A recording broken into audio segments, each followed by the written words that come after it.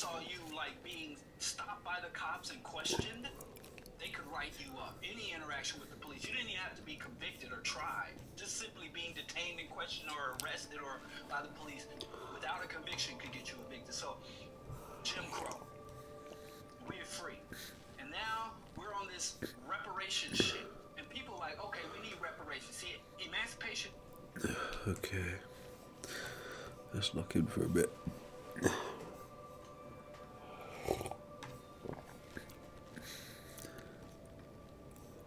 Oh, I didn't get all my ticks out before I said go. I want to say crazy things. Damn it.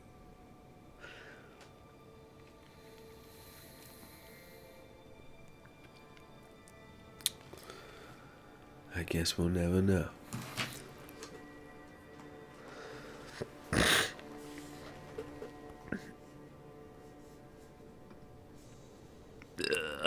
Puffy-eyed.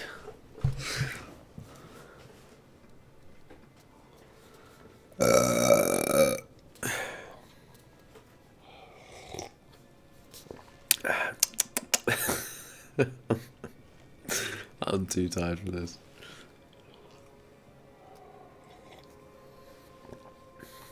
Just get this coffee in, and then I'll start the game. We'll start the TikTok stream. Good morning, America.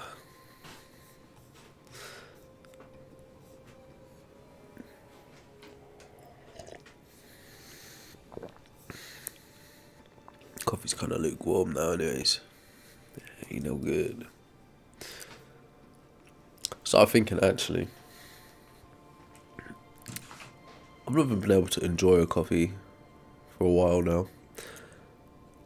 Interesting thing is, I think what makes coffee even bearable, specifically because I drink black, no extras, no sugar, no milk, that it has to be hot, because the hotness of coffee literally disguises the taste. The taste of it, like you have to partially scold your taste buds, beat them into submission to be able to accept the bitterness of coffee. We're not talking about coffee. This is ultimately a metaphor about life. I'm joking. So what should you take from that story about coffee? Just make sure you're hot. Oh, true. Oh, no. I'm joking. I'm the only person who heard that anyways. So it doesn't make a difference. Hey, what's up, Chaz?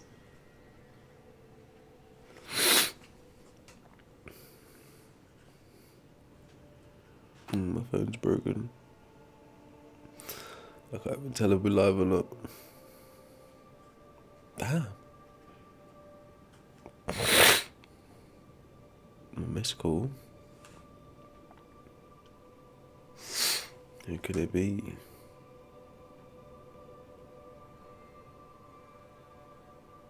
Suspected spam. I love that. Likely.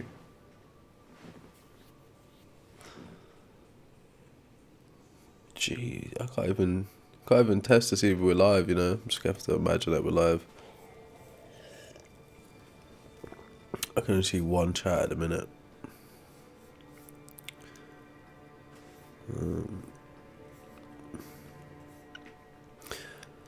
Hopefully you guys can hear me. Oh, the phone is cooked. Right, there we go. What's up, Kihon? I mean, glad you think so, right? A lot of people just can't seem to come to grips with that. I think it is a fact of the matter, but other people disagree, quite evidently, innit? If it was up to them, they'd tell you about their bandwagon fallacies and how many billions of people believe the same thing. Therefore, it must be true, right? But at least me and you, we got eyes to see, haven't we?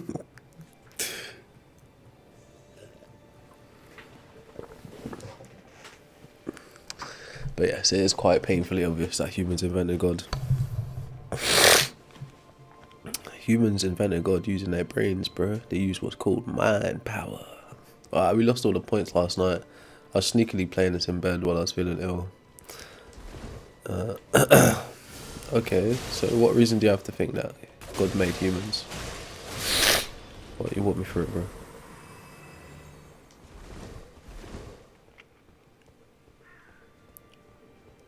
Wait a second, did that guy just give me 80,000 points? Let's try that again. Nice. Nice.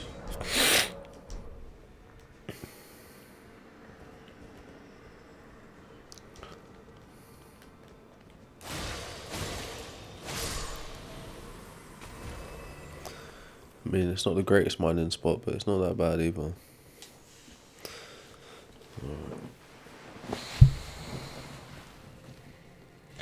Basically just said the same thing twice, didn't I? It's too early, really.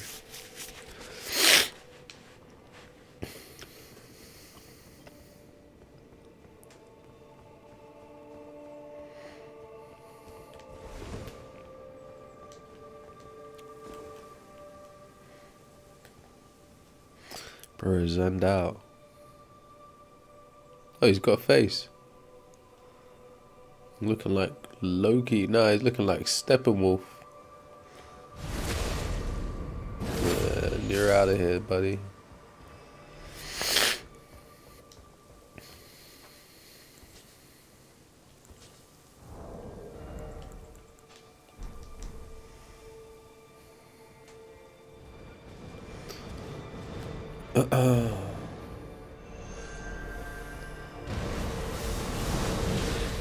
Damn, these birds can really get you as well.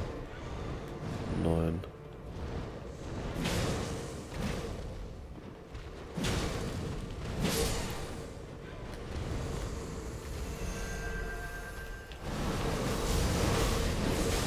Dead. Got a little bit of hit power left.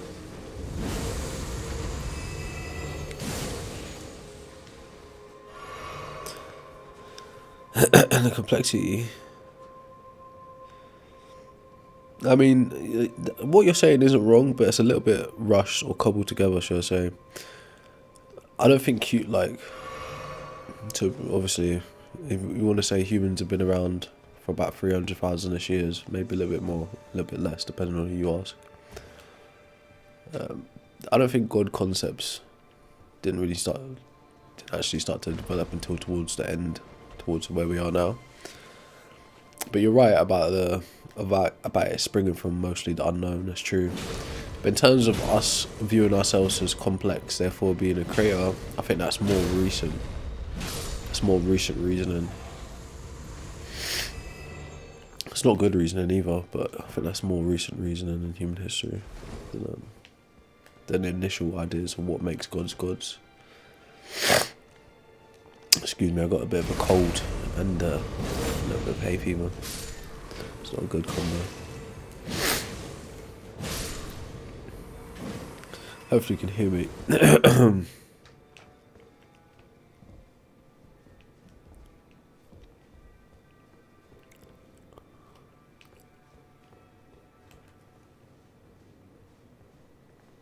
Right, thanks for follow.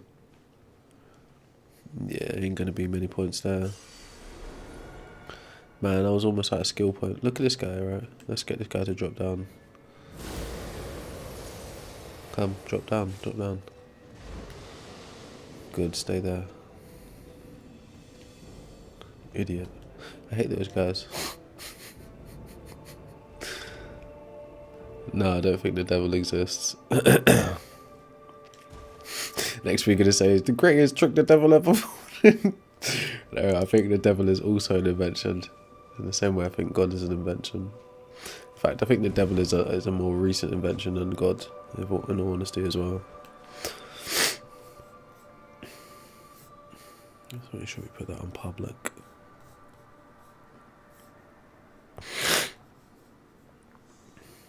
Damn nose.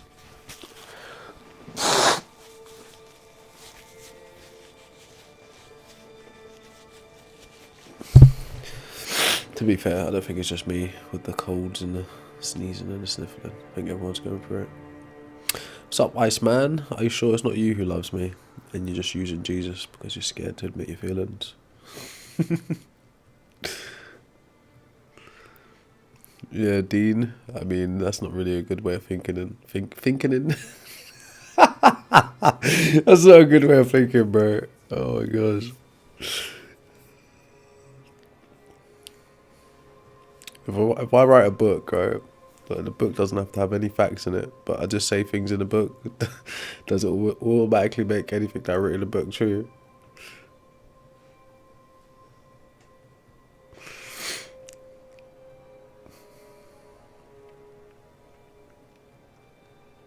Oh yeah.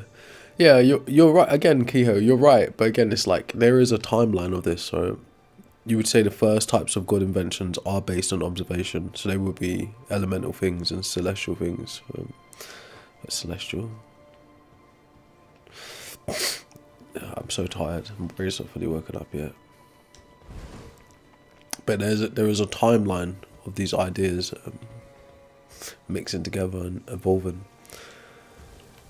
The idea of like the sky and air being the heavens is a bit more recent in human history. Like the primitive versions of gods, or what we'd consider gods, are like animism, and then humans deifying things like earth, wind, water, fire, sun, moon, stars, solar eclipses, meteor showers and stuff like that. But like this view of the heavens being somewhere up in the sky is like it's more recent in human history than you think. And most of it comes from outside of religion, and then it's added to religion. But you're not wrong. Again, you're not wrong. But it takes time for these ideas to develop. What's up, Russ? A bit sniffly, but I'm alright, bro. How are you? No one thinks the Big Bang came out of nowhere, though. That's the thing. I think most religious people have a very poor idea of what the Big Bang is in the first place. Same thing with evolution, because to be fair, they've not even been taught it. They've just been told about it in a form of rhetoric. So whenever they hear the idea of evolution or the Big Bang come up, they don't think about it from a scientific point of view. They think about it from the point of view of that's the opposition to what we think, you know. Instead of actually thinking about what is being said when someone says evolution, or what is being said when someone says the Big Bang.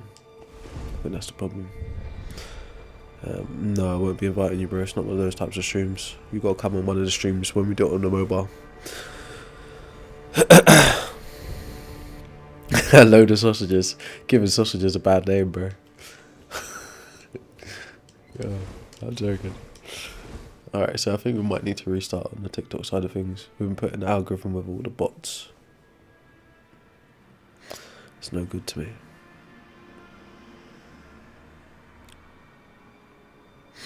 So, what if I don't get a deathbed? What if something happens where I die instantaneously? I think a lot of people fail to understand the fact that if, for instance, just for argument's sake, that consciousness is a byproduct of the physical brain, right?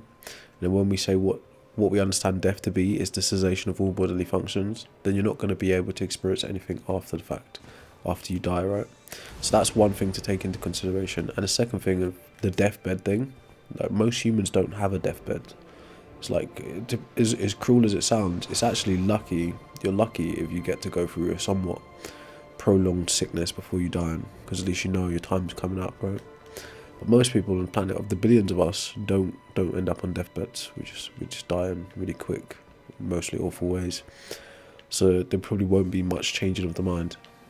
And even then, that's something that's internal. So how the hell would you know, or any of us know?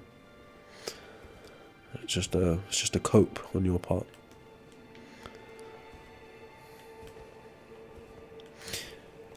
Yeah, so sentient, it depends, right? How much do you know about the Big Bang? Oh, this guy is so annoying. I'm dead. 2 hits and I'm cooked. Yeah, so there are various different models of what the Big Bang is. You've got to remember, the Big Bang is a scientific theory, so that means there is evidence behind it.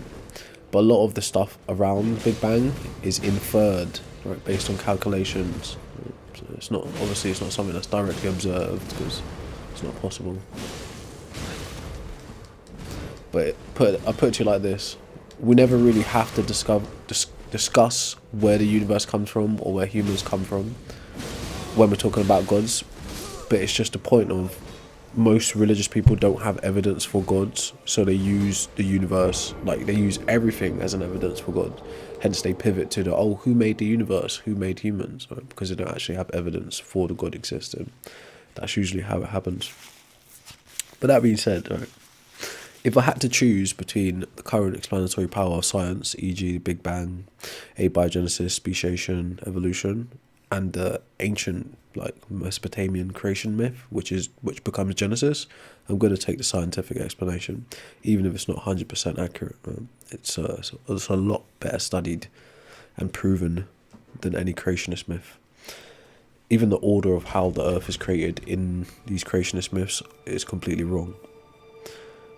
So there's that. Right, we're going to have to restart TikTok.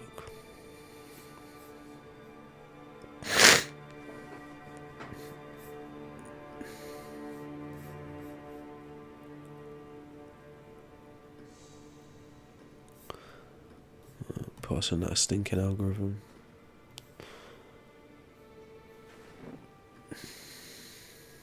I hate that. I hate that for us. We don't deserve that. We're better than them. Oh, you know what? The last time I went live on a mobile, so it's mixed up my algorithms. That makes sense. Bloody hell. Yeah, so my algorithm's going to be mixed up now. We got to build it all the way back up from scratch. That sucks. Internet's such a joke. Alright, anyways. What's up, SWO? Oh, it's been a while, hasn't it? Why would you think AI is God? Hypothetically, that's unlikely to ever have happened, right? But I don't know. How would I know until it happens? And the thing is, why should I think I would ever see God if I pass away? Give me a good reason to think that.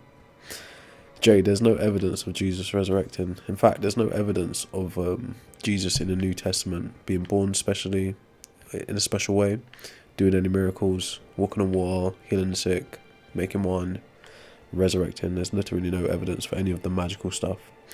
Jesus of the New Testament, how he's described, is basically a fictional character, or what's called myth.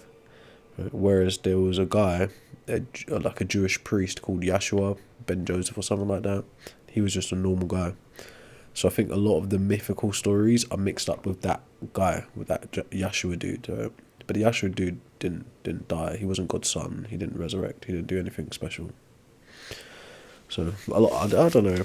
I say a lot, but I don't think most Christians actually know the history of that. Why would they? They're more concerned with their feelings than facts. So there's that.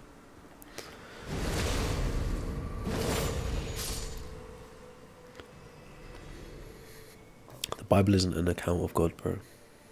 The Bible is a religious text written with a theological agenda.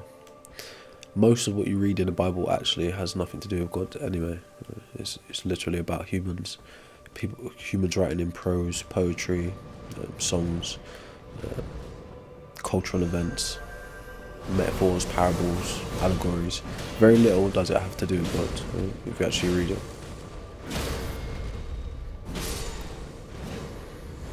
Bro, the fact that you're using the word Jesus to say he created something, it's like, you're just retarded, bro. I feel it's so disrespectful. If a God exists, I feel it's so disrespectful to call God Jesus. I feel like that's so disrespectful, man. Just say God, man. Stop saying Jesus created heavens and earth. Like, don't do that. That's so disrespectful, man. Even though you might believe in a Trinity or whatever, still acknowledge God the Father. That is so disrespectful, man. It just sounds dumb as well. It's like, bro, Jesus was clearly a human. Yeah. Of course I don't believe in Allah, bro. Don't be dumb. Like, think about it like this, right? Any critique on the Abrahamic God or an Abrahamic faith passes to Jews, Christians, and Muslims, bro. So just use your brain. Yeah, I don't think an AI god is a thing, bro. And I guess it depends how you're using the word God. What do you mean by it?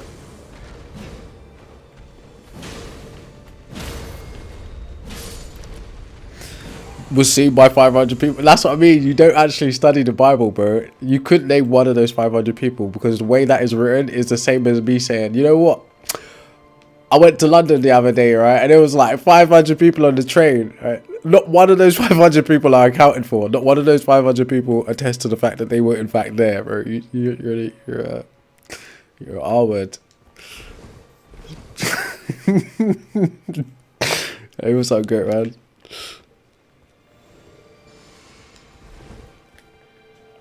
Created by his graphics card. But again, what do you mean by God, bro?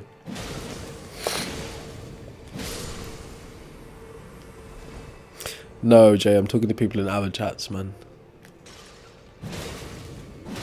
Not too bad, man. Got a bit of a cold. I think I destroyed my TikTok algorithm because I started going live on the phone. Like, I think the beginning of this week. So now like, you know, it's just driven it into the ground. But I guess we got YouTube, so that's part of it. Jesus invented Heinz beans. Heinz family are gonna sue. You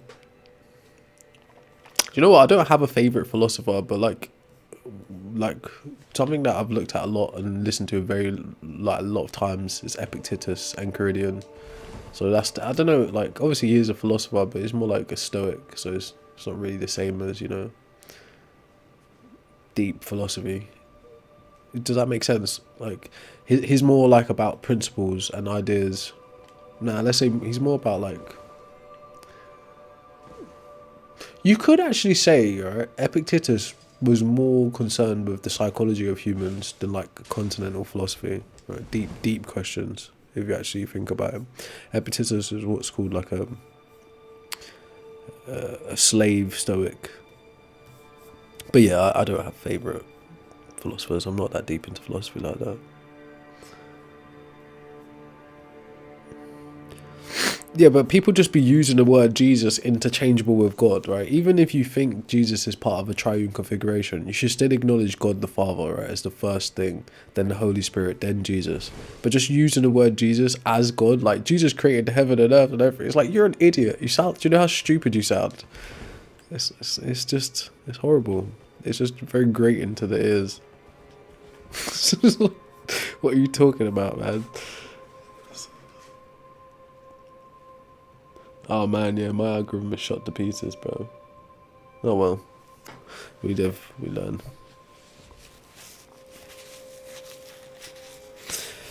Oh, but to be frank with you, JPB, I don't think there's like I've got no reason to think the Holy Spirit is a thing, Jesus is a thing, or God is a thing. Right? As already established, Jesus has talked about in the New Testament is a myth. There's never been evidence of God's existing. There's never been evidence of Holy Spirits of any kind. So I've got no reason to think any of that is even remotely real. This guy beating my ass in the game is realer than all of that.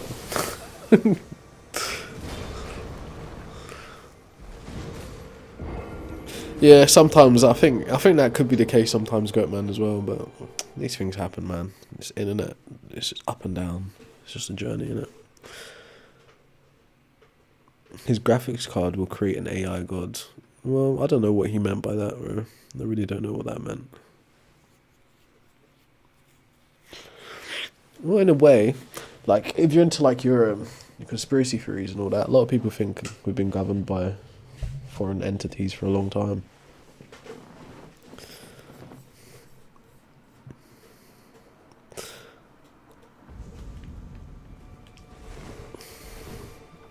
Yeah, that might be your interpretation of it as, right? But the funny thing is, the way the Bible is designed, it doesn't really explicitly express it. Well, put it this way, right? There are many people walking around with different interpretations on what they read and what they take in. Okay? So, with that being said, there's no reason to think it has anything to do with a God per se. Because a God, in my opinion, ironically, a God would have the power to be explicit about exactly what it means when it says something. not leaving it up to you to interpret and like pull out your own little story from it, you know, or your own understanding of it. Those kind of things come about because of men and language, you know. Yeah, we literally created God as a concept. There's no other, put it this way, God doesn't have any other mode of existence but being an idea inside of your mind, if that makes sense.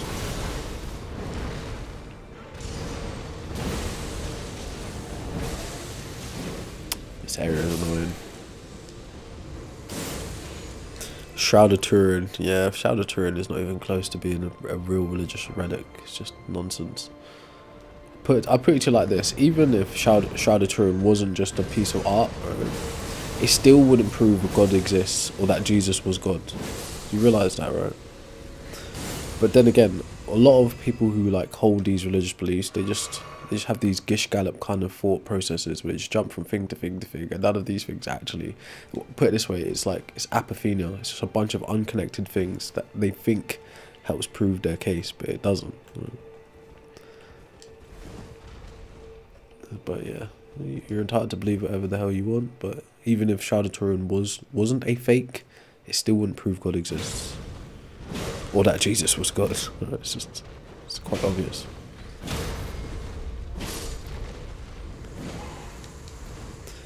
I mean, I don't think anyone's in a position to say, right? I know a lot of you like the Kalam cosmological argument, but that's just it's a bit retarded as well. I mean, I'm a bit tired, so excuse my language and just like my dismissiveness. When I warm up a little bit, when the caffeine hits the system, ain't no telling. When I cuss and when I yell, I'm joking. But yeah, we'll see. But yeah, in the same way, a lot of people like to make those kinds of philosophical arguments as proofs for gods. People can make philosophical arguments as proofs against God. And they could also argue about things like modal collapse. Someone could say, oh, if your God is necessary, then it had no choice in its own existence, and then everything it would express henceforth would also be necessary. That means the universe would be necessary. That's just another type of counter argument, but it's not actually any proofs either direction of God existing or not existing. It's just philosophical arguments. That's what it is.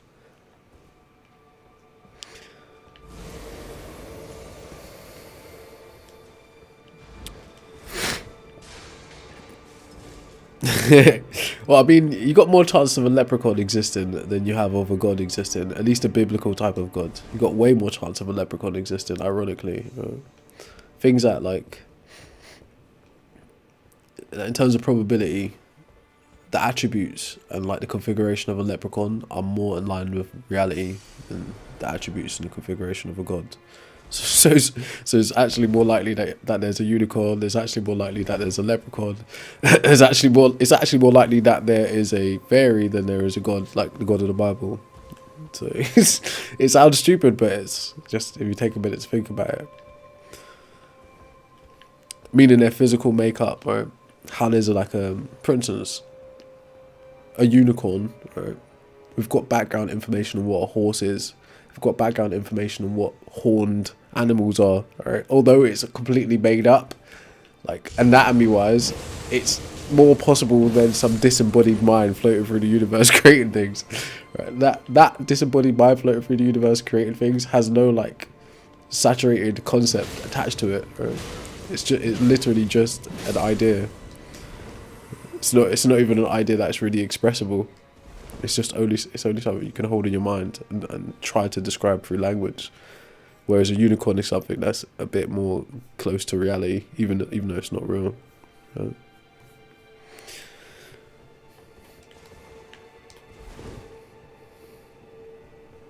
Do you know what SWO, right? There's this really great anime called Psycho Pass, and it kind of touches on that.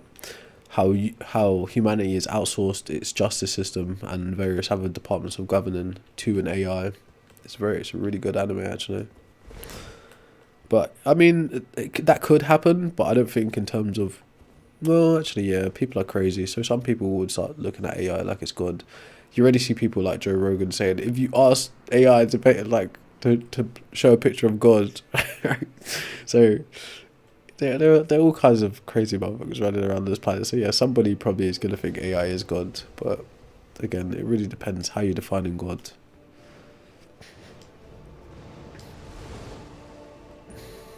Look, that didn't touch me, but it hurt me. Doesn't make sense. Need that gold bad. What'd you say, bro? Oh, end of the rainbow. I need that gold bad. I hear you still. I just realised you talking about the leprechaun thing. I mean, yeah, like rainbows are found in reality. Pots of gold are found in reality. Short Irishmen are found in reality. So it's like, as ridiculous as it is, like they're all infinitely more probable. Well, not infinitely. They're just all more probable than ideas of gods. Put it that way. Yeah, those guns are crazy, ain't they, Jay? You know about Psychopaths. Are you seen it? You seen it, SWO? Yeah, there you go, right? Psychopaths is a great show, man. Silent Fart, that's a funny name. Yeah, of course, right? And again, I heard a guy just like chatting rubbish last night, talking about, why do you think every single culture put the exact same idea into existence? Like, shut the hell up! You have no ideas what you're like. You don't know what you're talking about. It's like, no human on the face of the earth has ever thought of the exact same God as another human. Right? There's never been a universal type of God. And no one's gone out onto their native land and discovered the God of somebody else on another land, right? Ancient Britons didn't go out into the island of Britannia, right, and discovered Yahweh from the Levant, or Ra from Egypt, or Zeus from Greece, right? That didn't happen, right? They cooked up their own gods for where they are, right, based on their own cultural needs and observations. Like, people are just whacked out, bro. No, bro. Not everything is dualistic, bro. In fact, life is more grey than you think it is. Life is not to be like, I'm not a monist or anything. Oh, I don't want to go to that guy. That guy looks dangerous. It's been quite some time now. I'm scared, bro. Oh, I'm cooked. Oh, may as well go hear the dialogue.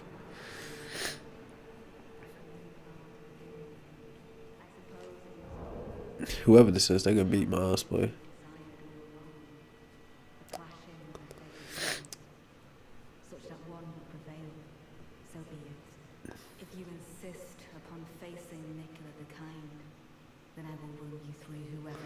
Hey, I don't even want to fight you, girl. Just relax. Wait, be summoned to challenge the Needle Knight, leader and her allies. Okay, so I got the option of fighting her. Okay, cool. Real miracles? What do you mean, bro? I don't think miracles exist. Like, a standard definition of a miracle is something that breaks the laws of nature with divine intervention. Ironically, anything that would happen that seems to be outside the laws of nature would now be accounted for in the laws of nature, because the laws of nature are descriptive, not prescriptive. So what that means is basically people study the patterns, they observe things, right, and then like they formalize their observations. But if something happens that's outside of the norm in the observations, that now gets added to the possibility, so that becomes a part of the descriptive law. This is now something that can happen in nature. The only thing left to prove in terms of miracles would be that it's done by divine intervention, and that's not really something somebody can do. But let's say if you wanted to be a bit like, tease out the idea a bit further, you would have to say something like this, right? If miracles were to actually ever be able to occur, they would have to exist on the empirical side of data or evidences, and in that evidence it would need to meet a certain level of criteria, things like transcending culture and religion and countries and language, right? Things like being mind independent, not something that just happens in your mind. Things like being measurable, things like defeating any competing hypothesis, right? All of those like basic criterias you would need for an evidence of a miracle. Okay, but as I said, right, a standard definition of a miracle is just something that breaks the laws of nature with divine intervention. The minute something happens that seems to be outside the laws of nature, it now becomes a possibility within the laws of nature. So it's kind of ironic, or oxymoronic if you want. Maybe that's the right way. Yes, I'm saying humans invented God. I'll walk you through it in a bit. I've got my materials, my visual aids that'll help you, but I'm a bit groggy, so I'm just having a bit of fun playing the game first. Yeah, unexplained things don't make them magic. Right. So there's an old saying that goes, any sufficiently advanced technology is indistinguishable from magic. For instance, I could just like go to a library, just pick up a random book like packed full of equations of things to do with like high level physics and mathematics and put it in front of your face with no context. To you, it'd be unexplainable what that is, what it does, right? For instance, I could just say to you, all right, how does the app TikTok work? How does the phone that you're using right now work? To you, it's unexplainable, right? But does that mean it's magic? Does that mean it's divine? No, it just means that you are currently unable to explain it because you don't have understanding of the mechanisms that cause it to function, okay?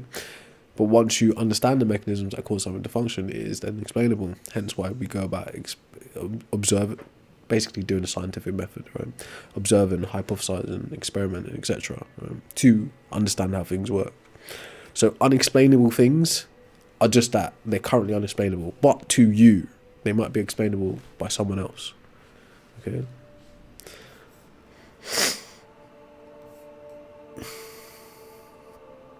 Sorry guys. Hey, thanks for the roses. Appreciate that. So you know what happened then? Happened when? Where?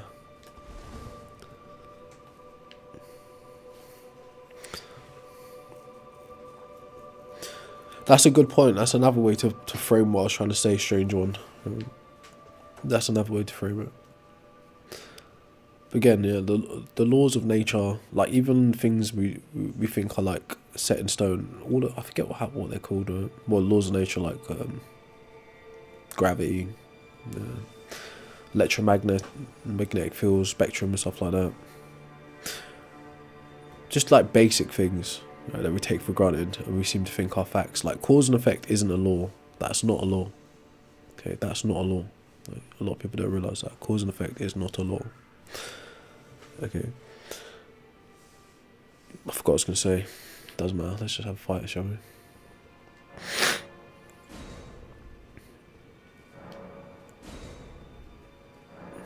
Yeah, all those things like laws of nature, they're what's called descriptive laws.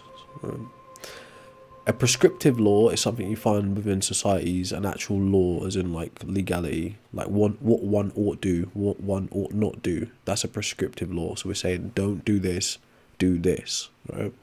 A descriptive law is us studying something and saying it behaves in this pattern consistently, so it seems to be a law. But scientists have stopped calling things like that laws because, like I said, the minute a new possibility is introduced, it breaks down that linguistic terminology of it being a law. Right.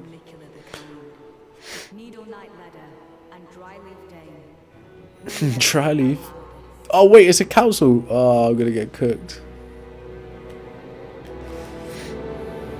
Dry leaf Dade. Could tell you the wet leaf Dade. Oh, he's tough. Oh, he's sick. Man threw a kick at me, you know.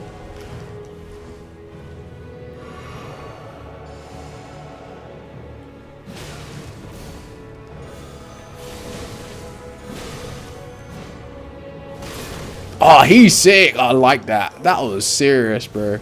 That's giving Liu Kang vibes. That was serious. Run for a couple kicks, you know. Kick down. Oh my gosh. I like that. No, I can't just burp on command. If you want to send me a super chat, I'll get some soda and I'll burp for you. Science is the study of beer and spaghetti. Sometimes, yeah. No, I don't really make any claims about like the beginning of our universe and stuff like that. I don't know, right? But in truth, just again, like I said earlier in the stream, right? If I had to pick between the current explanatory power of the various different fields of science and creationist myth, I'm going to take the current explanatory power because it's currently being studied, it's currently being upgraded, it's currently being examined and weighed against evidence and facts. Whereas the creationist myth is just that, it's just a myth that no one's ever observed, no one's ever proven, no one's ever demonstrated, you know? The only reason we end up having these conversations about, oh, where did the universe come from then? Where did humans come from then? Is literally because people who believe in gods don't have evidence for the gods. So they point out things that exist in our natural world or universe as evidence for the gods. But they themselves can't prove that God's responsible for it. It's just a cope. Okay.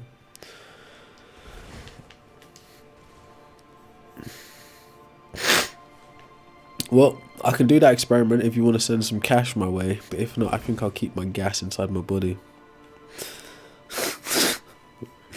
Yes, I am just yapping. People like yapping. Like you. Hence the algorithm brought you here. No, that's not actually true, David. And what do you mean by scholarly? What do you mean by scholarly? People who read books? People go to university? What do you mean by scholarly? What are you talking about?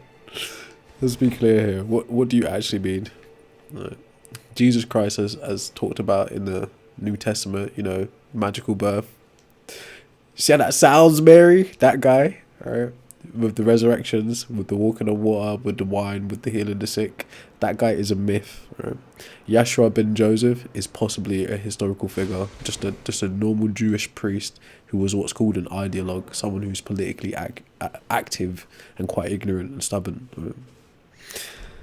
That guy, Yahshua ben Joseph, ain't the same as the magic man, the old, the Bible's first superhero. So it's not the same as that guy. Bro, innovate, like, just do people even think about what they're saying, right? How could you know what blood type Jesus has when, like, no one took any sample of his blood while he was alive, right? To compare to anything that you might find now. There's no way, like, you guys are, like, you just believe anything. But obviously, obviously you just believe anything. Oh my gosh. Oh my gosh. Obviously you just believe anything. Look up the Shroud of Turin. That's what I'm saying. Like, you guys are so goofy. It's like you don't even. It's like shooting fish in a barrel. Doesn't even make sense.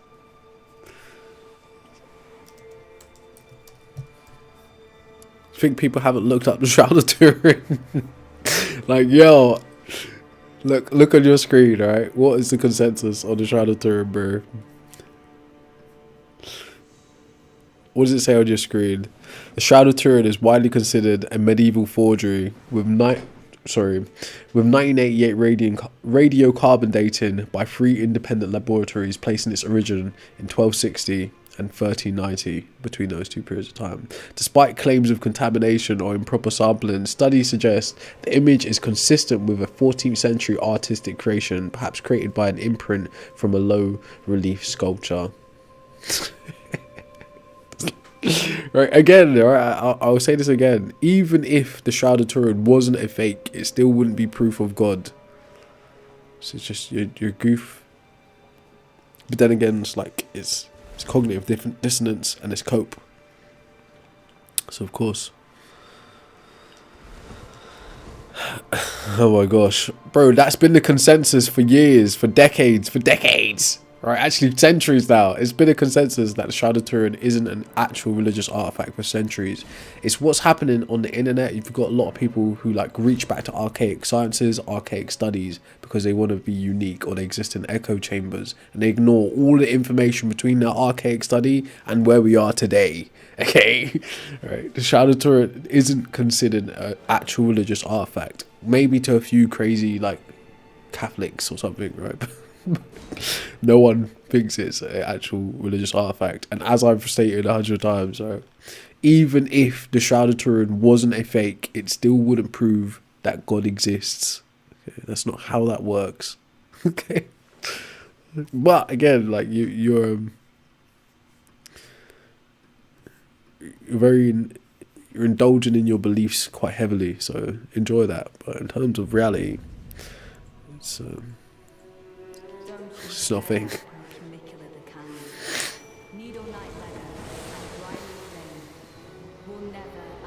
Yeah, I think the general definition of the universe is just everything that exists. Right, that's a very simplistic definition. Haha. Oh. That fly kick is serious. I need that skill.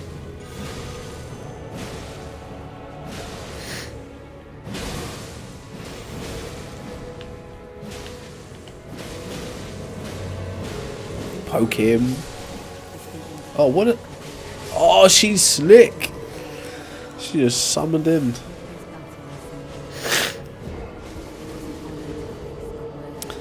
Someone pressed the power button on the big PC. I mean, that's an interesting way to look at it.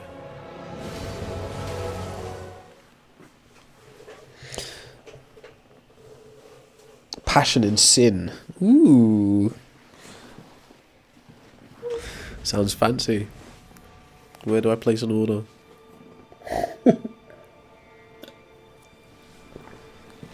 Now, cultural sins are a possibility, but biblical sins have not been proven to be a possibility. What we understand, like a standard definition of what a sin is a transgression of a God's moral law or a transgression of a God's law. If we can't even prove gods exist and ever spoke to give out laws, then we can't technically have sins by that standard. But we can have cultural sins, you know, fashion sins, like wearing Adidas with Nike and shit like that. Like if you like, you know, or like, you know, some other taboo thing that you do.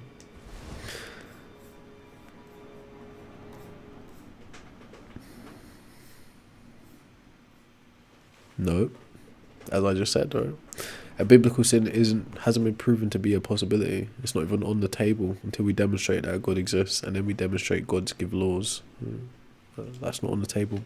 Now, so as far as societal cohesion goes, right, and governing societies, it makes sense to invent an idea of sin because it helps keep people not necessarily morally accountable, but societally accountable. Right? Because if they think there's a big other that will hold them accountable, then they tend to act better amongst their fellow man. Even though like religious people are some of the worst people on the planet morally and ethically, not exclusively the worst people, but some of the worst people on the planet. Just last night I was in the chat with some self-professed Christian just spewing hatred and racism. You know? Christian crossing his name, and people called him out about it. He's like, oh, I can say what I want, blah, blah, blah, blah. I was like, but bro, you're representing Christianity, you know? So there you go. But yes, culturally, on a human level, it makes sense to devise a concept like sin.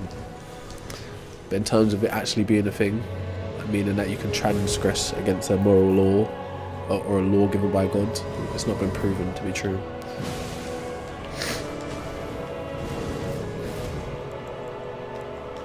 I'm dead.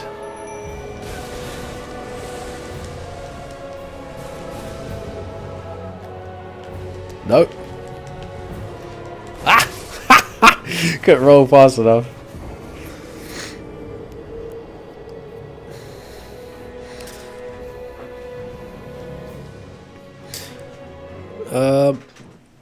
I didn't say that ease, right? And again, like a standard religious person's understanding of morality is like terrible. It's actually terrible. Like, just to be fair, someone who's not ever actually researched into stuff has very like poor understanding of what morality is in the first place, or what ethics are. Like, they've never actually looked into these things. I didn't summon anybody. So yeah, like having someone religious talk about morals is just, they've given you license to just ignore them, right, to be fair, because we actually study what their religion prescribes as an ethical framework or morality. It's one of the worst systems that you could possibly come up with. So yeah, like if a religious person starts talking to you about morality, they've literally just given you license to ignore them. Most of them, right, unless they express that they actually know what they're talking about. In my opinion, right?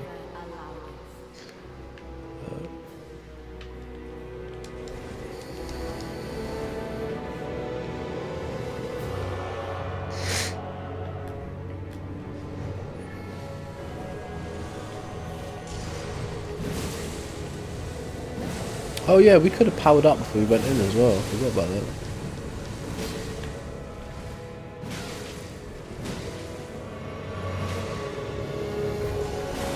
Oh, that flying kick is so cool, man.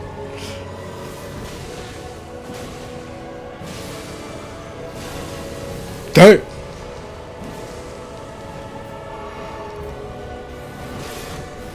Woo! That is so cool. Alright, what we're going to need to do is upgrade our fire capacity. Woo! We are dead, boy. Chomped.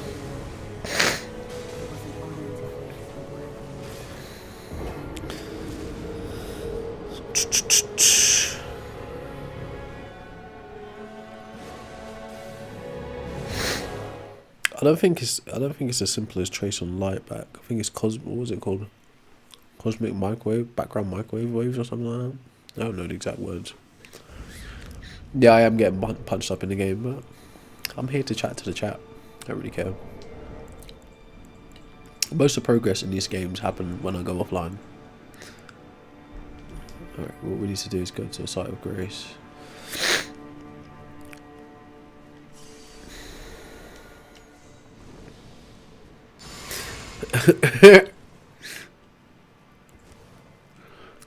Alright.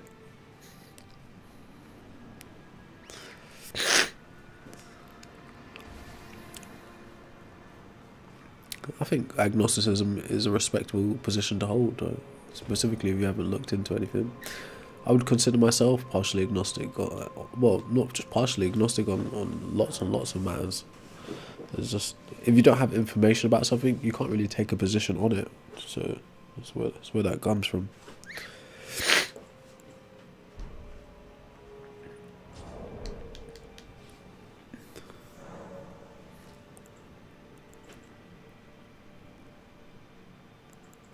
Of course I'm reading the chat. I'm reading 3 different chats at the same time, actually.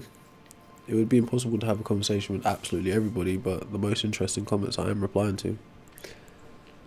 Well, when they catch my eye, anyways.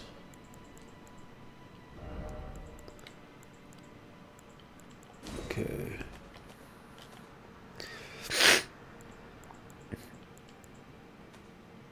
And that's something that not all streamers can say they do, right? Most streamers will just ignore us. I actually talk to you, right? So treat me like a human, I treat you like a human. We want flame grant me strength. There we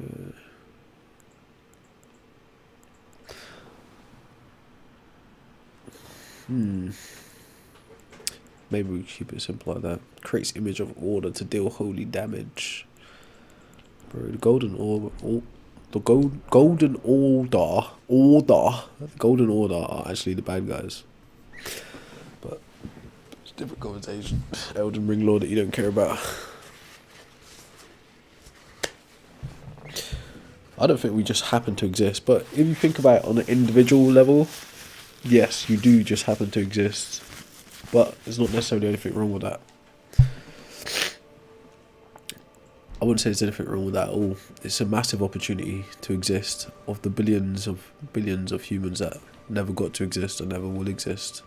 It's a massive, lucky opportunity to exist. So I don't find anything wrong with that at all. Now, of course, humans have a tendency to want to be able to compartmentalize information, categorize things, pigeonhole ideas, simplify reality. So they want a quick, succinct answer to meaning of why things are the way they are, but you may not be able to get that answer. And that's something that you actually have to be able to deal with psychologically. Or maybe the point is to make up your own meaning for that. Okay. But me personally, I would never be able to subscribe to the idea of a religious view, giving my life some inherent meaning, right, just because of that religious view. I think that's very NPC-like. You're literally resigning your agency. You're giving it up to some other ideology, something external to you, to say, oh, yes, I'm not a subject, I'm an object. I was created with an intention and a purpose to be used. I don't like that kind of idea, personally. My controller's not working properly. But if that's what gets you by, fine. But no, you're my NPC too. So how do you feel about that?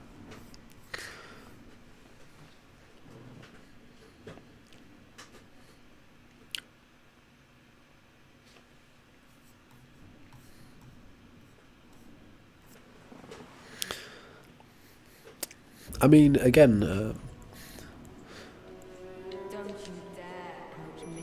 it's quite likely we have quite a skewed view about what's out there in the universe, because we're only operating from a limited human perspective anyway. So would we be silly for looking for other kind of life forms that are the same as us? Yeah, maybe, because we don't know what might be out there, right? That's the point. Could be some singular cell life forms, could be some other type of life that isn't based on carbon. We don't know, right?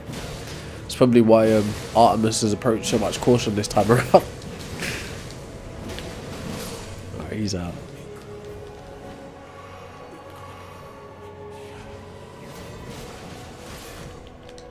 Oh, I should have parried that. What? She can one-shot you.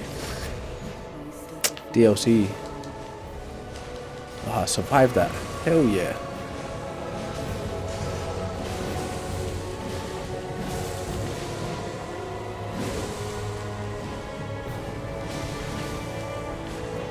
Jump her ass, boys. Get her.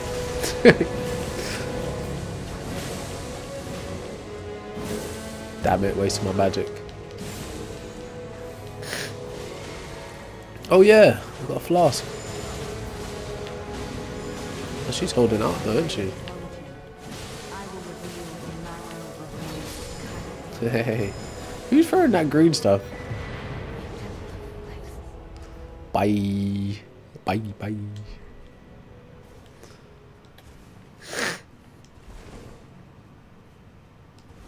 I mean, we could all individually invent our own ideas of what gods are. Now, most of them won't be very original because most ideas have already been thought about and like brought to fruition already. But yes, we could come up with a god concept today. In fact, we could all collectively research all the god concepts that we have available to us today, pick out the best bits, the pros and cons of all of them, and make something that defeats most of them god concepts. That's literally what humans have been doing for a long time. If you look at something like the genealogy of the God of the Bible, meaning like how it starts out, where it comes from, its history, that's literally what happened. Right? It starts off as a god called Yahweh, a storm god / warrior god. Okay. Then it becomes God the Father. Then it gets assigned attributes of creator.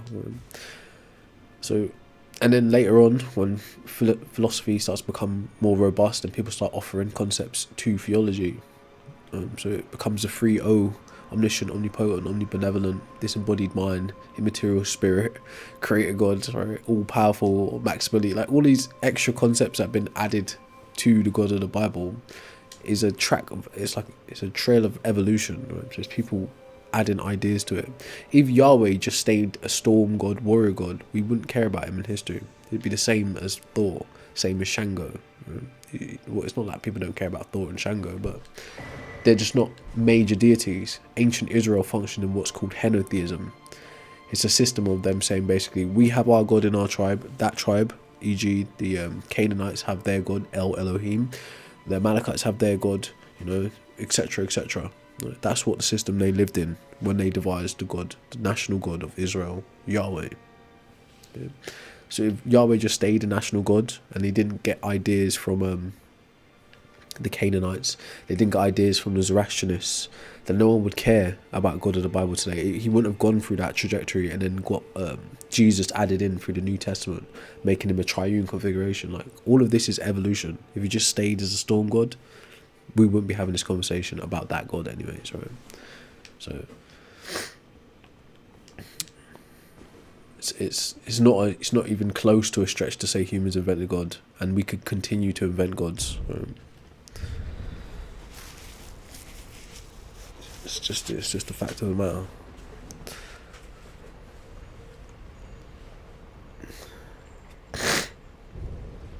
Alright, I can't remember all the lore. Bognos. How'd you say your name? Bognos. I can't remember all the lore, right? But technically, Marika and Radagon are the same person, right? So you've got some weird like psyche splitting happening there. And mating with yourself is also crazy corrupt, hence why the gods are all corrupt, like malformed and shit. But yeah, like, you can't simultaneously be the problem and the solution, right? Fighting each other. So yeah, like, Golden Order aren't the good guys. Like, when you actually look at it, right, in an existential way, no one is the good guy in Elden Ring. Like, literally no one. Not even the Greater Will is the good guy, right? He's not even. Obviously, he's not present in the game at all, right? But based on the law, he doesn't have any intentions besides just running the realm. Right? He doesn't care whether things go good or go bad. He just controls stuff, kind of thing. It's all the people in between.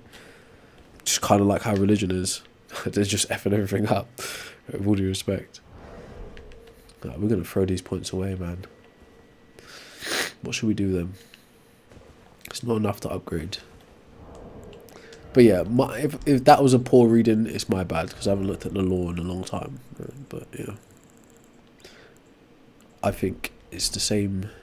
It's a very, like, it's a good analogy to how religion actually functions on our planet, like in a real way.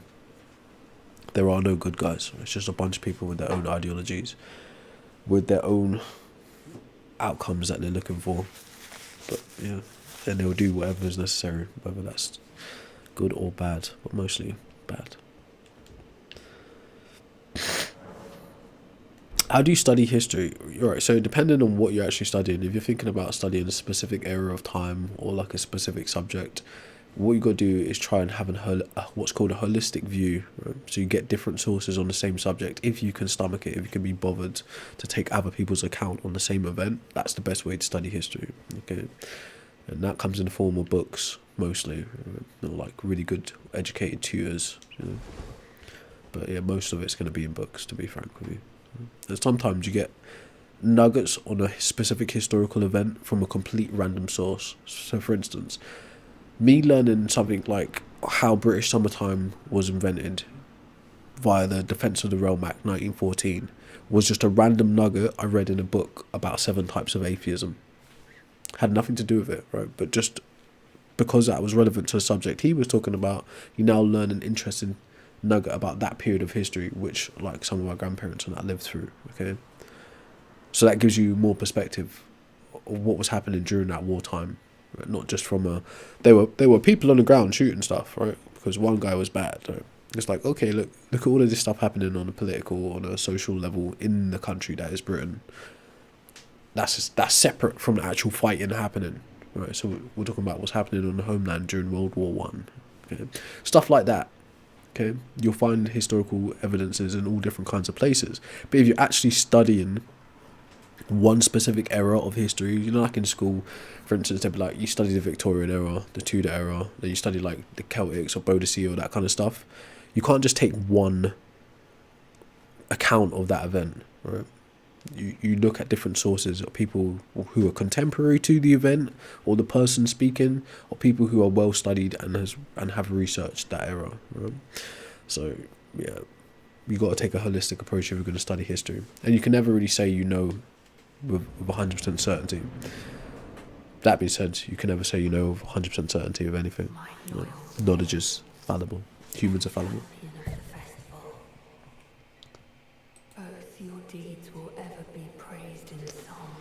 Is this the end? Yeah, I've looked into some of it. I appreciate you, Bug. And my Lord brother's soul will return. Oh shit, that's who he is. I'm dead. I'm so dead. Do you notice how they showed his legs first? No horse. I mean, yeah, that's kind of weird to say, Princey, but Alan Watts was interesting in some ways.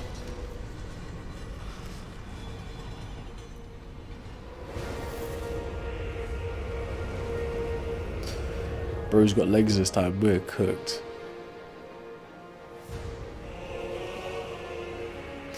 So how does he get respawned? Like, what's he doing there? Man, I hope we get a cutscene every time, because we're going to die a lot.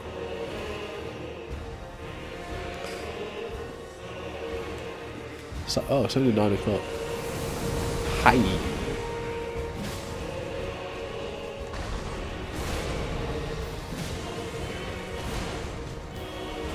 Ah, it's not one of them ones then.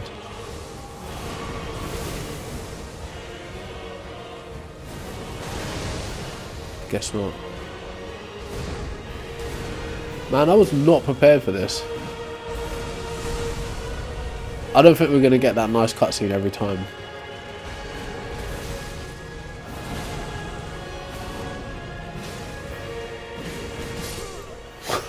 That guys were so weak.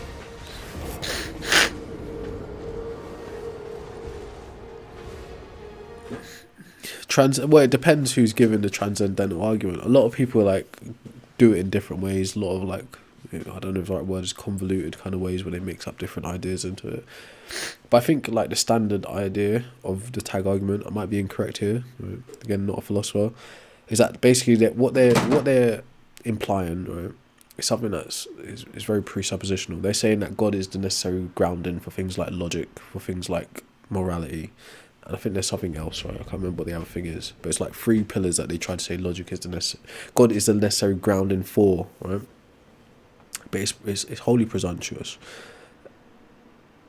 Again, haven't really bothered to look at this in a while. But let's just take on the main claim, or the most interesting claim of that tag argument, that God is the necessary grounding for logic. If God himself operates logically, right, which they would want to, like, if you put it to them like this, they'll probably squirm in some kind of way, because they don't want to say that God doesn't operate logically, right, because that entails a bunch of other problems, like contradictions. But anyways, if God himself operates logically, then God can't be the grounding for logic. Logic itself will be axiomatic, so it would just be evidently true at all times, or it would be evidently necessary at all times, even to a God. So from that point of view, God is obviously not the grounding for logic, right? Morality, if that is part of their tag configuration, is something that's wholly devised on human, right? So it's not, as someone once said, it's not embedded in any structures external to humans, right? Morality is something that we create. So that's 2 things off the table. Can't remember what the other thing is though, right? I can't remember what the other thing is. But that being said, even if you was to allow them to get to a certain point in the tag argument, it still doesn't rule out other possibilities of gods, except from the one that they're the one that they're proposing is the grounding. I can't remember all the details of it again. I'm just going off the top of my head, right? A bit groggy. But yeah, like, God is not the necessary foundation for logic, because it doesn't make sense. He's not the foundation for morality, because morality exists independently of God's existence, right? Same thing with logic. But anyways, I'd have to actually hear how they deliver the argument and then actually look at and then give an answer. But yeah.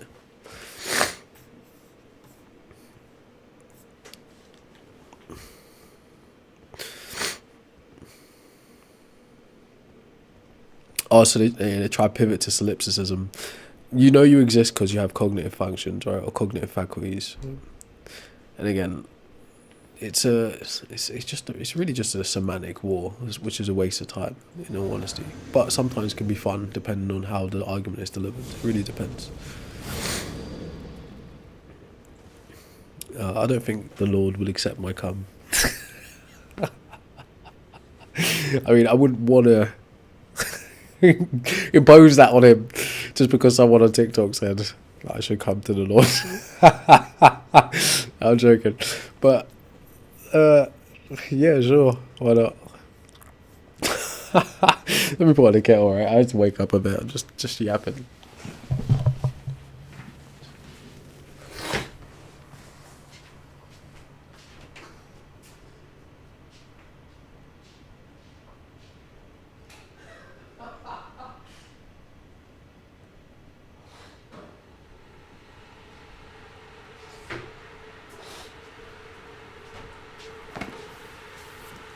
He never made it clear which lord as well, which era. Like, you ever heard of the House of Lords?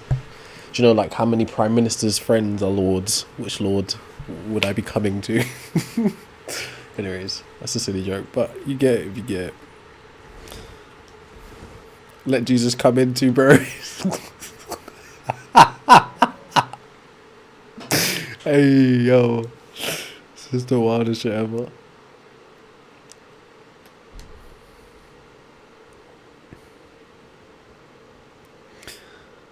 Yeah, I've heard a bit about Gnosticism. Again, right, I may have butchered the tag argument a bit, but it makes more sense to listen to how the person delivers the argument, the tag argument, than just supposing you know what it is. Again, it's been a while since I've actually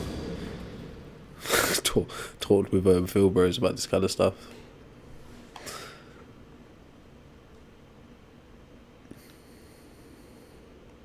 Yeah, I don't think there's any evidence Adam ever existed, Abraham ever existed, Moses ever existed. So those things are just like huge spanners in like the fundamental belief system that is like the Abrahamic faith. What's up, Jigs? Tell us about your invention of God. I invented a God one time. It's called Mango Man, and he died for your seeds. Don't try and deny it, because I'm sure at some point in time you've benefited from the fruit. I'm going to play, but also waiting for the kettle to boil. I think that's it. This is sad, sorry, bud. Appreciate it, man. I'm tired. I'm not giving a good performance, you know, like, I haven't found that median. Anyways, be right back.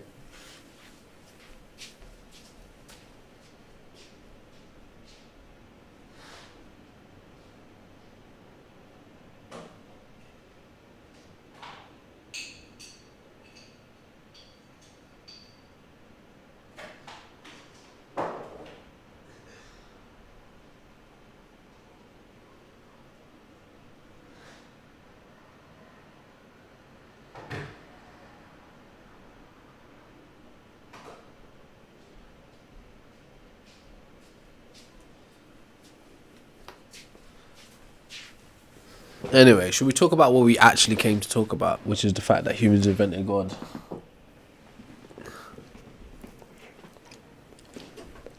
Or would you rather more rambling?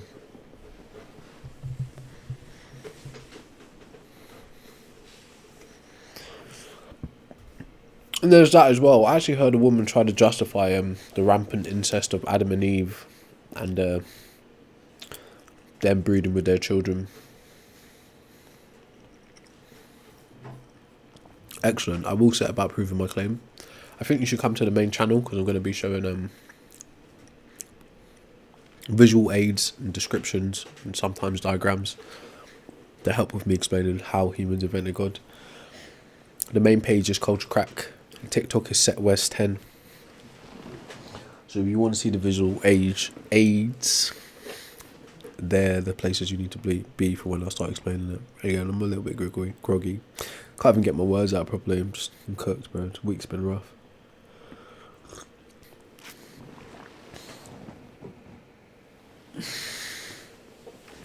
So, if you want to know what my position is on the matter, is this: all known gods are psychological constructs and do not exist independently of the mind. If your God requires belief, imagination, or faith to interact with, it is functionally non-existent. Okay.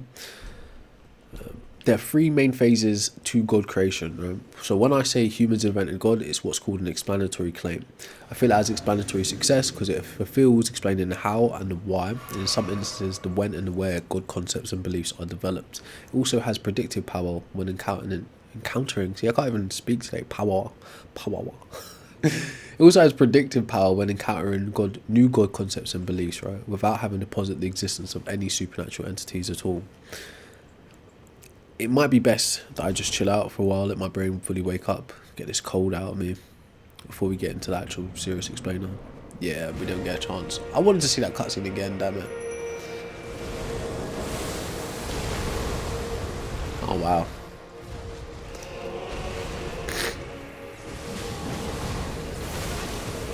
We dead.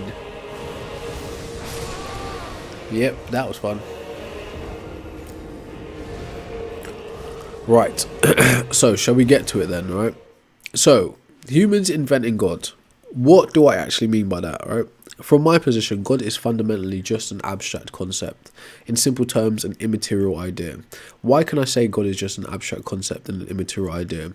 Because historically, there's never been evidence of gods existing independently of our minds, meaning that they are independent agents, right, having the capacity to act on their own, and they don't depend on human minds to produce them or to acknowledge them in order for them to have that capacity. Right?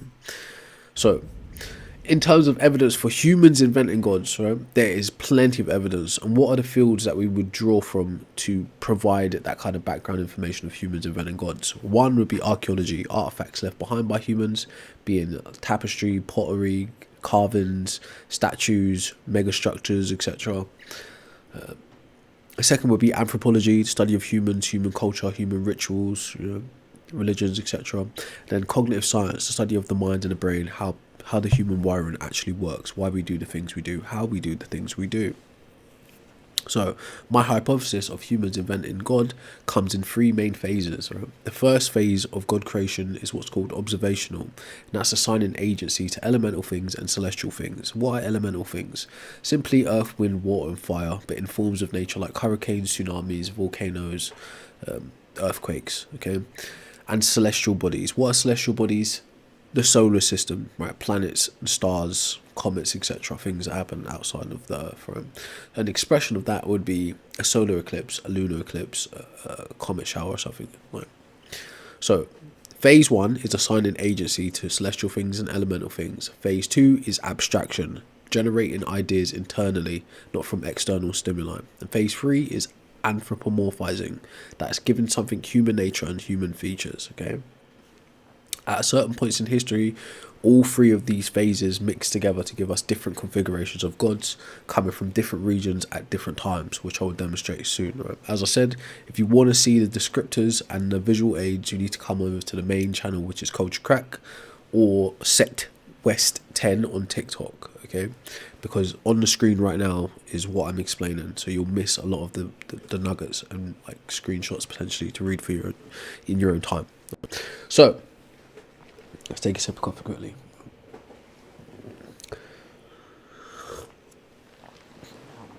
Man, I'm under the weather. I apologise for the poor delivery today. So, phase 1, assigning agency to elemental and celestial things. What is the mechanism psychologically in a human that allows for that? It's called, or it was coined as something called hyperactive agency detection device. I'll give you the explainer for an overview. You can look into this in your own time.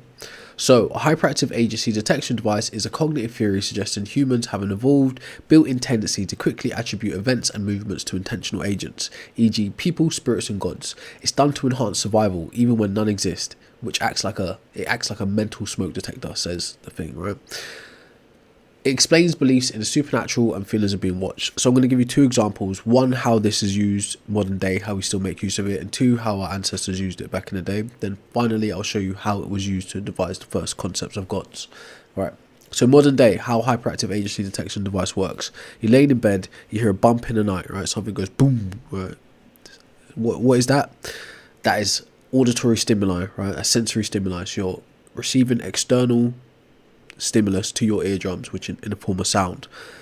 That instantaneous experience of the sound triggers something subconscious, which is the hyperactive agency detection device. What happens is you assign agency to that stimuli, e.g. the sound in this example. So when you hear that bump in the night, you say, that's someone breaking in, that's a family member moving around in the house, that's a pet, that's something dropped off the wall, right? A more superstitious mind might say, instead of that's a family member, instead of that's a thief, instead of that's a pet, that's a spirit, that's a ghost, that's a demon, that's God. Right? So that's an example of how people use hyperactive agency detection today. Some kind of stimuli, right, sensory, likely because observational most of the time, triggers this background information happening in your mind where you assign this sensory stimuli agency. What do I mean by agency? The capacity to act on your own, right? So let's say it's like a feature of anthropomorphizing. So you're saying, so let's say the wind blows, right? If you used to draw a picture of the wind blowing, it might look like a cloud going and actually blowing, right? That's a very simplistic, like, mental image of anthropomorphizing. You've given the cloud agency, because even though cloud isn't responsible for blowing wind, it's just a visual cartoonish thing, right? You've given that agency, so you're saying it has a mind in some way and it's acting on its own behalf. Okay, that's what it means to assign agency to something.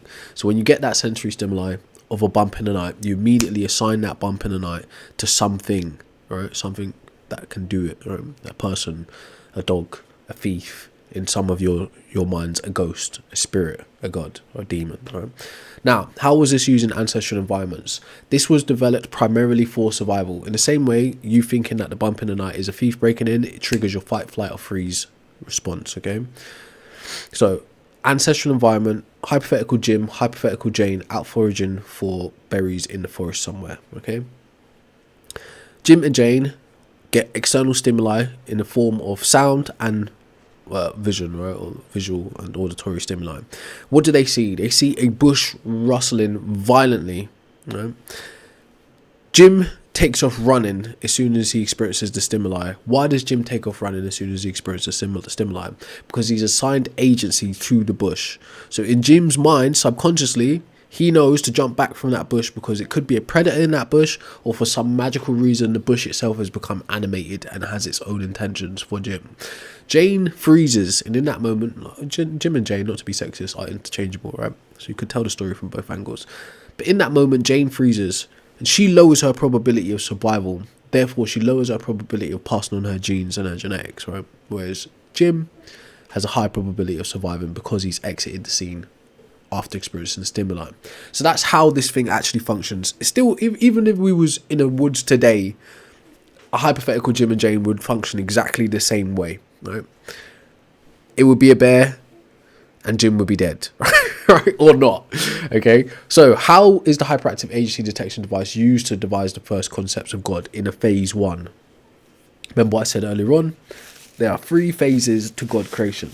The first phase being observational, which is assigning agency to elemental things and celestial things.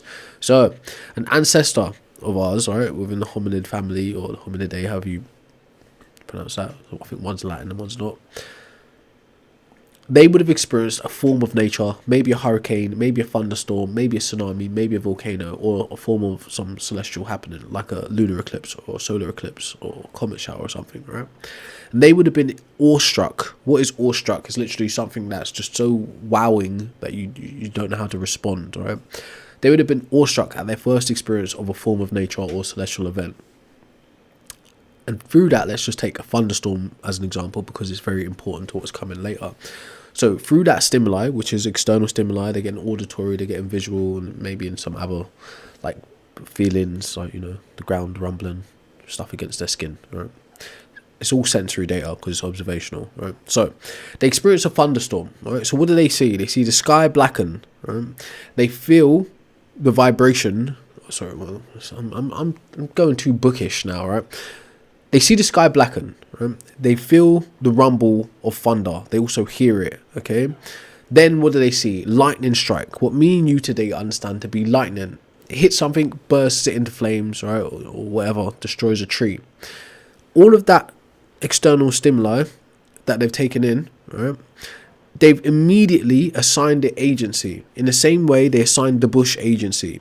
But this is a much larger form of nature, e.g. a thunderstorm, right?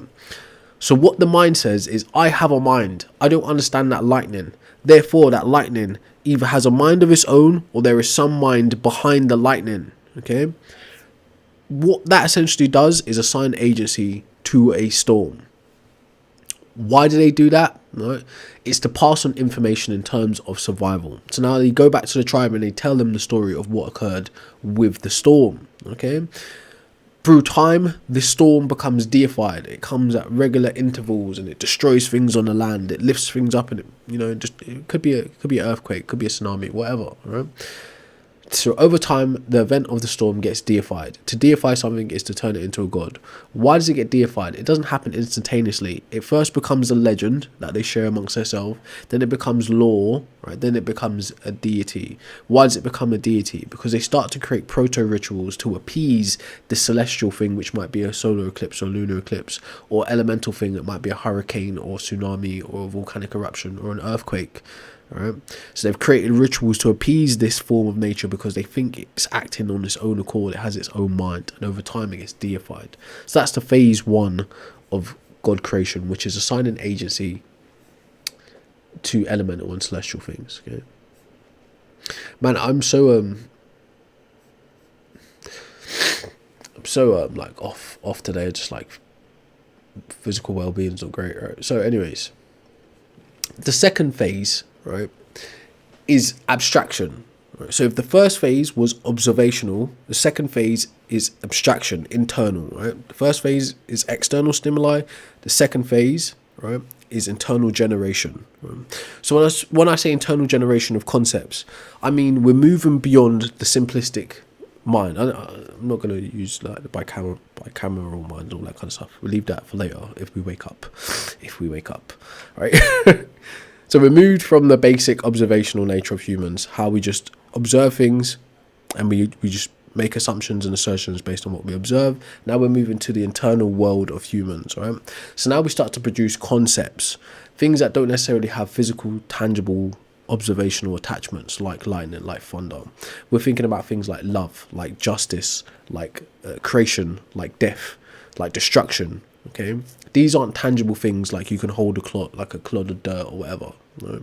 These are things that you can express. You can express creation, you can express love, you can express justice, but you cannot hold love, justice, or creation. Right? You can only express them because they're internally generated concepts, partially observational, but fundamentally internally generated concepts. Right?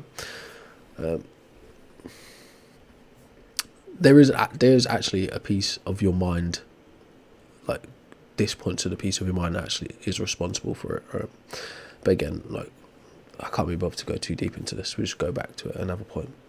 Right, but that's the region of your mind that's responsible for abstract thoughts, right? There are various different, there's there's concrete abstract thoughts, and then there's like immaterial kind of abstract thoughts, if you will, right? It's probably not the right terminology. I'm cooked anyways, right?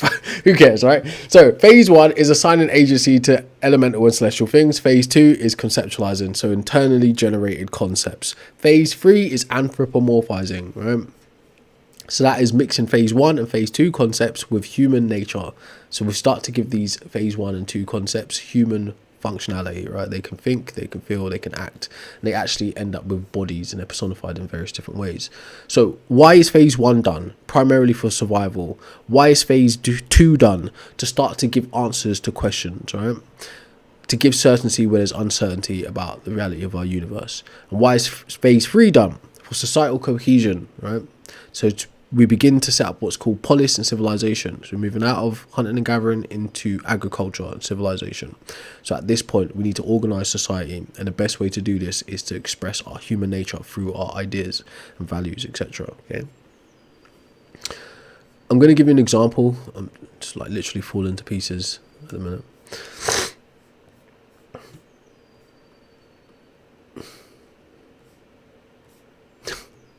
It's been so long since I looked at this. All right. So, for instance, in terms of artifacts, right? What is on the screen right now are various different artifacts from different cultures around the world. You've got Greece there, you've got Rome there, you've got Egypt there, probably some Britons based on those little small ones.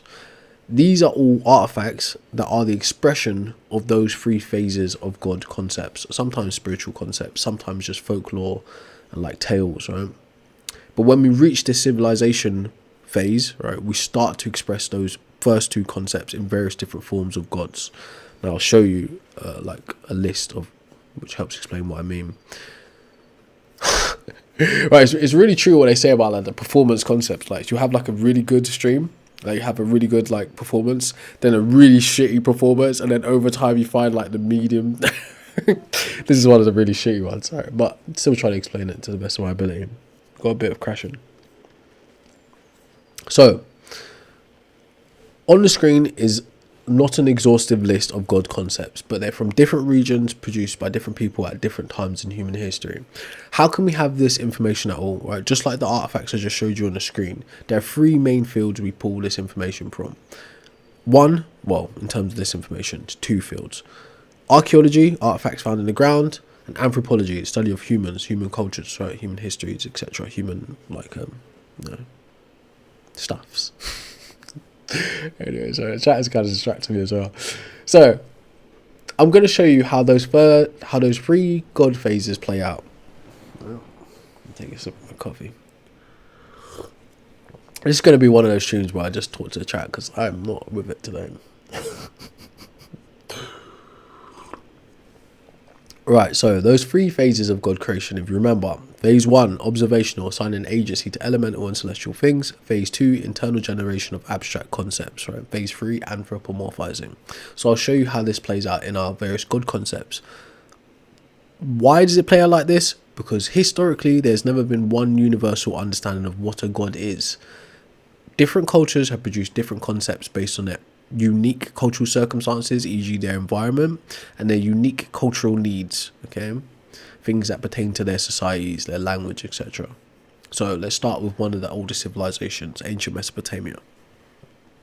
Ancient Mesopotamia, modern day Iraq, they produced a god called Enlil. Again, how can we know anything about Enlil and what happened in ancient Mesopotamia? Archaeology and anthropology, bro.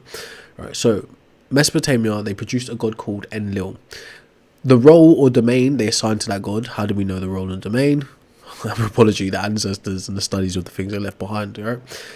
The role and domain of that god was known to be God of wind, air, and storms, right? And this is Sumerian culture. So god of wind, air, and storms is a phase 1 god creation. That's assigning agency to something elemental, e.g. wind, of course, which is quite frequent across god concepts for a reason.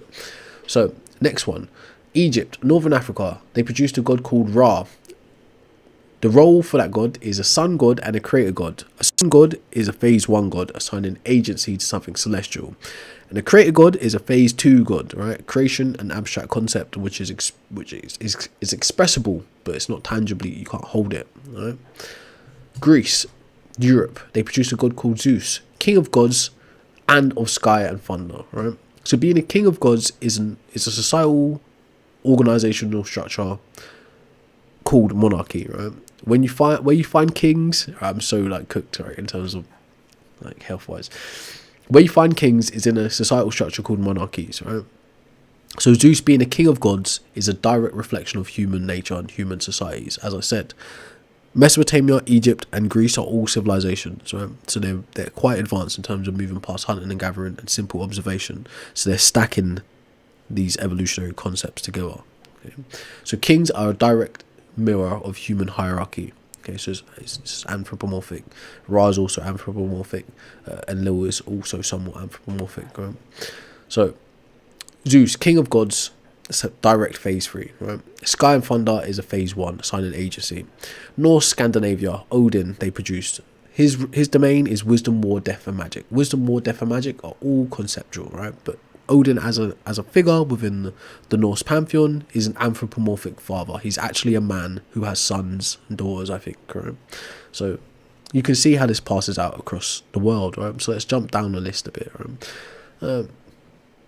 Let's go to Aztec, Mesoamerica, right? They produce a god called Quetzalcoatl. The attributes of this god is a feathered serpent, god of wind and learning, right? Put together or found in Aztec mythology, right? So a feathered serpent is like an animal feature, right, which may lean to like ancient ideas, one of the oldest configurations of gods called Animism, which is spirits that inhabit nature. So it could be animal spirits, plant spirits, or human spirits that inhabit various different forms of nature. Okay. Serpent god, right? So he's a feathered serpent god, right, of wind and learning. Wind is phase 1, learning is phase 2. Learning is an abstract thing, right? It's expressible, but it's not holdable. Okay, so quite clearly you can see how all of these god concepts. Now, your god of the Bible isn't off the table because he's not on this list. The god of the Bible begins as what's called Yahweh, which is a storm warrior god, right? So all god concepts, right, primarily are forged in the minds of humans, right? And the only way these ideas of what gods are expressed and shared or transmitted is through language and through artifacts. That means writing things down or speaking about your god concept or creating some kind of artifact, a statue, a pottery, a tapestry, an artwork that is about your god. That's the only way these ideas are transmitted, but they're primarily generated in human minds, or human consciousness, right? So Yahweh, the personal name of the God of Israel, represented in the Tetragrammaton, YHWH, originated as an ancient Semitic deity in the southern Levant/Midian region, likely during the Late Bronze, Early Iron Age, often associated with storm and war. Yahweh emerged as the national god of Israel/Judah, eventually evolving into the focus of monotheism through a process of syncretism with the high god El, and a separation from local cults like Baal. That last bit's kind of wrong, right? Baal was part of El's pantheon. Okay, El is a Canaanite god.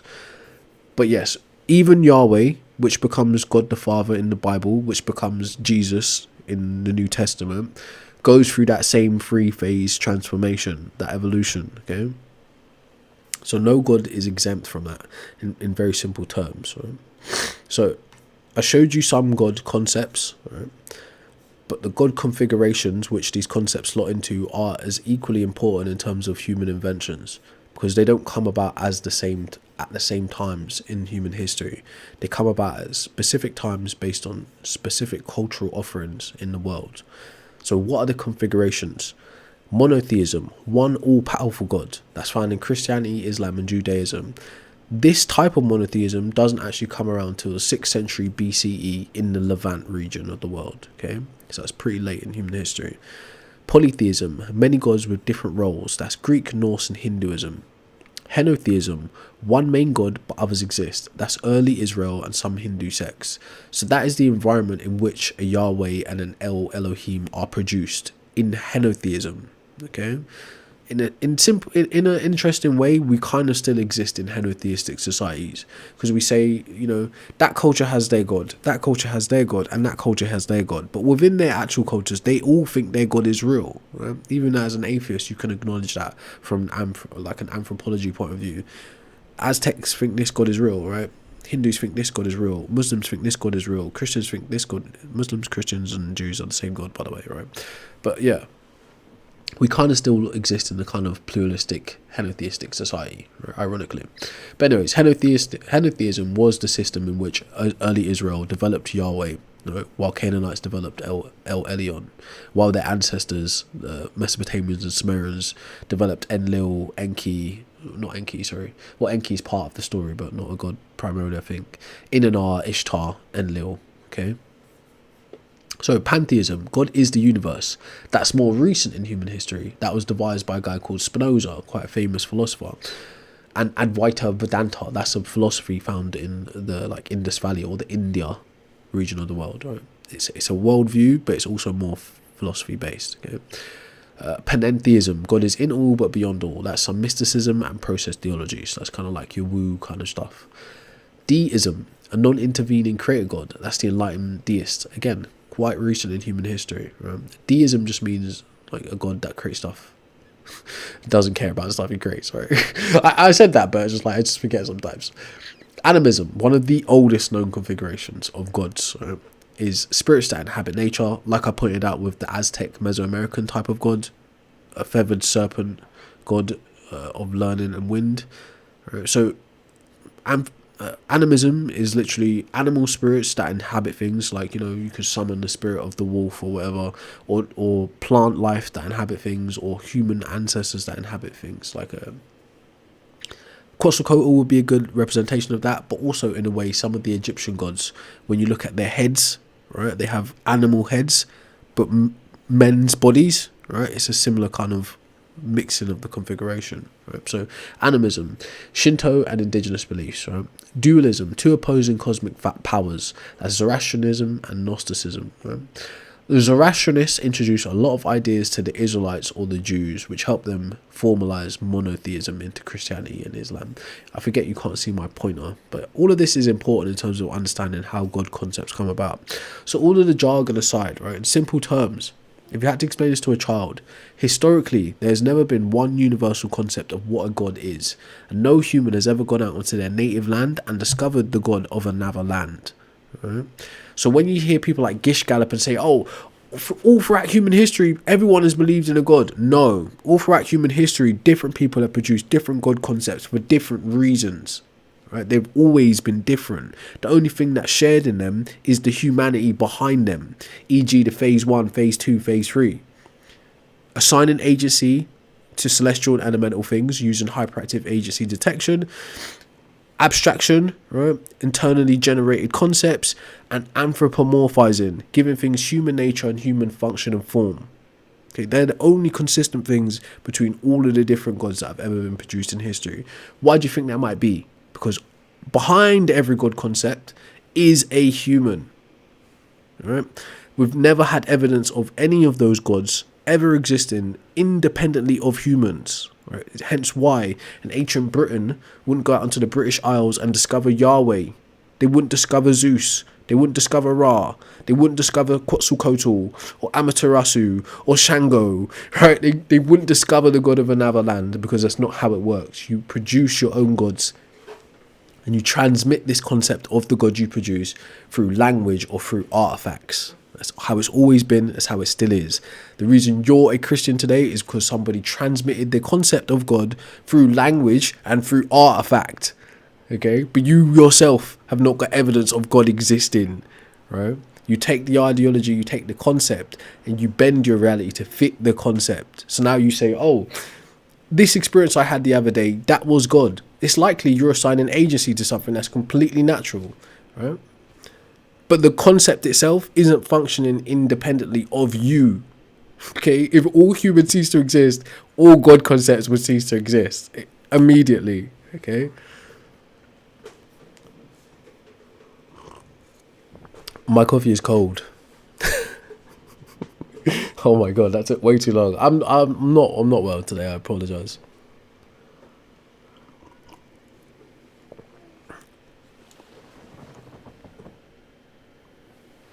All right. So what we say in chat? The explainers most of you missed because again you're on the vertical stream, so you didn't actually see all the visual aids. But who cares, right? Hopefully you heard the basic stuff. So to sum it all up, to like just bring it back to ground. When I say humans invented God, right, it's what's called an explanatory claim. And all of that long talk I just went through was me providing facts and information to support that claim, right? That's what that all was. The hypothesis of 3 phases, the different types of gods produced, the God concepts, the God configurations, the actual internal mechanisms in human minds that produce these things. That was all evidence that supports the claim that humans invented God. Okay, so I'll say it again. When I say humans invented God, it's what's called an explanatory claim. I feel it has explanatory success because it covers the how and the why, and in some instances the when and the where. It also has predictive power when coming up to new God concepts that are formed without having to posit the existence of any supernatural entities at all. So that means we can explain it naturalistically, where gods come from, how they function, by archaeology, anthropology, and cognitive science. Okay, so to me, right, there's substantially more evidence of us inventing gods than there are of gods just existing on their own. Okay, I'm playing the game. I'm actually playing Elden Ring, but we had to stop to have a chat. I'm not going to beat this guy today. There's no way. I've walked into that room twice and I've been kicked out of it instantaneously. Right, so again, what you're doing is you're pivoting to something silly. You're saying, oh, humans can't come from nothing. Well, depending on the God that you believe in, e.g. the God of the Bible, you do actually think humans come from nothing because you think God creates everything from nothing.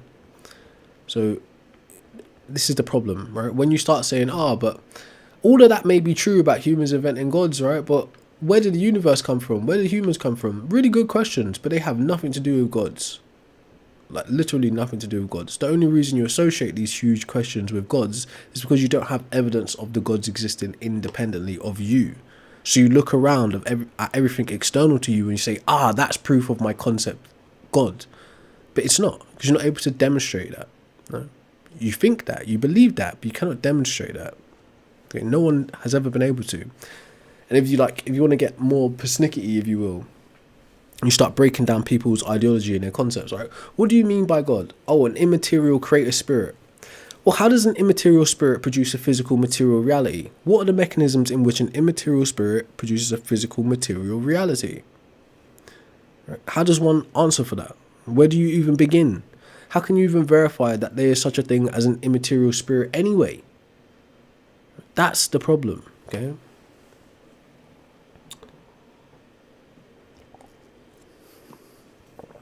Anyways.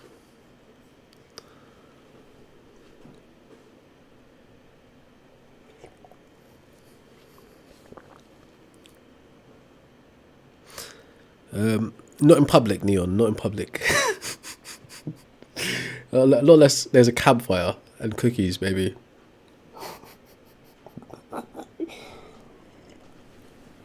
Anyway, should we go get beaten up for a bit? No, that's what I'm saying. That's the most goofiest way of saying it. Like, how is you yourself evidence of a god? Right? It doesn't make sense. You're buying into a concept and an idea someone has embedded in you. But you're not even thinking about, all right, how would I demonstrate this to be true? Okay. All you can really say with any certainty, right? Most of us anyway, is I'm here because my parents participated in coitus. And how human biology works, once the egg meets the sperm, produces a person, right? In very simple terms. Outside of that, there's nothing you can say with good certainty, especially if you start injecting God concepts. Not all God concepts are creators, right? They're actually gods that primarily function as gods of fertility, and that is their sole job, to make sure people have kids, right? They're literally God concepts like that. Just like there are God concepts that their primary concern is harvest, to make sure humans get a good crop, right? God concepts are literally that, just immaterial ideas that humans have put forward, sometimes to explain things, sometimes for fun, sometimes to organize societies and groups of people. For instance, if you think about the ancient Greek world, right, and all of the various different temples, it's not only like, they probably didn't walk around thinking Zeus was an actual guy, right? They probably used Zeus and Athena and all these types of gods for organizational reasons, right? To be able to move things in this direction, focus our enemy on this target, on this thing. We're going to war, we invoke the spirit of this deity or whatever. We're trying to build something, we invoke the spirit of this deity or whatever, you know? And we focus our energy on that, which helps us achieve the outcome we're aiming for. But maybe some people in their society actually thought Zeus exists, actually thought Athena exists, etc., right? In the same way, some of you think Jesus exists, right? Yahweh and Yahshua ben Joseph are not synonymous. They're not the same guy, right? Yahweh is an Israelite storm warrior god. Yahshua ben Joseph is just an individual Jewish priest. Okay, so it's like... anyways, kind of wasted time here.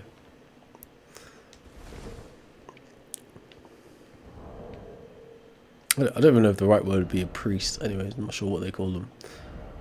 But yeah, man, it's just... in simple terms, all known gods are psychological constructs, cannot exist independently of the mind, or should I say do not exist independently of the mind. Cannot is a bit of like a closed statement to make, right? No one can say cannot with any certainty, but they don't tend to exist independently of human minds, hence there's no evidence of them doing that. If your god requires belief, imagination, or faith to interact with, it's functionally non-existent, bro. Someone has to devise the concept, impart it to you for you to interact with, or you yourself have to come up with that concept of God for it to mean anything to you, okay? Like I was having a discussion with some people on TikTok the other day. This guy was trying to argue that atheism is an irrational position because the methodology, which is a bunch of nonsense, right? He was saying the methodology requires presupposition. He didn't really understand what presupposition was, right? In all honesty, they're probably like noobs to like apologetics. But it came to a point where I asked him, do you need knowledge of a god to not believe in a god, right? Because there's another problem happening within those spaces, that they think of atheism as a distinct thing with its own ideology and its own presuppositions and its own... like, it's not. In simple terms, atheism is the disbelief in God or gods. You can have a strong position on atheism, which is to say there are no gods and there never will be gods. Or you can have a weak position on atheism to say that the gods that have been presented, I do not believe, but it's possible gods exist, okay? But the central position of atheism is literally the disbelief in God or gods. So the default of atheism, by definition, is the disbelief in God or gods. When I asked them, do you need knowledge of a god in order to not believe in it? The obvious answer was no, you don't need knowledge of God to not believe in it, right? So that would be the default position. So there is no methodology that gets you to not believing in gods. It's literally the default position. Once you devise a god concept, you devise the negation of belief in that concept, which would be atheism, okay? Forgot what I was going to say because chat is just a little bit distracted, but literally, like all of these like preconceived attached ideas that people have with this kind of stuff are not actually closely examined at all, right? You need knowledge of a god in order to believe in it. When I asked them, all right, do you know who Shango is, right? Do you know who Quetzalcoatl is, right? Because they made the argument, no, I could believe in something and not know about it. They tried to make the argument. I said to them, do you know who Quetzalcoatl is? Do you know who Shango is, right? They said no, but then I said it's pretty reasonable for me to think you don't believe in them then, right? Because they don't even know who or what they are. So you would need knowledge of a god in order to believe in it, but you don't need knowledge of a god to not believe in it. So your default setting wouldn't be agnosticism. Agnosticism is to have no opinion on something, right? But disbelief is default also. You need knowledge of it to believe in it, okay? but that's just word jargon. So just salad. Doesn't really matter. It doesn't matter what anyone thinks that happens when they die, right? And another person I spoke to the other day, like these rare outings I do on TikTok where I speak to people, was telling me about their near-death experience, right? I listened to it and I asked him, all right, with consent, can I critique your near-death experience, what I actually think is happening, right? And as soon as we actually started to get into it or what it was, bro just disconnected. Because it's like, in a kind of pseudo first principles way, right? When we get to the base of what it is you're actually saying, what reasons have you got to think it's that? For instance, he said he said his experience was he had a car crash and he experienced, when being in hospital, his spirit or his soul jumped out of his body and he was looking at his body, right? I said, all right, understandable, right? But then we started to think about it from a cognitive point of view, from an anatomy point of view, right? Can your mind visualize your body whilst conscious, right? So you can visualize your body in the space you're in right now, whether you're sitting down, whether you're walking, whether you're standing up. You can literally use your mind to visualize yourself, like externally rotate your mind and look at yourself right now. As long as you're very aware of what your face is like, what your body is like, you can have a very robust picture of who you are and which position in space you currently operate in, right? So it's possible that your waking mind, your conscious mind, can actually view itself, not the mind, but the body, okay?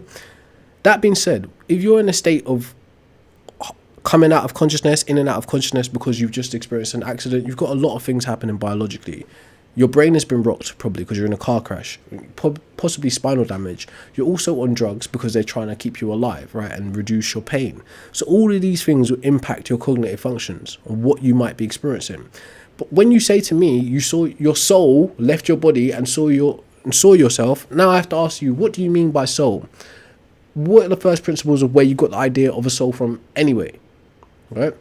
It was more to it than that. It's like, oh, like I saw a white light and that's how I know there's a God in the universe. We didn't even get to the God bit, right? It's just, let's talk about the actual physical material reality. What is what you think is happening and what is logically happening, right? Or likely happening, okay?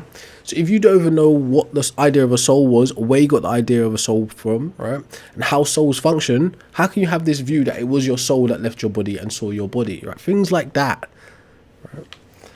Anyways, what's up, Carl? No, that was the point. I asked him, like, I don't take people's personal private experiences as a proof of our shared reality anyway. So I always make that clear. Your personal private experience occurs to you. I cannot intersubjectively verify any of that happened because I'm not in your mind, right? So I always put that disclaimer. Then I ask, with consent, can I critique it, right? He said, yeah. So I proceeded to critique it, right? What is likely happening, okay, versus what you're reporting is happening. How can we even get past the physical bit, like, to the supernatural bit, if you're not even fully not even aware of what the physical bit is and what that entails? Okay, things like that. Yeah, anyways, I'm just rambling, right? So, sorry about that. Alright, anyways. Yeah. Primary subject, right? Humans invented God, right? All known gods are psychological constructs that do not exist independently of the mind. If your God requires belief, imagination, or faith to interact with, it is functionally non-existent. Someone has to devise a concept of God, impart it to you for you to interact with, or you yourself have to devise a concept of God in order to interact with it. Right, let's go have at least one fight before we go back to the jargon and rambling. What's up, Blexkin? How you doing, bro? It's not a script. It's just something I talk about. I've done this stream so many times that there's certain things that are just off top. But yes, that what I said is my default position on the subject of gods existing. All known gods are psychological constructs. In simple terms, immaterial ideas, okay?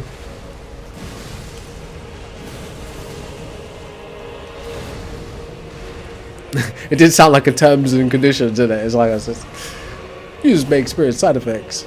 Sure will. But anyways, yeah.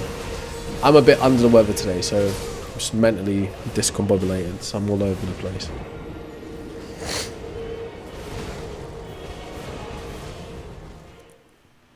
And there are so many chats happening at the same time that I can't really track all conversations.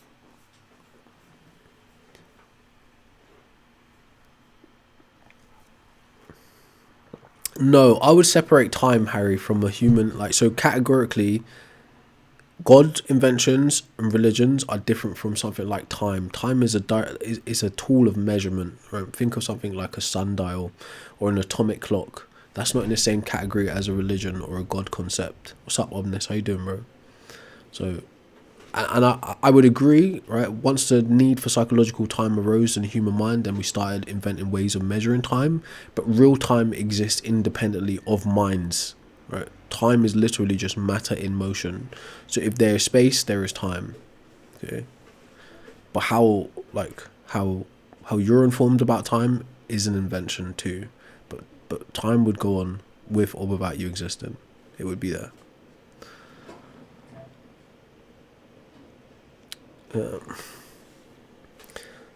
Just shout at Turin. Oh my god. Yeah, space. The guy said on YouTube, space is a psyop, right? Maybe in a movie way, but you are inhabiting space right now, and no other thing can inhabit the same space as you at the same time. Therefore, space exists. Okay, in a very simple way. Right? We're not talking. Space isn't just like where stars are. Because we're a star, right? That's in space too, right? So, well, we're a planet, but yeah.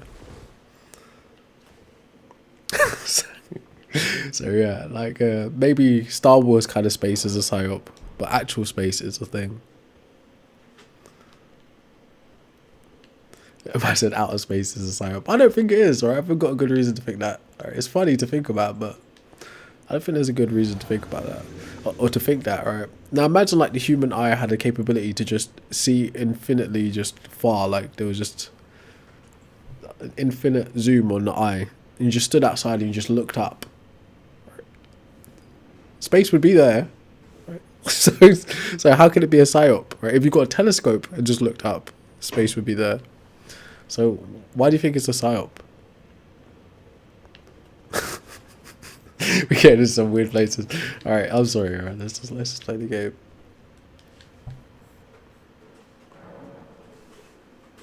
No, you wouldn't know the Earth was flat. No, you wouldn't. What are you talking about? How could you possibly know that, right? Let's say there was a hill directly in front of you, which there likely is. How could you know it was flat? Alright, anyways, this is very silly argument. Anyways, the conversation is about humans inventing gods. So, if you think there's actually evidence of gods existing independently of humans, please feel free to present it. I think all of us want to see it. All of us want to at least read it, have a gander. Now that is a fact, Carp, ironically.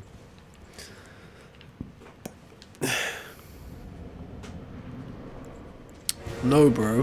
When's the last time you went on a plane, Blocknum? I mean, like not just like a lot of people in America, they experience flight a lot different to like Europe, bro. So say someone like me, when I go on a plane, I have to leave an island, which is Britain. So I get to see the sea, I get to see the channel, and then I see the mainland Europe, okay? When's the last time you've been on a plane, bro?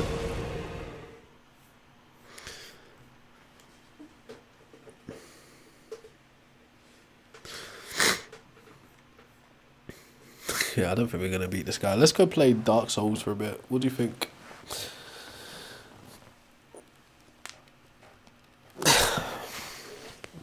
Alright, yeah, so you would have experienced curvature of the earth, right? So what would make you think it was flat? The minute you got into the sky, you would have realised, actually, this is clearly too big just to be like a little flat disc. But then again, right, the planet itself is too big to have that kind of perspective anyway. So why do you think you'd be able to just see that the earth's flat by looking forward?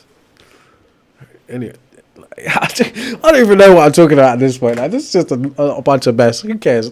The earth's flat, fine. Fine.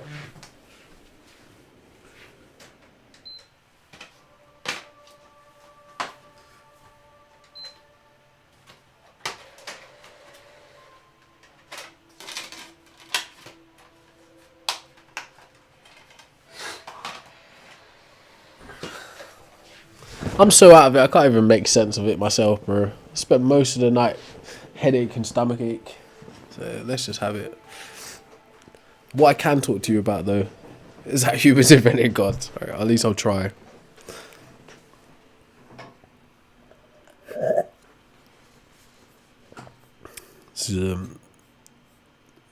Possibly tomorrow or tonight we'll have a better quality stream if I'm feeling better. We'll see.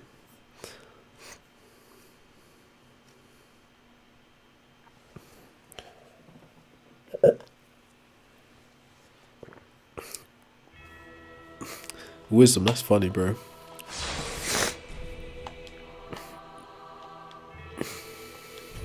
I'm definitely not a theologian, right?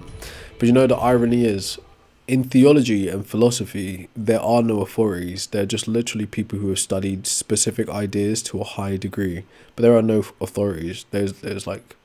Now, there can be ideas that are like fundamentally flawed and wrong, but there is no like supremacy within these fields, right? It's just like you appeal to one study or you don't, right? You appeal to one school of thought or you don't. There are competing schools of thought on almost all matters within those two fields, theology and philosophy. So there are no ultimate authorities in them. So yeah, I don't know what you want to do with that information, but you should think about that. Oh, we're dying.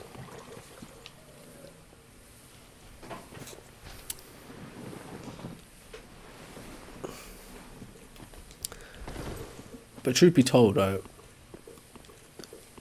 being a theologian in 2026, I mean, there are pragmatic uses for it, but not in terms of just believing the stuff that's written. There'd be no reason to be that, right? To be fair with you, the deeper you start to study religious ideas and concepts, is the less you're going to believe in them, to be frank. So if you want it to like just exist in the realm of belief, you probably shouldn't study them to that degree, because it's gonna demystify a bunch of things and you'll be disillusioned with the religion primarily. So it's probably best to just stay surface if you want to believe. It's just my opinion though. Same thing with like people who go to seminaries with a view, I forgot Dark Souls is way louder.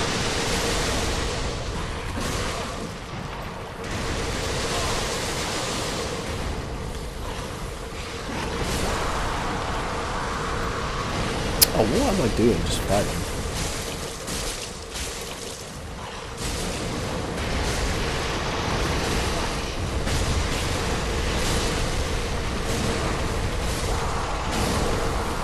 Got me in the end. But yeah, most people who attend seminaries and stuff like that with views to become like priests and like just part of the clergy class or the sacerdotal class, they usually come to a fork in the road where they realise, most of this is nonsense. But there's still pragmatic uses for it. Man, the game is really loud. Like someone asked me on the last stream, right? In terms of pragmatic uses for religion and religious views, there are both nefarious pragmatic uses in a way, right? I don't know if you would say nefarious means pragmatic, but just hopefully you get what I'm saying. They are both nefarious and righteous practical uses for religions, put it that way. And people who go through these seminaries and study like religion on a high level, they usually end up in a fork in the road, whether they're going to choose to maintain the lie or the illusion of the belief, or they're going to depart, right? So they are like in terms of righteous uses, when you realise that it's made up, you can still use religion as an institution to help better your community, for instance, or do charitable endeavours, you know. And on the other side of things, you could realise that religion is or these religious views are lies, right?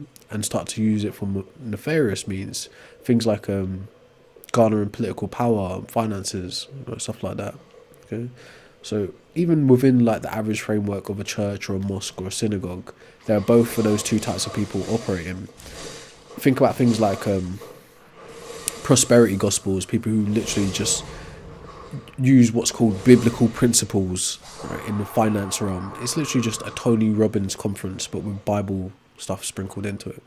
Those people there are avaricious and they're there to make money. But then you would say the opposite side of them would be like the more socially cognizant type of people who are actually trying to benefit poor people in their community, or doing some kind of work for the homeless, or, you know, orphans or whatever. So there are two different types of people who will make use for it, and both of them could come to the realization that it's all a lie, but still have uses for it, you know. So it really depends. And then you've got your dictators and your crazies, your cult leaders, all of those sprinkled in between. But like, as the point I was trying to make is, the more you study religious ideas, is the less you're going to be able to actually believe in them. That's the point I was making. Where they come from, why they're devised, what's doctrine, what's canon, all this kind of stuff, right? But yeah, if you were so inclined to believe in religious things, you're better off not studying it and just being a surface, what they call a lukewarm. And at least you can sleep at night knowing you're not lying, or at least thinking you're not lying. But yeah, the sacerdotal class is cooked. They have been for centuries.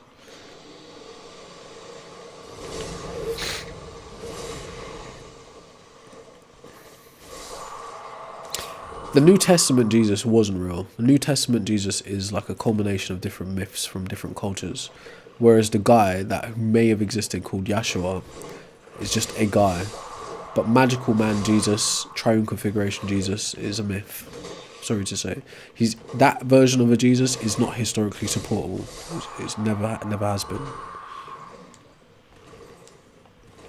Yeah, understanding and wisdom isn't the same thing as belief, bro. And understanding and wisdom according to you. Keep that in mind as well. Nah, it's not a call-in, but we can do the TikTok thing later. I should really make a Discord so people can call in, but it's a lot of effort. It's high effort, low reward kind of stuff, which isn't. Is that the last one? Must be.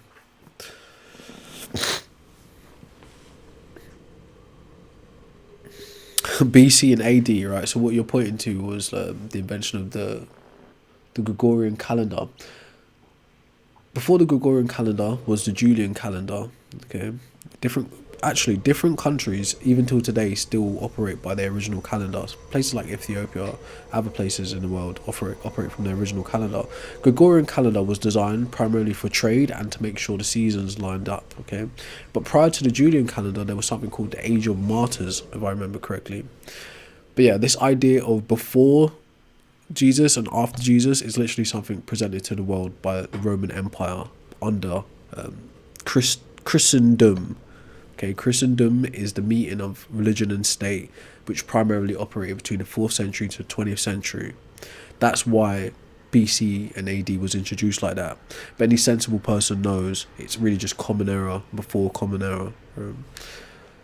So yeah, like these things aren't evidences for the existence of somebody, in case you're not aware of that. But again, you're probably not even aware that there are different types of calendars, to be fair. There are solar calendars and there are lunar calendars.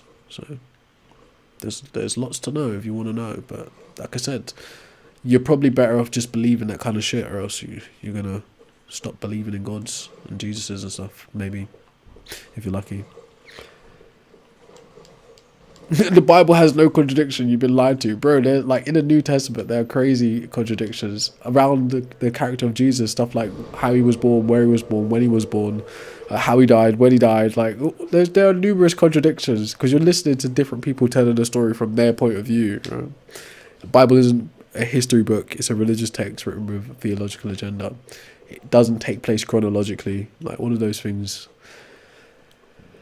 As I said, right, you're probably better off not reading it, just believing it, if you actually think stuff like that.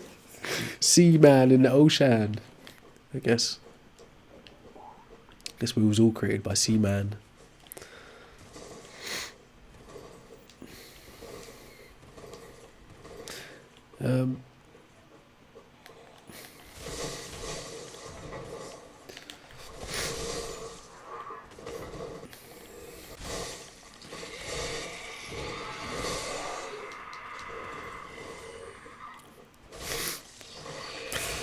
Funny. I just gave you an example of contradiction surrounding Jesus' life, right? I literally just gave you an example. Right? I'm not gonna go into specific chapters or shit like that. I'm not a Bible critique type of person. Okay, but if you want, like, we can pull up some if you would like, right? Just to put your mind at ease, perhaps. All right, okay. I guess we're going there then. Fine. We've got the Bible warriors out.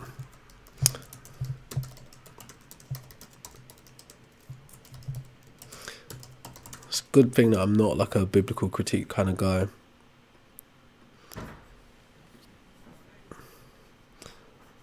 You got the King Herod issue. Yeah, I'm not even gonna do this. I'm not even gonna stoop to your level, right? If you care to go do your biblical critique, then do it, right? But I don't give a shit, bro. There are plenty of contradictions within the New Testament and the Old Testament, right? As I said, surrounding key events in Jesus' own life. But yeah, if that's what you're into, good for you. I'm not wasting my time with this shit. The conversation is, humans invented God. All known gods are psychological constructs and do not exist independently of the mind, right? If we're being fair, right? Well, if I'm going to be fair with you, what I would say to you is this. Religion and religious texts have little to do with the existence of gods. They have everything to do with human cultures, okay? Twin. Alright. So, let me just say thank you for viewing the stream. I appreciate you, but that's the last time I'm going to acknowledge you as a person, because you're clearly here with a skewed view. So thanks for tuning in, but you're out. But yes, humans invented God. All known God concepts are just that, God concepts. They primarily exist inside the minds of humans. Historically, there's never been one universal idea of what God is. No human has ever gone out into their native land and discovered the God of another land. Okay. Oh my gosh. Oh my gosh.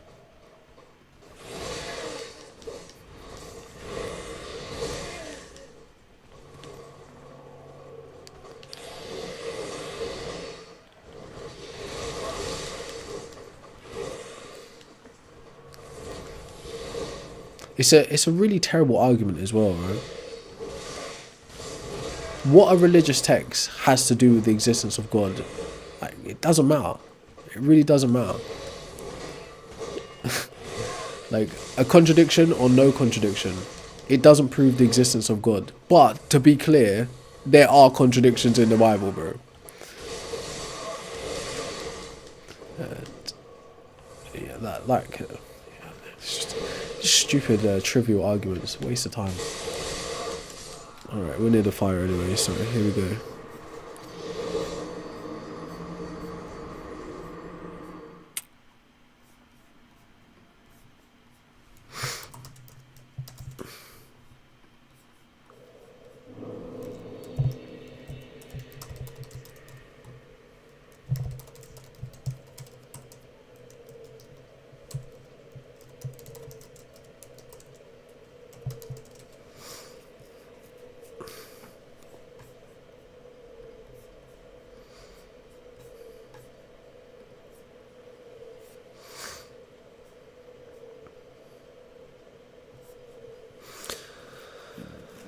Oh my gosh.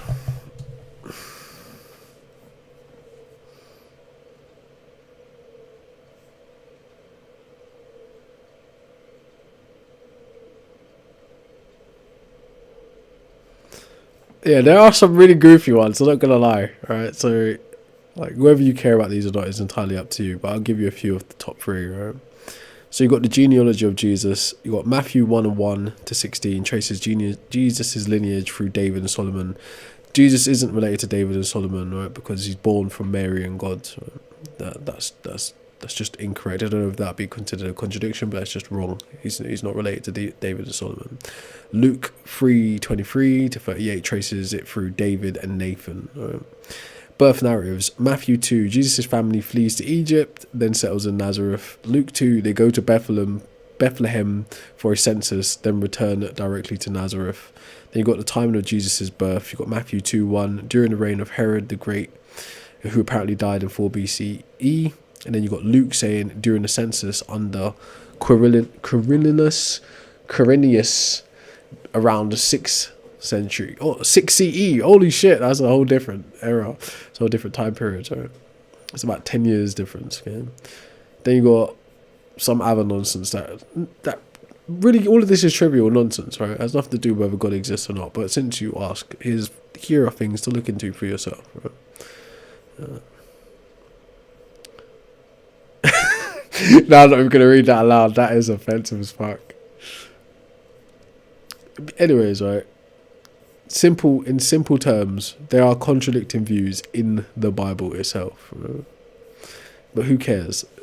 Whether there are or are not contradictions in the Bible has nothing to do with whether the God that the Bible is talking about actually exists.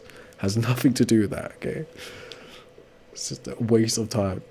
It's trivial nonsense. Like, religious people love to drag you into the dirt with their religious debate kind of things instead of actually offering up evidence for God existing. It's a waste of time. Like, they just pivot now. It's like, oh yeah, wait, just forget about that. Like, just forget everything about that. Right, on to the next Gish Gallop. It's like, don't worry. It doesn't really matter.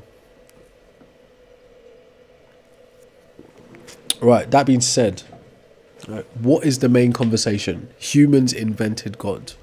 All known gods are psychological constructs and do not exist independently of the mind. Okay, if your God requires belief, imagination, or faith to interact with, it is functionally non-existent. Someone has to devise that concept, impart it to you for you to interact with, or you yourself have to devise the concept of God in order to interact with it. Right, now, when I say humans invented God, it's called an explanatory claim. I feel it has explanatory success because it gives you the how and the why, and in some instances, the when and the where. Right? It also has predictive power because it explains God concepts and beliefs that you might come across in the future without having to posit the existence of any supernatural entities. That being said, my hypothesis on this explanatory claim, right, how I would support it with facts and information, which would make it evidence for the claim. Can you not hear me? It also has predictive power because it explains. Oh yeah, we got a glitch. Right, so I'm going to reboot the stream.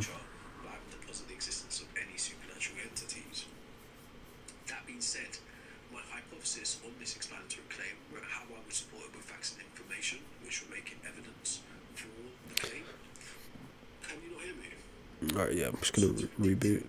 Oh, yeah, we got a glitch. Right, so I'm going to reboot the stream.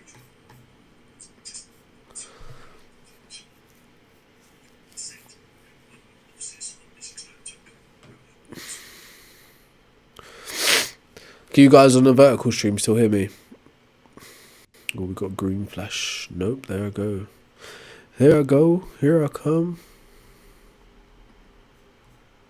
Yeah, computer's crashy.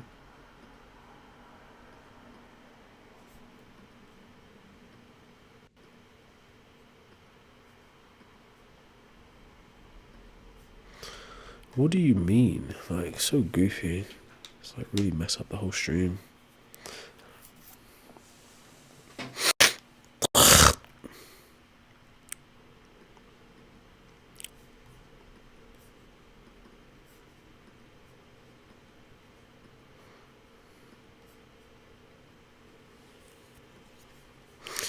There we go. Yo. Test, test, test.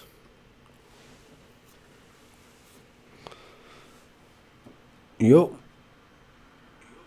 I think we're kind of back. Nope, not fully.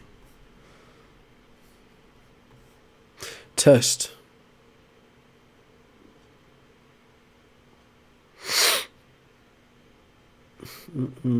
Huh? Oh, okay.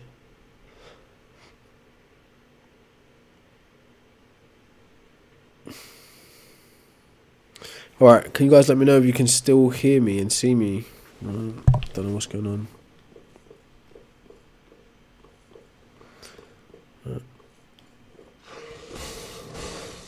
Let's hit the crystal dragon with the crystal sword. So what was I saying before it went all glitchy, right? So, humans created gods, right? It's what's called an explanatory claim. I feel it has explanatory success, meaning it does a good job of explaining what I set out to explain. because it explains the how, the why, and in some instances the when and the where. There are three major fields of information I pull from, right, in terms of support and evidence to the claim humans invented God. What I pull from is archaeology, artifacts found in the ground left behind by humans; anthropology, the study of humans, human culture, human rituals, human histories; and cognitive science, how the brain functions, why we do the things we do, how we do the things we do. Okay.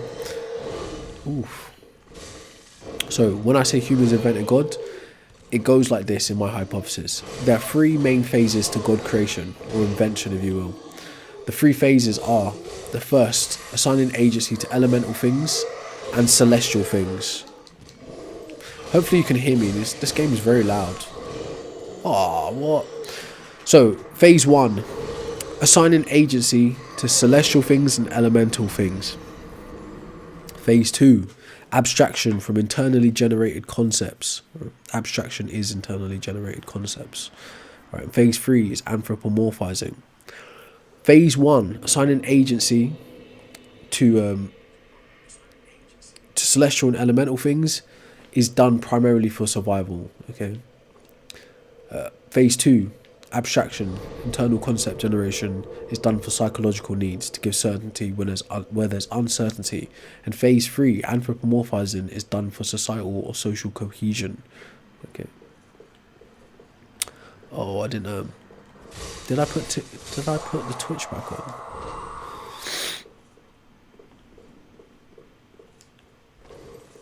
To be fair, right, I'm a bit under the weather, so it's not like the greatest stream I've ever delivered. But if you'd like to watch maybe 2 streams back on the YouTube or the Twitch, I think I delivered the whole thing pretty well there, pretty good, with the explainer. But yeah, I'm having an off day, if you will, but it's to be expected. I'm a human. Do you want to make me, Mohammed? Yeah. Why don't you go back and ask your parents to give you a unique name? You're just a bot at this point. In real life and on the internet. That must suck to be you. But anyways, humans created gods. All known gods are psychological constructs and do not exist independently of the mind. If your god requires belief, imagination or faith to interact with, it is functionally non-existent. If you disagree, feel free to provide some evidence to the contrary, right? Now, what kind of evidences will we be looking for if we're talking about gods actually existing? So there are 2 spectrums when you're talking about gods, right, and the concepts of God beliefs in terms of providing evidence. On your far left of the spectrum, you've got what's called philosophical gods or metaphysical frameworks. And on the far right of God beliefs, you've got what's called biblical gods or religious gods. So I usually say it like this: to be a believer is to be in a catch-22. The more you define God, is the less likely it is to exist based on the attributes you assign to it. Right? Meaning it's hyper-specific, so it reduces its probability significantly. And on the other end, the philosophical gods, the less you define God is the more synonymous it is with non-existent, right? Because it is nowhere, it does nothing. Okay. So, in terms of presenting evidences for the 2, right, you can frame this as a rationalist view versus an empiricist view. Just wipe my nose, man. Heating up, boy. So, if you were trying to convince a skeptic like me of the existence of your God, first you'd have to establish very clearly what type of God concept you are trying to give evidence for. As I said, on the right side of God concepts, you've got your hyper-specific biblical types of God. So why are they hyper-specific? Because within the religious text or the religious belief system, they say the God does this and it doesn't do that. It comes down as a man sometimes. It intervenes in the lives of humans. All of these things, it does very specific things and things it doesn't do on a biblical type of God, right? Whether it's the Quran or the Torah or the Bible or something else, okay? It's hyper-specific. And on the philosophical end, you've got your like Spinoza gods, which is a pantheist God. God is synonymous with the universe. God is everything. Right? Or he's some other kind of metaphysical framework for other philosophical views. So if you was trying to give evidence for your God to a skeptic like me, you would find yourself somewhere on that spectrum of like an empiricist view on evidence or a rationalist view on evidence. A rationalist view on evidence is something where you'd think of maybe a logical syllogism or some kind to prove your kind of like theory or your, I don't know what they call it, like a film or whatever. Right? And on the right end, you'd be looking for some empirical evidence, meaning data, something mind-independent, observable, and measurable. On both ends, there will be a certain criteria you need to meet. So I'm gonna take a rough guess, and most of you that I'm talking to are probably more biblical type of God believers, and not philosophical types of God believers. Phil Bros identify themselves pretty quickly, right, in terms of what they talk about, how they talk about it. So majority of you are going to be biblical type of God believers. So for the biblical type of God believers, for me, right, there's like a standard criteria you need to meet before you start, when you consider and offering evidence of that God existing. Some of that criteria would be something like this. It needs to be mind independent. Right, so it can't be your personal private experience expressed via testimony. It needs to be measurable. Right? So that means we need to be able to think of tools and methods to measure it. Right? It needs to transcend specific cultures and specific religions. Okay, we're talking about a galactic or a universal level entity here. It should be able to speak to different people in different cultures and different languages, not just like a special favorite group of people. Okay. It needs to defeat all competing hypotheses. They're your kind of standard benchmarks for evidences you need if you're going to present evidence of your God existing from a biblical point of view. Okay. On the other end, on your philosophical view, being that I'm not a philosopher, I think the best criteria you could really say is that it's logically sound and valid in terms of the syllogism you're going to offer for the existence of that God, right? Whether it's actually true or not, really, whether it actually exists or not makes no difference, right? Because you're talking about something that exists primarily in the mind, right? Metaphysical concepts. Whereas the gods that biblical people posture for, if you will, they're talking about things that actually interact with our physical world. Okay, as I said, I'm under the weather and I'm not all there today, but if you're going to try and convince me of evidence, they're the two places you want to start looking. But let's go. Right.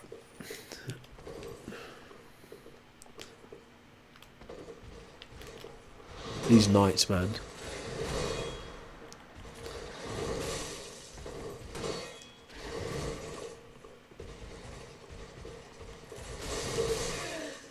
Hey.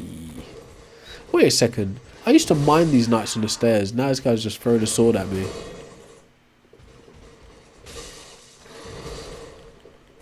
There we go.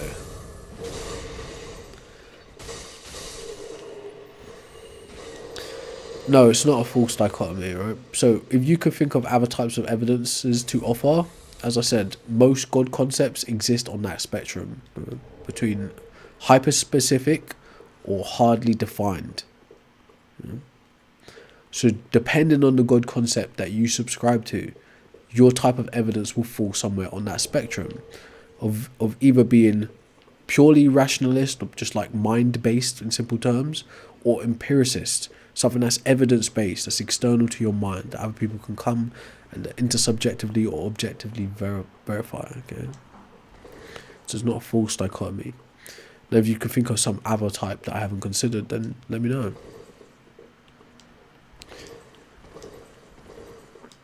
Yes, it would be, right? Because first, if you establish what it is, right? Like I said, you need to establish what the God is that we're talking about. Okay. Then you can look about what type of evidence would be expected from that God. So if for instance, from a religious point of view, you're saying the God does this, you're attributing very specific things to that God. Those attributes would then create inferences of what you would look for. Okay. So if you say a God is omniscient, omnipotent, omnibenevolent, right, you create inferences for what would be expected of that God. Does that make sense? Okay. But until you define very clearly what the God is you're talking about, you won't know what kind of evidence you'll be looking for. That is what I'm saying to you.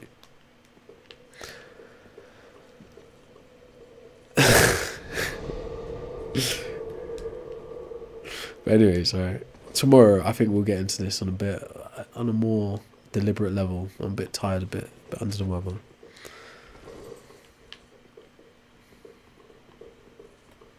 Yes, exactly. That was the point I was trying to say, right? So when I use God in this conversation, I use it as a category definer for deities or supernatural entities. I acknowledge various different types of God concepts, not just one. So it's important when you come talking about the God you believe in to define what that God entails. Alright? Or what that concept entails. As earlier on, if you missed in the stream, I walked through various different God concepts from different regions at different times in the world. So it really depends.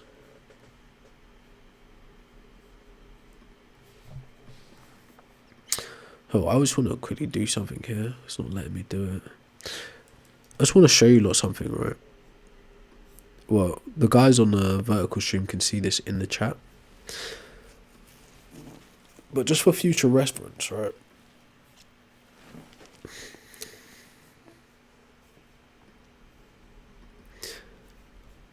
Now, I've got a whole folder full of these kind of these things which I'm about to show you if it will allow me to. Why you acting suspicious now, bro? Don't get all suspicious now, bro. Don't panic.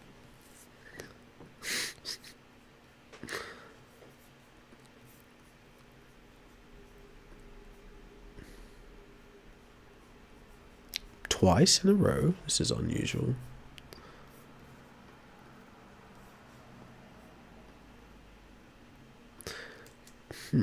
Never seen that happen before.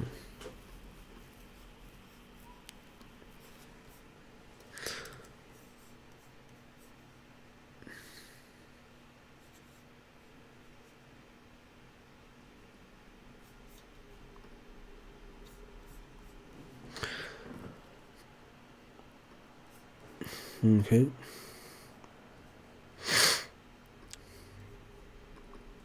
Alright, everyone on the Culture Crack and the Set West 10 TikTok, you're going to see this on the screen, okay? What in the frig? There we go, that makes sense. So again, how did that keep happening? So, can you see what's on the screen, right? Can you see, that's one of my YouTube chats that you can see there next to the TikTok chat. Can you see this guy called Donald Trump? You can see what he's saying, right? So, like, I just want to put that out there for, like, reference of just one type of experience of racism, right? That's just one very small type of experience of racism. So in the future, when the shit goes down and white people try to justify, oh, racism doesn't exist, why are you guys doing this to us? Here is a reference point of what it is like to be black, just existed, right? Right on the screen, right? So for future reference, when the shit goes down, remember, people like this exist. Okay. Anyway, let's get back to the fun stuff.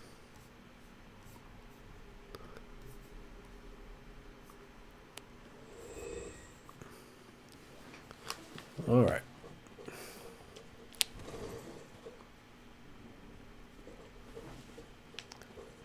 Yeah, it doesn't matter. As long as you're not black and you're doing that, it is what it is. Just remember that. Never in your life, well, let's not say that. Generally, black people don't go out of their way to say and do racist stuff to people. Okay? But being on the receiving end of that is something different.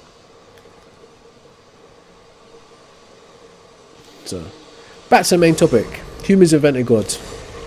All known gods are psychological constructs and do not exist independently of the mind. Look, we've got another one. Right? Just give them what they want, I guess.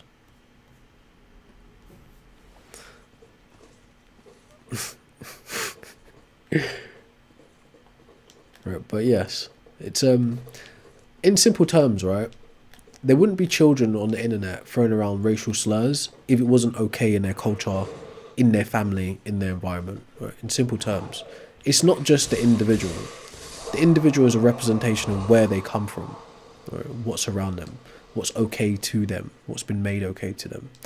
So when you want to say like, oh, racism doesn't exist like that, it's just individuals, no. There's a larger system at play, which is racism, that produces these individuals, okay? So you should keep that in mind. So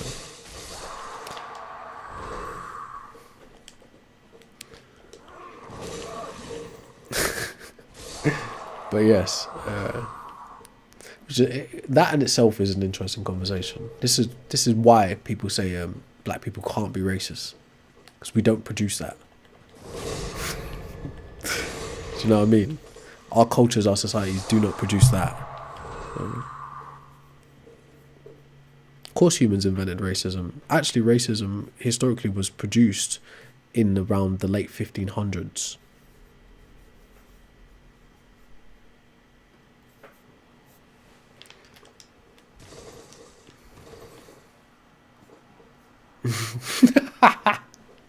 Someone says he baths with his dad. That's funny.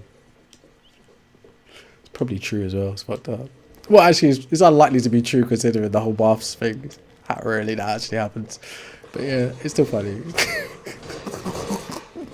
Jokes. Alright, it is. No, racism doesn't exist in all cultures. You may find xenophobia in all cultures, but not racism. Racism is something that was distinctly produced by white people in Europe during that period of history. And it's evolved into various different forms of systematic oppression since then. But racism is only practiced by one group of people. There's only one group of people that can practice racism. The same people that invented it. Okay.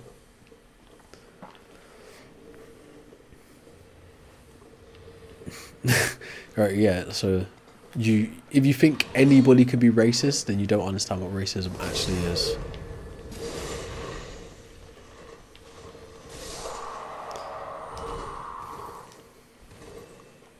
But anyways, let's talk about something fun.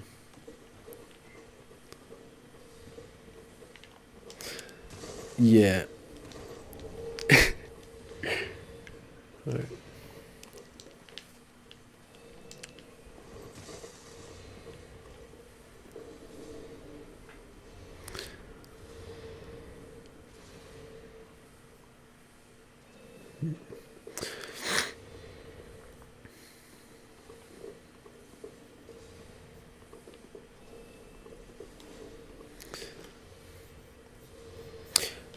All right, so here's like an overview, right, of why you might think racism overlaps with other type of prejudices, right? That I'm trying to think of the best way to explain this, right? Because there's a very clear difference between how something is defined as a word, right, etymologically, and how that idea or that thing is expressed in reality. Okay, so you might conflate things like xenophobia with racism. Xenophobia is literally just a dislike of people from other places. Okay, you might conflate different types of prejudice with racism, like I don't like, not me as an example, right? Someone doesn't like ginger hair, right?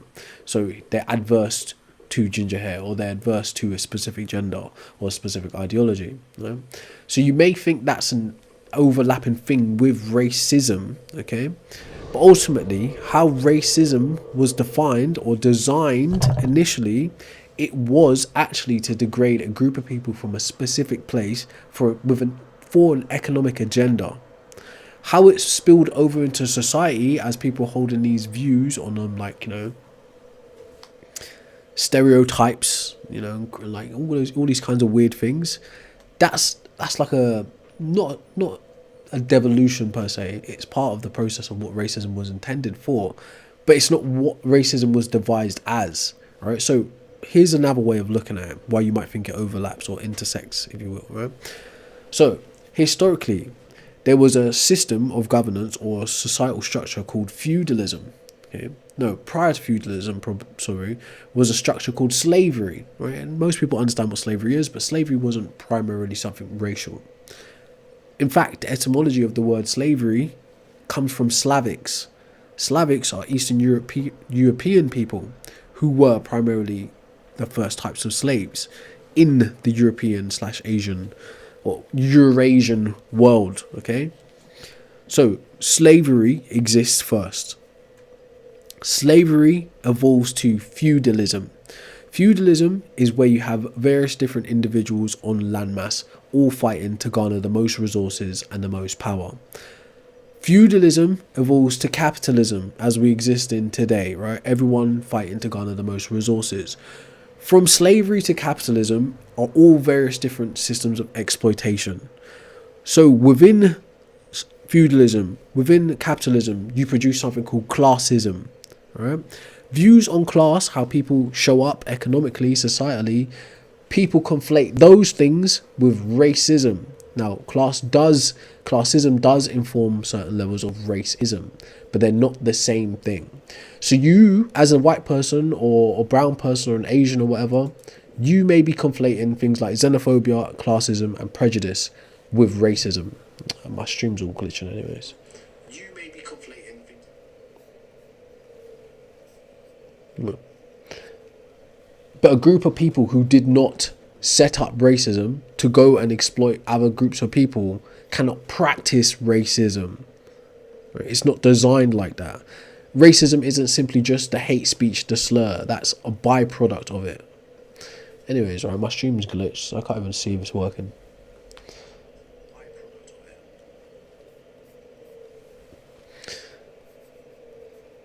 Anyways, like, why should I even waste time educating people who are ignorant at that level anyway? So it's a waste of time. So what's going on with this YouTube right now? It's completely crashing out.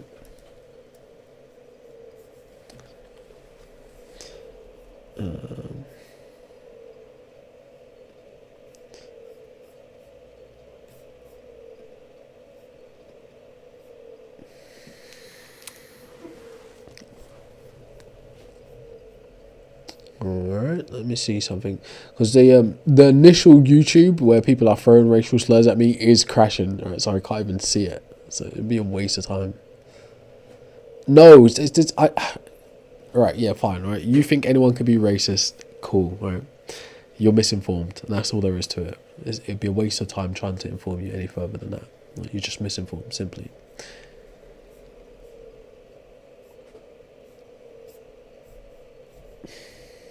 Well, what's going on with my browser?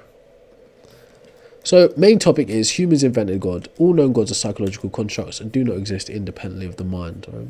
When I say humans invented God, that's what's called an explanatory claim. Why is it an explanatory claim? Because I set out to explain the how and the why God concepts are produced and formed and why God beliefs exist. Okay, and what do I pull from to support that in terms of evidences? So in this example, humans invented God is the claim. Evidence that supports the claim is facts and information. The fields which I pull facts and information from are archaeology, anthropology, and cognitive science. Right? If you don't know what those fields are, in very simple terms, archaeology is the study of things left behind on the ground, like pottery, clay tablets, statues, structures. Anthropology is the study of humans, human histories, cultures, etc. Okay, cognitive science is the study of the brain, in sometimes a physical aspect and a psychological aspect. Okay, but yes, all right. I can see YouTube, but I can't see if it's working or not anymore. So it's TikTok, dude. But anyways, right. Racism is just stupid and it's jarring, right? But I put it to you like this: the underlings that express racism through racial slurs, they also suffer from the same system that they think's designed to benefit them. You know? Actual racism doesn't function on their level. They're like drones. They're like, you know, like they're just like clones, drones essentially, right? They're not even actual functional agents within racism as a structure. They're like foot soldiers who don't actually have real effect. Racism functions way back, like I said, slavery to feudalism to capitalism. So actual racism exists on a much higher hierarchical level through systems. Racial slurs are byproducts of those systems, right? But they aren't the primary thing, which is the system, right? So, for instance, just like religion informs laws, politics, education, economics, within those various systems of law, politics, education, economics, racism is another thing that informs those functions since around the 1500s in Europe. Okay, why does it inform those situations? Because it was devised via the vehicle of imperialism, which produces colonialism, which is to expand your nation's power abroad. Okay, why is it done? To garner resources and materials, right, via other people's labor, other people's sweat, equity. I wouldn't say it's equity, other people's sweat. Okay, the slurs, right, are part of a psychological system within that to dehumanize people. So the process of dehumanizing people is done so we can extract resources out of them with moral licensing. This is how racial science was put together. None of it is factual. It's designed as a psychological theater to dehumanize the person so you can extract resources from them. So the racial slurs are just a byproduct of that larger system, which was always to get resources in the first place. All right? Now, through that system that's designed to benefit just one group of people specifically, it immediately bars other types of people from entry into that system. Okay, so on a systematic level, racism isn't just the words you're saying about somebody, the views you're holding about somebody. They're byproducts of the system which was designed to get resources from another group of people. Does that make sense? So the people who devised that system to get resources from another group of people, based on their landmass, based on their physical difference, are the only people who can practice racism, because it is that system. A racial slur is just a byproduct of that system. It's something that's in the cultural zeitgeist or the mind, right? Right. Although the racial slur or the hateful slur is very painful and dangerous psychologically to the person saying it and the person receiving it, it's not the primary vehicle of what racism is, right? Hopefully that helps a little bit. Okay.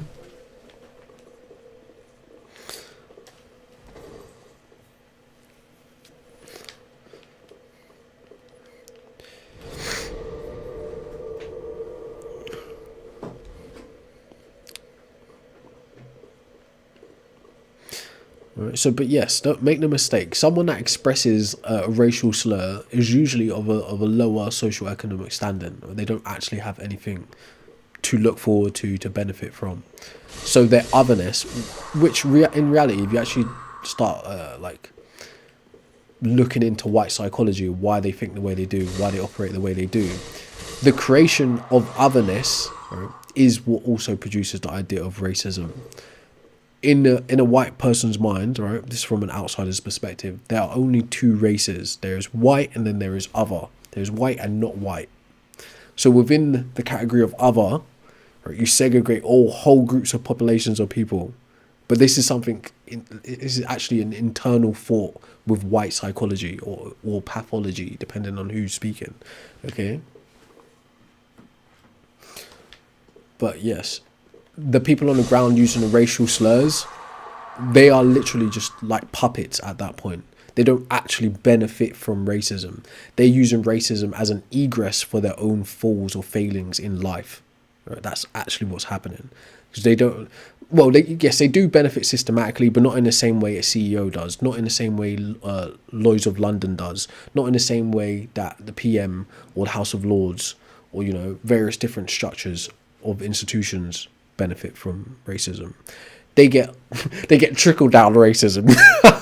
Right, they get trickle down racism, but then being able to express a racial slur and a dislike of a person and a group of people makes them feel better about their own otherness to themselves, amongst themselves. Which is why if you speak to somebody a bit upper class, they'll say, yeah, poor white trash, hillbillies, etc. Right, there's otherness amongst themselves. So the only way they can feel like they matter is to create otherness outside of themselves. The same thing happened in slavery, in feudalism, to capitalism, imperialism, colonialism. Right? It's the same thing of them running away from themselves by othering people. So you've got the socioeconomic part of it, then you've got the psychological part of it. It's actually a deficiency. Right? It's something wrong in their minds. That's what produces it. Okay. My opinion, though, right? Maybe not explaining it correctly. But hey, shit. That again, if I have to like preface it with like not all white people, then obviously you're not prepared for this conversation.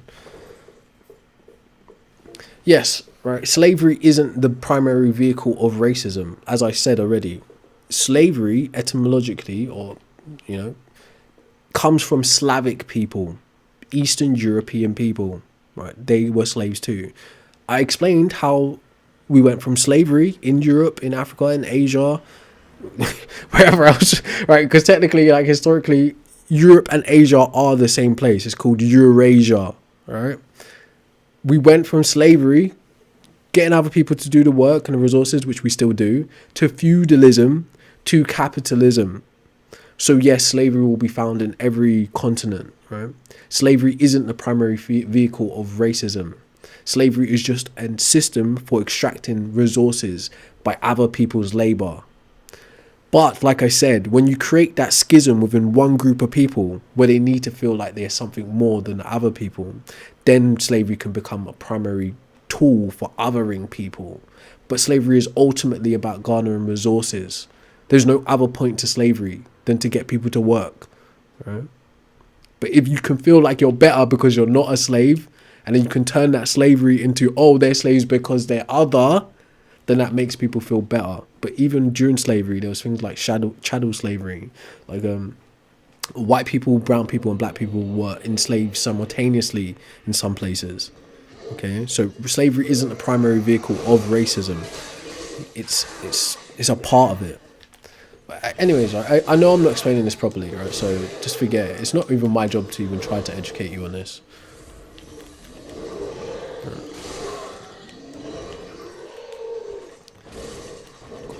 If you don't understand, right, what is wrong with racism, then you are part of the biggest problem, right, which probably produced the pathology initially, right, or the psychopathy, really. That's the problem, right? But maybe that's not good enough for you. So if you actually want to approach it from a morals and ethics standpoint, right, which ethical view would allow for slavery, right?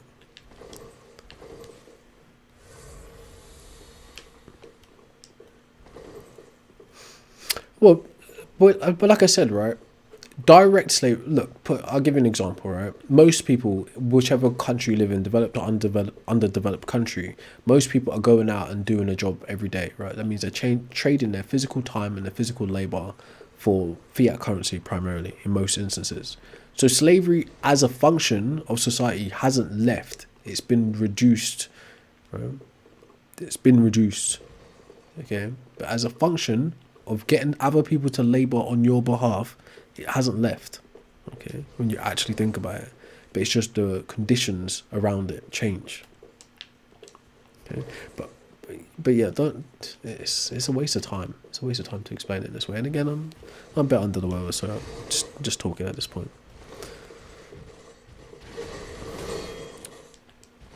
Right. Yes, but again, if you are being a Christian and asking me what is wrong with racism, the reason you're asking me that is based on your understanding of what morality is, right? And your idea of morality is coming from what's called divine command theory, which within a Christian framework, another imperialistic vehicle, allows for slavery, allows for othering, allows for genocide, right? It's condoned and it's even sanctioned within a religious context. Hence why the Abrahamic faiths have always been the greatest vehicles for colonialism and imperialism, right? It leads to slavery, right? Ultimately, okay?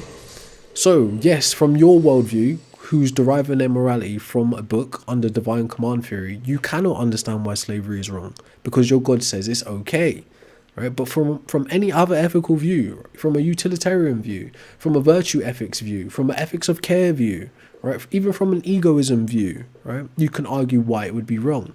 But under divine command theory, you're actually, in your book, it says it's okay to enslave people. Just don't beat them too bad, okay? That's why you're unable to comprehend why it's a bad thing.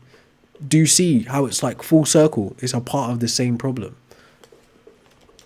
Racism is part of that. What are you talking about? How many times? All right, so let's just dive into this, okay? Let's look at it, right? In the region of the Levant, okay, there are various different tribes and cultures. You would consider them ethnicities, right? Not necessarily races. Again, race as a concept isn't invented until 1500s in Europe. Prior to that, you've got countries, places, ethnicities, right? Just people, right? Being people. But race is like white, black, well, brown, if you want, right?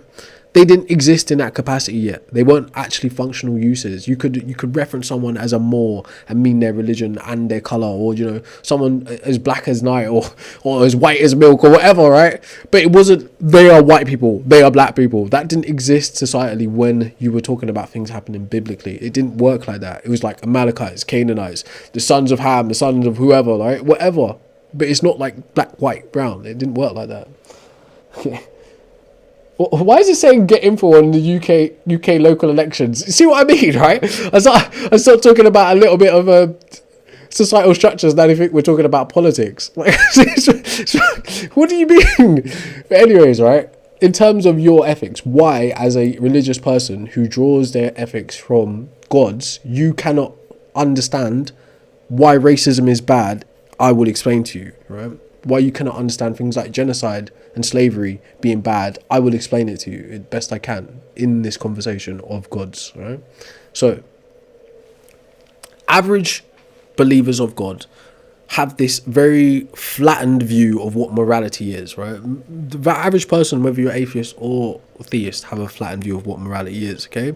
They walk around with this view of subjective morality, objective morality, right? The idea of objective morality is a subjective view, okay? Right, but that's to the side, right? The average believer thinks something like objective morality exists primarily because a God exists, and a God is a divine, or like a moral arbiter, right? So the agent that decides what is objectively good and what is objectively bad, okay? That doesn't actually exist, okay? So from that simplistic view of subjective and objective morality, there is no such thing. There is only subjective morality. Now, let's look at this in a more like uniformed sense, okay? So, what is moral by definition, or morals? A system of determining what is good and bad, or what is right and wrong, okay? What is good and what is bad is primarily what's considered a value judgment, right? So you're weighing up pros and cons of a specific thing and how you benefit or how you lose based on that specific thing, okay? But within morality, there's a study called moral philosophy, which is a field of philosophy that's got hundreds of years of study into it. Not a philosopher, by the way, just a normal guy. I want to make this perfectly clear. Some things I know a little bit about, some things I don't know anything about. But in terms of this, why you as a religious person can't understand that slavery is wrong, that racism is wrong, that genocide is wrong, is because you subscribe to a particular form of morality, which was designed to allow for those things that come out of imperialism and capitalism. All right. This is what I'm explaining to you, right? So how it relates to the guy that was being racist in the chat is because of this. He can't see it's wrong because of his framework. So, ethics, a system of frameworks or determining what is right and wrong, generally divided into normative ethics, right? Normative ethics are what one ought do in a given situation. Descriptive ethics are what is actually done in a situation. Applied ethics is when you're looking at a specific quandary or issue and trying to figure out what the best course of action is, okay? Within ethics / morality, there are various different schools of thought and systems of approaching life. Some people are like very strict and they stick to one thing and one thing only. Other people are kind of diverse or divergent and they pull from different ethical frameworks in their day-to-day life. What religion prescribes as a moral framework is defined as divine command theory. Produces a problem known as the Euthyro dilemma. Is something good because it's good, or is it good because God says it's good? Right? Ancient philosophy nonsense, right? Greeks love it. Modern Europeans don't really get it. Alright? But anyways, religion prescribes. To prescribe something is to say this is what you ought to do. Okay? Religion prescribes divine command theory. Individual religious people can be on a spectrum of different moral frameworks on any given day. So when I'm talking about this, I'm not saying all Muslims are this, all Christians are this, all Jews are this. I'm not saying that, right? I'm talking about what the actual program, which is the Abrahamic faith, prescribes. Okay? So, your average Muslim, Christian, or Jew walking around who wants to have a conversation about morality is largely unaware of what morality is, what ethics are, and what the difference is on how people operate. They think it's as simple as objective and subjective. And in their little wee minds, they think objective good, subjective bad, right? Which is ironic, okay? So let's explain this. Ethical systems found within morality. So here are a few, not exhaustive, but just like very popular, right? So you've got deontological ethics, which is duty-based. Actions are judged by whether they adhere to rules or duties, right? Specific frameworks. Kantianism it points to a guy called Kant, Immanuel Kant, right? Also smart in philosophy, also racist, right? Right? Anyways, different conversation for a different time. Consequentialist ethics, outcome based. The morality of an action is determined by its consequences. Most popularized by what's called utilitarianism, trying to get the greatest amount of good for the least amount of suffering. Okay. Virtue ethics, more like prominent in the ancient Greek world. It focuses on developing good character traits, e.g. virtues, right? I've lost my place now, rather than following specific rules. Then you've got relativism.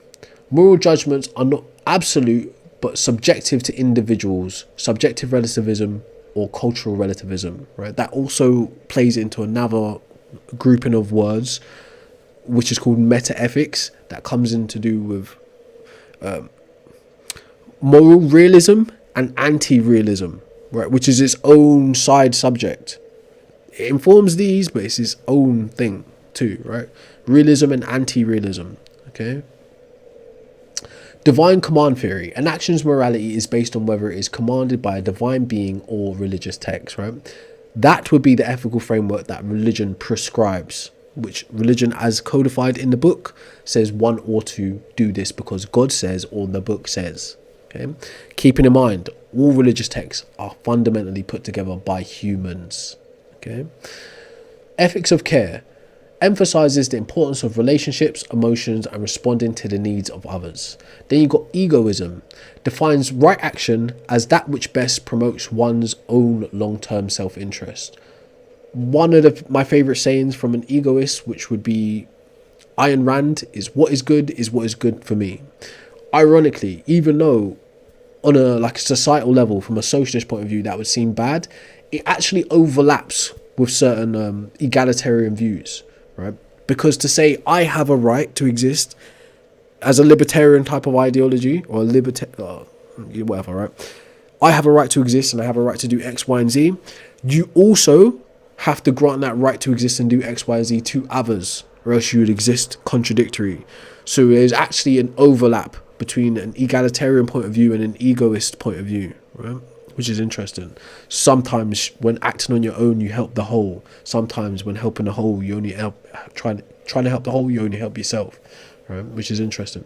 But that being said, there are your different ethical systems, right? Now, why a religious person can't understand something like genocide is wrong, something like slavery is wrong, sometimes something like racism is wrong, as to the point of this whole conversation with the person on YouTube saying the N word, okay, is this.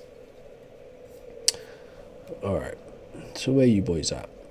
Now, divine command theory. What a religious text or a God says is good because a God says it or the religious text says it. Now, this is a direct quote from the Bible, right? This critique doesn't just exist primarily on Christians. It also exists for the Jews and the Muslims. Muslims might cry and say, but that's just in the Bible. Jews might say, that's just in the Bible. Well, actually, this is in the Old Testament, so it pertains to the Jews, right? And it pertains to the Christians, but it also pertains to the Muslims because they subscribe to the same God of Abraham. This is the God of Abraham speaking directly in the Old Testament, okay? I think it's Samuel something, right? I might be wrong. Can't remember the actual name, right? So this is God speaking under divine command theory. Now go, attack the Amalekites and totally destroy all that belongs to them. Do not spare them. Put to death men and women, children and infants, cattle and sheep, camels and donkeys. This is the God of Abraham speaking directly in the Bible, Old Testament. What is the context of this verse? The Amalekites are a group of people that exist in the Levant. The Israelites are a group of people that exist in the Levant. So they're just in like different areas of the same place, region in the world. Okay. The Amalekites and the Israelites have been having ongoing battles and conflicts for hundreds of years. What has taken place that God is telling them to go and do something about happened 400 years ago. So let me say that in a different way. 400 years ago, the Amalekites and the Israelites had a beef. Right? 400 years later, God is talking to the Israelites and telling the Israelites, go and attack the Amalekites, totally destroy all that belongs to them, do not spare them, put to death men and women, children and infants, cattle and sheep, camels and donkeys. So that's a direct command from God in the Old Testament. That is the context of the verse. Now, under divine command theory, which religion prescribes, this would be okay. It would be right because God is saying to do it and it's in a religious text. Okay?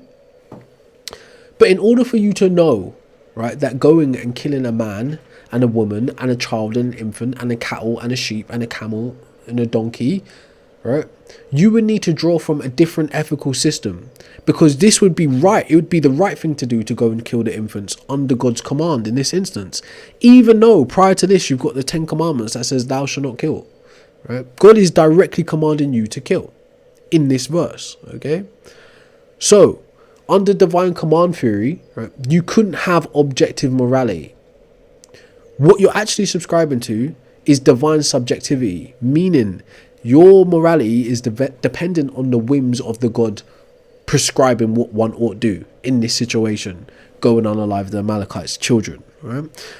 How does this relate? Right? To know that killing the Amalekites' children for something their ancestors did 400 years ago is wrong, you would have to pull from maybe ethics of care, utilitarianism, maybe even egoism, because you know some consequences might affect you in adverse ways, right?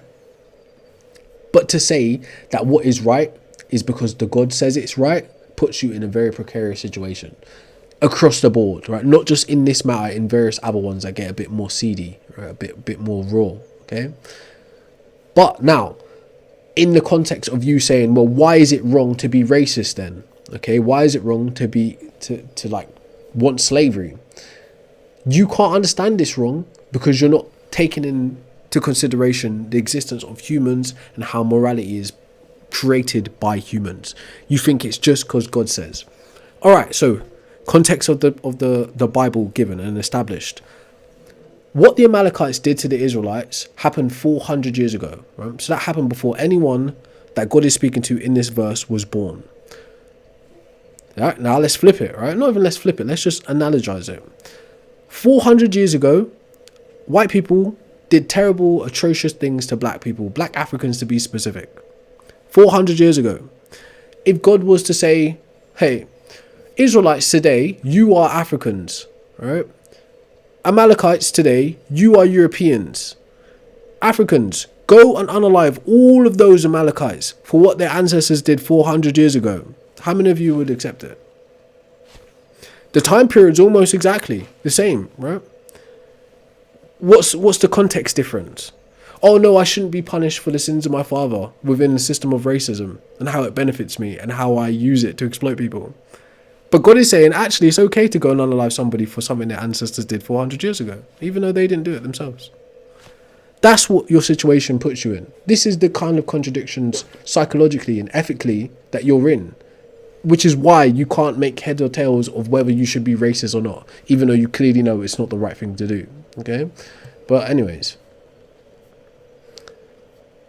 under this, right, one could say, yeah, like, racism's still happening. They did what they did 400 years ago. So maybe I should just, be like the Israelites and go and unalive them guys for what they did 400 years ago. Maybe. But shit, that being said, right, the ethical framework which religion prescribes it because it is devised under or for imperialistic means, colonialistic means. Why can you say that, right? So let's bring it back to base. Again, something I'm kind of working out how I'm going to really present it, maybe even in writing or in a video form. I don't care if you steal the idea or whatever. It's something you should consider too. you could say that the only real religions are the Abrahamic faiths. All other things that we fold into faiths like Buddhism, Hinduism, Taoism, whatever, they are more cultural practices. They're not devised to go out and evangelize. They're not devised to go out and capture lands, peoples and resources. But the Abrahamic faiths are actually devised to go out and accumulate resources and lands and peoples. What is the mechanism which allows for that? Evangelism, right? To save souls under the premise of you within the religion saving the souls of pagans or other religions, well, other religions are pagans too, right? But what does that do? That expands the empire of Christianity. That expands the empire of Judaism. That expands the empire of Islam. Okay? Now, as we just walked through, the ethical frameworks that exist within these religions allow for some terrible, atrocious things. Right? Paired the ethical frameworks with the imperialistic attitude towards we are the clean, you're the dirty, we're the saved, you're the sinners, you allow for some terrible things to go down. Not just allow, you actually prescribe it. That we should go over there and, participate in Zionism. We should go over there and, participate in slavery. We should exploit them because we're a master race and they're not, right? The religion is the software installed in the hardware, which is your fleshy existence, that allows for stuff like that, which allows to build off a political ideology, allows to build off an economical ideology, right? That baselining thing, what gives one moral licensing to act, is your views on God and religion. So it's all full circle. The reason a kid in a chat is calling me NIGGER is because the society of which he lives in and the culture he comes from produces his ideology, which produces his racial views. Okay? There is a foundation for all of that for a reason. Okay? But if I should go over to your side and say, okay, all of these things are happening. Okay? You did this. Your ancestors did this 400 years ago. In the Bible, it says it's okay to take retribution for something that took place 400 years ago. Could I then justify a tea attack via that? Yes. Right? Do people do that? Yes. Right? Not necessarily black people, because black people don't really get involved with teaism like that. I wonder why. Right? Our actual societal configuration or organization framework in Africa traditionally is socialism. We function together well. Right? Historically, if you go and study different cultures across Africa, they function in socialism primarily. That's their default. If you read a book called Conscientism by Kwame Nkrumah, he's positing to find a way, right, to mix Western ideology, which would be Christianity, Islamic ideology, right, and traditional African ideology, which would have been conscientism. Because socialism is the traditional backbone of what Africa is. Not imperialism, not capitalism. Not let me go over there, take that land and enslave those people. No, let's work together communally to produce what we need to sustain ourselves. That is the primary mindset of African people.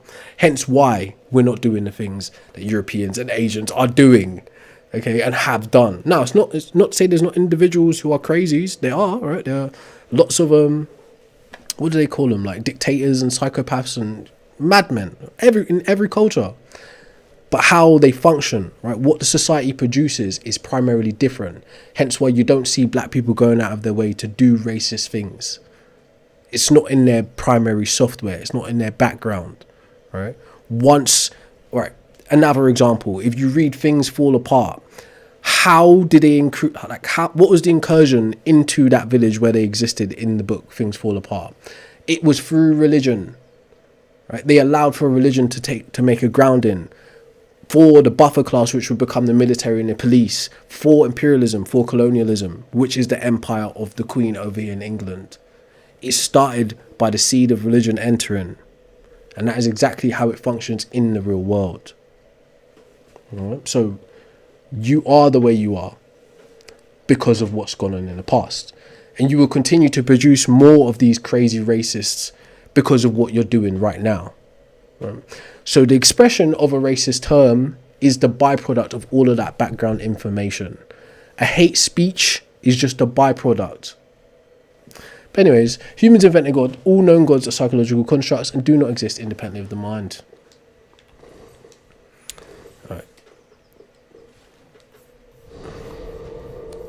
But if you think you got some evidence for God, feel free to present it, bro.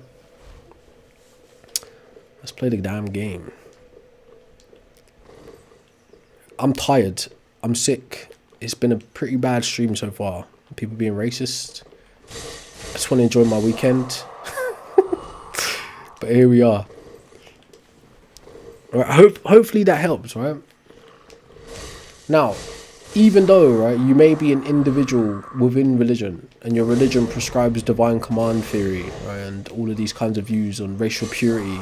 Again, another example of this, right? Did you know the KKK, the Ku Klux Klan, which is a terrorist organization in America, is primarily a Christian organization? Their justifications for their acts come from the Bible. Like, you can go and watch one of the Grand Masters explain this, right, very clearly.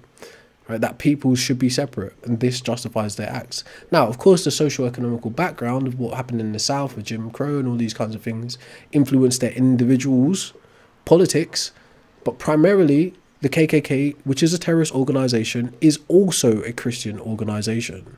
Okay? Forgot what I was going to tell you, but yeah.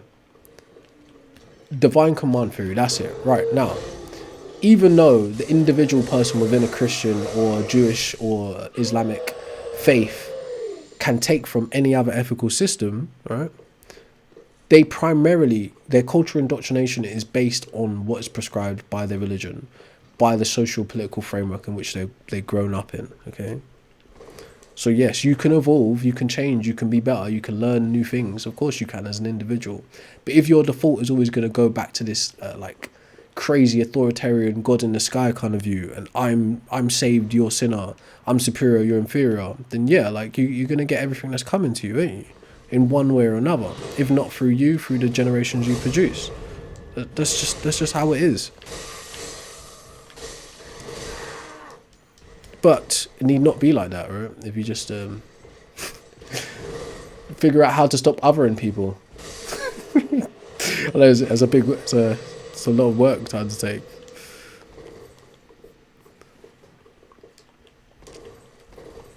You know, again, another thing is what you're putting to James B, right? Is that othering is another thing that is inherently produced by monotheism, right? Monotheism is actually the most unharmonic, or disharmonious. I don't know what the right word is, right? It's the least harmonious system or configurations of gods.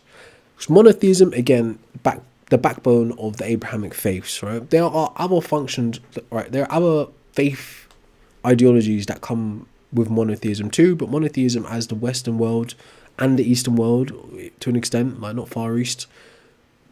The monotheism that they know about comes from the Abrahamic faiths, which is put together in the 6th century BCE by the Israelites meeting back up with the Zoroastrianists after exile.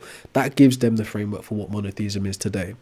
One God with an opposing force, right? E.g. the devil, okay? That is what is the configuration of monotheism today. But monotheism as it stands, how it relates to that imperialistic vehicle, which are the Abrahamic faiths, to expand the empire, is this. If we are to say there is only one God, and that one God just happens to like my culture and my people and my language exclusively, we have othered everyone else instantaneously. Okay? So wherever we go, right, we now have to give ourselves moral licensing to do whatever is necessary to perpetuate our views, our world, right, our religion, which is what you're seeing play out. Okay? So monotheism is the least harmonious framework of all of those types of gods. So God configurations or religions. So it does create an otherness instantaneously. Okay? It literally creates otherness. It says, we are saved, you are sinners. We're God's chosen, you are not. We will spare you if you follow our law. We will spare you if you join our ideology. But if not, we are willing to go to spiritual warfare or physical warfare via crusades. It's the same thing as imperialism. It's the same thing as saying, actually, like every country that you've ever heard of is established by military. You cannot start a country without a military. No? The military is the foundation of every single country. And off the military, you build up the political class, which establish control and systems through language. But the military establish control of territory, which is land, resources, inhabitants. Okay, Christianity, Islam, and Judaism function in the same way. Okay, the military being the bodies of the believers. If you don't accept it ideologically, the next thing is physical confrontation, which is warfare. Okay, but you don't get it, right? You can't establish. All right, from a Christian's point of view, Christians want a safe haven where it's safe to be Christian and have Christian values and raise Christian families. Same thing for Jews, same thing for Muslims. From a Christian's point of view, it's imperative that we establish a safe zone to do that. So let's say we're not going to take no one's land to start off with. We're just going to find a nice little space in the jungle and just clear all the trees and start our little colony there, or a commune there. Over time, our resources are going to dwindle, but our population is going to grow. So we're going to need to expand our territory as our little safe commune, because we just want Christians to be safe and free and happy. We just want Jews to be safe and free and happy. We want Muslims to be safe and free and happy, right? And then we're going to expand, because we need more resources, we need more land. And actually, people are going to marry in, and we're going to explore other cultures' territories. And before you know it, we're setting up an actual territory in order to keep that initial safe Christian family, or that safe Jewish family, or that safe Muslim family. We have to be able to defend that. In the same way, you have to establish a country through military. You have to establish some kind of force to keep safe your territory and your resources on your compound. All right? The Christian ideology, the Islamic ideology, the Judaic ideology entails that same expansion of that empire. The moral licensing comes from, but we're just good people doing the Lord's work. We're just trying to keep our little ideology safe from the bad people, the other. So by creating the other and trying to keep our little group safe, we start to incur or cause incursion on other people's lands, other people's resources. And when we meet and a group of people say, no, we're not letting you come onto our land, or no, we're not going to give you our resources, or no, we're not going to join your ideology, the next thing is conflict. Right? It might start as economic conflict. This guy's decided to build a wall around the well, which feeds the whole village. This guy set up a dam so the water doesn't come down anymore. This guy's chopping our trees down so we can't get any firewood or whatever. Any number of scenarios, it goes from that environmental thing to an actual conflict. Because in order to establish a place, to control a territory, you need arms. Right? To perpetuate an ideology, you need people. Right?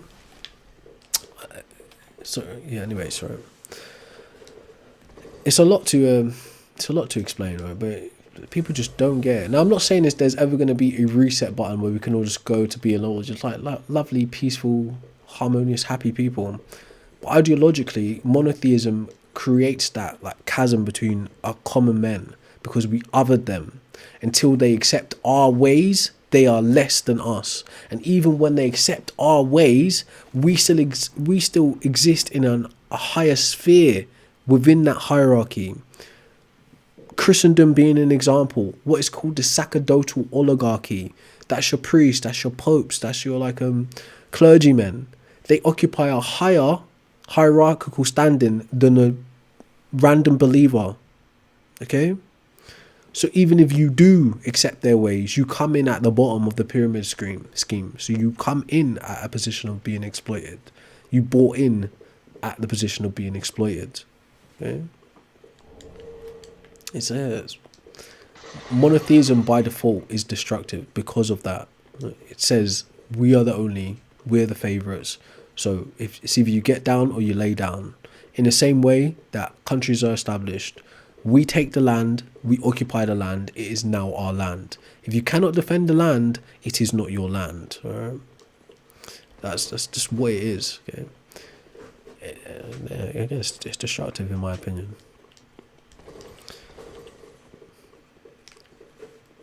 No, it's not even close to a misrepresentation, all right? So if you think about it from a historical point of view, when does Christianity get codified? It gets codified after the alleged demise of the guy called Jesus, within like a century's period. And who is occupying that region of the world at the time? The Roman Empire. Who decides to codify all these various different groups of Christians running around? The Roman Empire. Okay? Why does the Roman Empire take on a Christian ideology? Because it's a vehicle for the Roman Empire. Right? The Caesar at the time did not have to believe Jesus existed or was God in order to make use of Christianity. It favored their politics of the day. Right? How can we consolidate power? How can we break down all of these various different myths into one thing? How can we centralize power through a religious belief? The Roman world had a pantheon prior to that. It had polytheism. Within the Roman Empire, you had Anglos, you had Celts, you had Romans, you had Phoenicians, you had Greeks, you had Africans, you had Syrians, right? You had Jews, all in the Roman Empire functioning as this moving thing, warring with various other states in the world. So how do you centralize that power if you've got a bunch of people running around being ideologically problematic? First, the Roman Empire bans all religions. Then it takes on Christianity to codify it and be the head of it, which produces the Vatican later. Right? How long did Italy have to fight to gain back territory? The Vatican still is a little city that's his own country, because the sacerdotal oligarchy wouldn't give up that power. And all of those abuses by the sacerdotal oligarchy through Christendom, European history, forced the Reformation periods of Protestant and Catholicism, the Lollards. Right? Why did that happen? Because the sacerdotal oligarchy of the Roman Empire via the Vatican was abusing power all over Europe. And people were on their own land saying, no, we've had enough of this. We'll keep the ideology, but we're going to teach the ideology different from the Romans. That's how that shit happened. Okay? So by default, the monotheistic view is always about centralizing power. Hence why it's so close to authoritarianism. Hence why, in order to spread Christianity, Islam and Judaism, they always had to cozy up to monarchy and aristocracy, monarchy and the mercantile class. Because if you convert the people at the tops of these social hierarchies, by default you convert their workers and their subjects. Right? You get the lord, you get his peasants and his serfs. You get the king, you get his his peoples in his kingdom. Right? That's how it works. It was, yes, the individual Christian, the individual Muslim, the individual Jew could be peaceful and take the best parts of the religion and, add to their community, add to their life, right? Even use it as a sort of what's called liberation theology. But primarily how they function as institutions are always and always have been devised to be imperialistic vehicles to expand and establish empire. Right?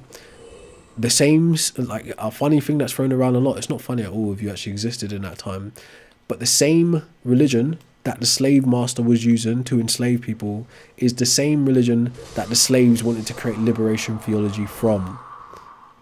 Right? So it's not funny in real world practice how it actually goes down. Right? So yeah, the individual always loves to think of themselves as not part of the whole. And that is the problem. But anywho's, you don't want to know about that. You just want to know about pie in the sky, don't you? Well, you ain't going to get no afters, bro, till you finish your dinner. No one chose. Again, what a fool, bro. What a fool.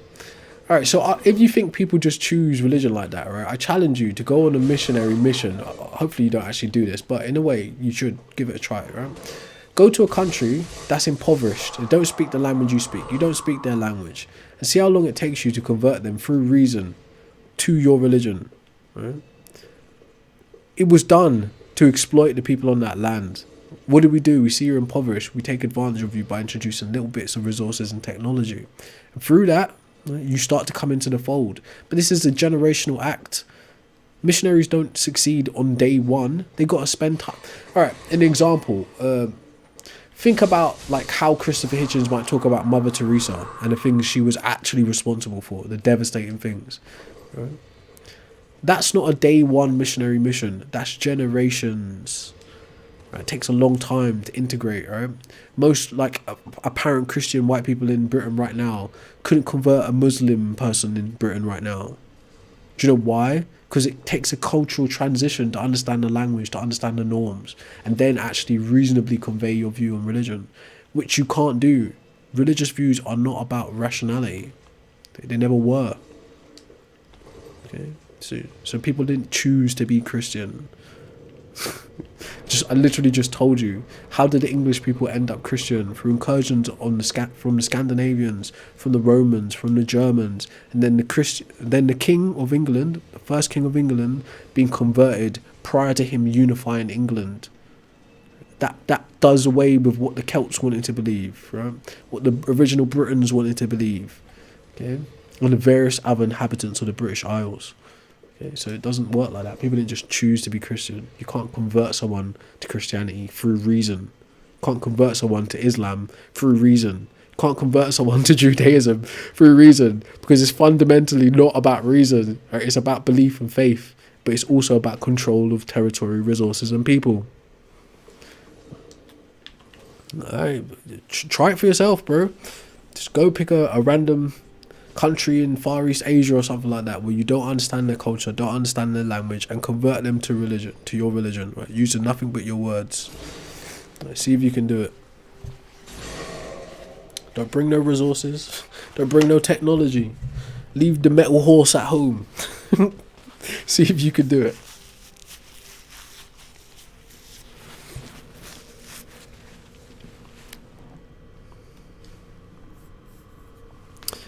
Look at religion through eyes that aren't worldly. That's what I'm talking about. That's the schism. You've created a separate world for your mind to exist in. There is only one world. There's only one frame of reference to operate from, which is a human frame of reference. There isn't an outside, right? There isn't an outside of the universe to observe the universe from. In the same way, this is the religious schism created in your mind. There is one world. Right? There's one perspective that is human. That's what I'm talking about, the deeper psychology of what you're involved in. You don't even realise it.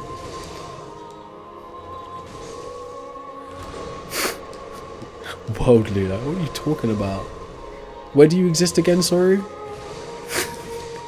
What the fuck are you talking about? You guys have been brainwashed.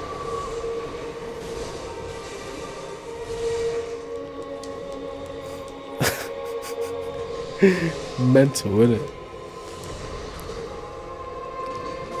Squaw!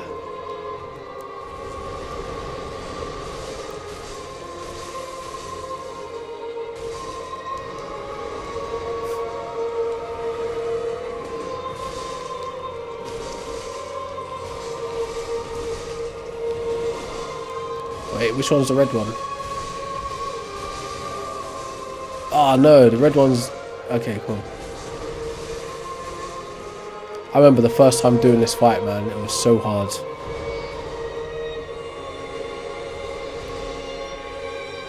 Stuff like that, right?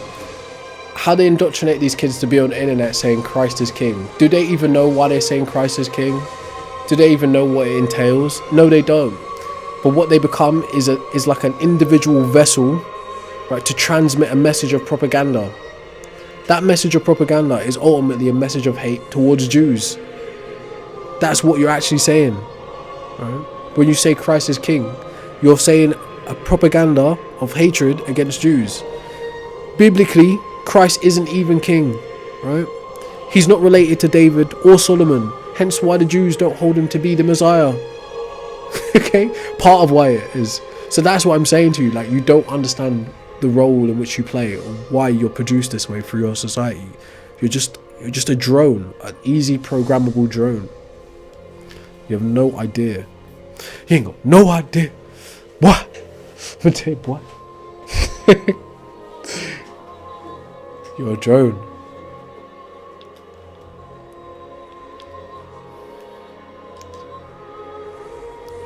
Anyways. Oh, I forgot he does phase 2. Yeah, I'm cooked.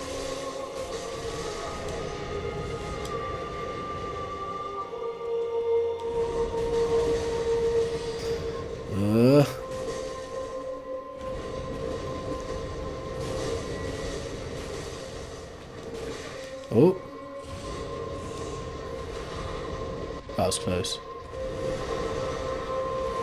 Oh, I forgot about that.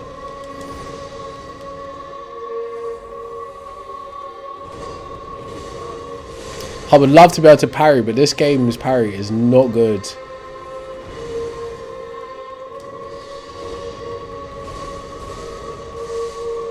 There you go, boy.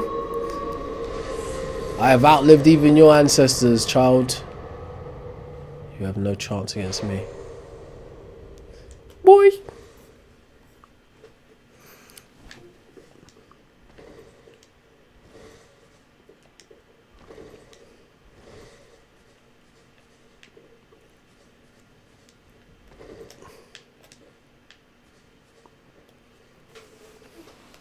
Of course, I don't know if we'll ever be able to figure out reality. And again, that's the interesting thing, right? We're all operating from a human experience. Apparently, we're all having subjective, individual human experiences, trying to make sense of like an almost infinitely vast reality. There is no other frame of reference for us to look at things from. So, from our perspective, if we look at the past, we notice that we're on an evolutionary trajectory. Every human is just adding one brick to the wall, to the stairs. The best we could individually hope to do is offer something substantial to that human development or to that spirit of progress, right? But to say an individual great mind will ever have a singular understanding of the universe or reality itself is quite unlikely. So we all exist based on the cumulative knowledge of our ancestors and our past, right?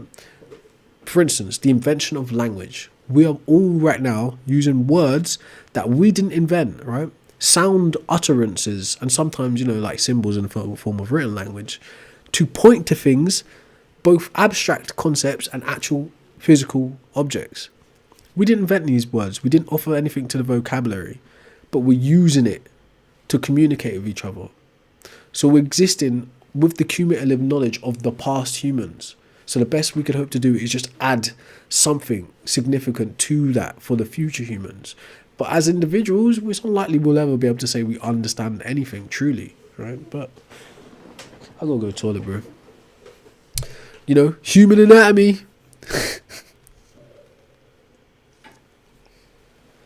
Right. What's that guy spamming in my chair? Be right back.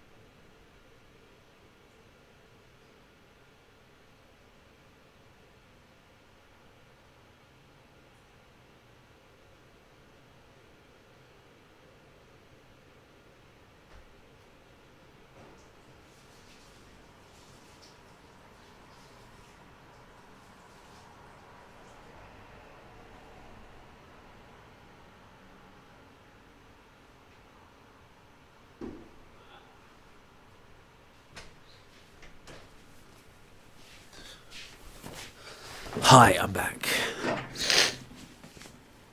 So what's the word?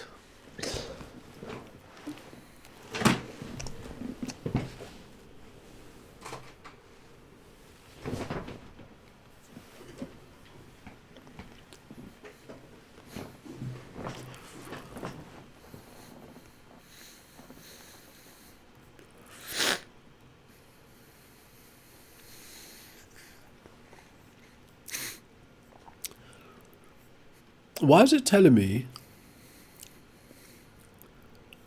Bro, it's like literally telling me, they think this is like a politics stream, bro. It says get info on the UK local elections. Yeah, what would even make you think I was talking about anything like that?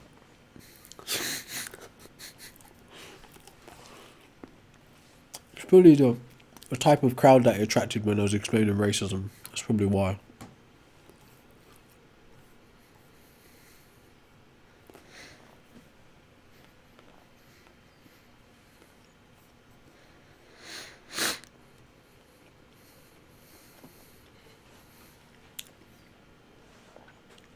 No, something that already exists wouldn't be invented. It could be innovated. You can, like, it's already invented.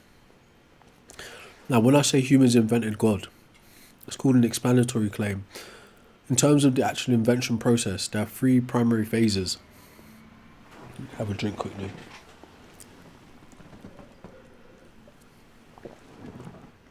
The first phase is humans assigning agency to observational things, e.g. elemental things, earth, wind, water, fire, in forms of nature like hurricanes, storms, earthquakes, volcanic eruptions, tsunamis, and then celestial things, things that take place off of the planet.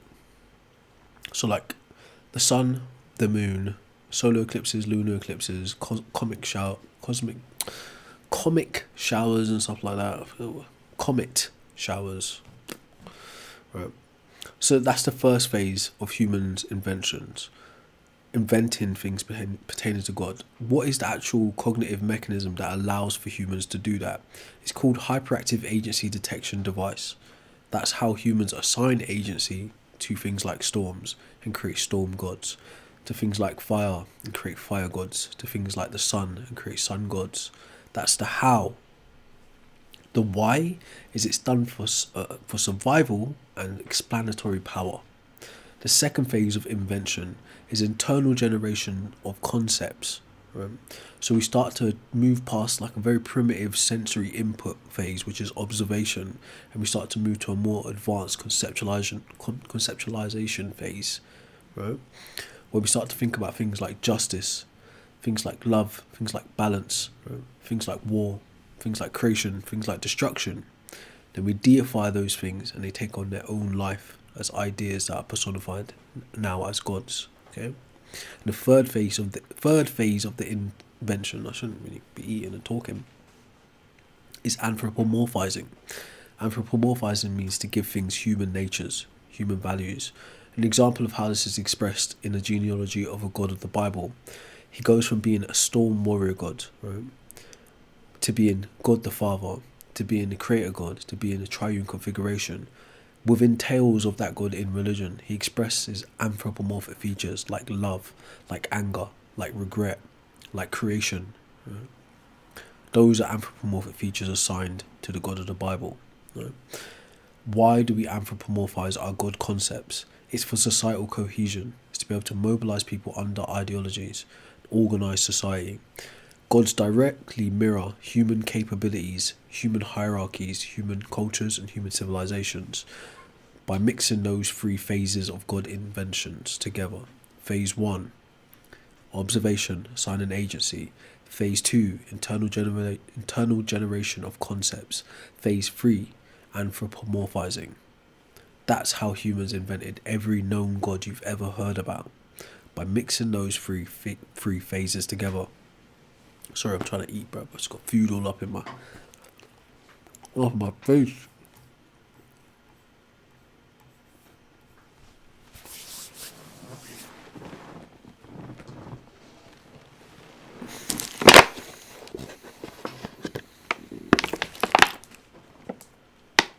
Jesus, as spoken about in the New Testament, is the culmination of various different other myths coming from different cultures in the Roman Empire.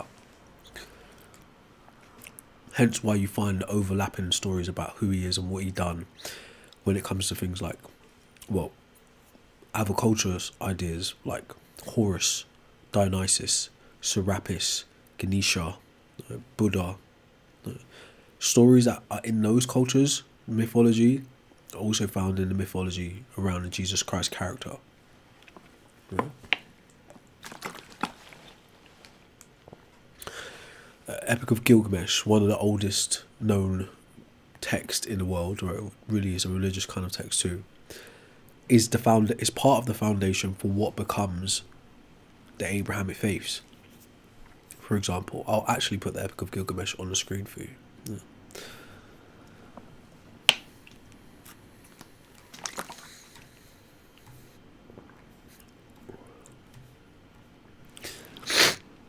So this little tablet here is known as the Epic of Gilgamesh.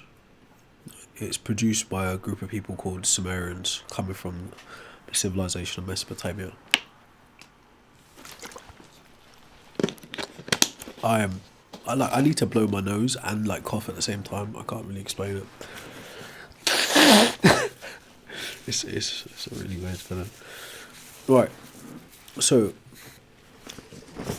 Mesopotamians are the ancestors of the Israelites who become the Jews, who become the foundation for Christianity. Right? This is the region of the world in which they occupy. It's called the Levant. It's now where you currently know to be Jerusalem and stuff like that. It's like the meeting of Europe, Africa and Asia. There's a better picture. There's a better one than that even.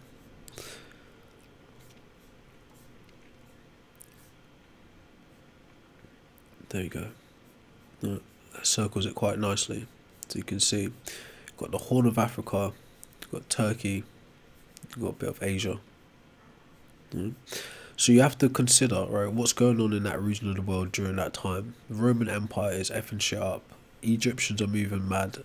The Greeks are moving mad, and the Hebrews are moving mad. You've got the Persian Empire moving mad as well. The Phoenicians and them.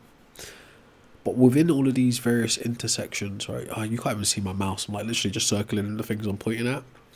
You've got people co-inhabiting the same kind of like communities and trading with each other, passing on stories, information, tools, technology, going to war, etc. It's like crazy heavy cultural exchange for that period of history. So within the Roman Empire, there are people from all different places in this region. Within the Egyptian Empire, there are people from all these different regions. Within the Mesopotamian, well, the remnants of the Mesopotamian Empire, it's people from all these different regions. Just like today, you go to like a metropolitan city, you will see people from all over the place moving about, sharing ideas, sharing food, sharing culture, sharing text, sharing like important tools like mathematics, linguistics, stuff like that, sciences. It was happening back then too. This wasn't a completely isolated world where people just lived on their place and never saw anyone else.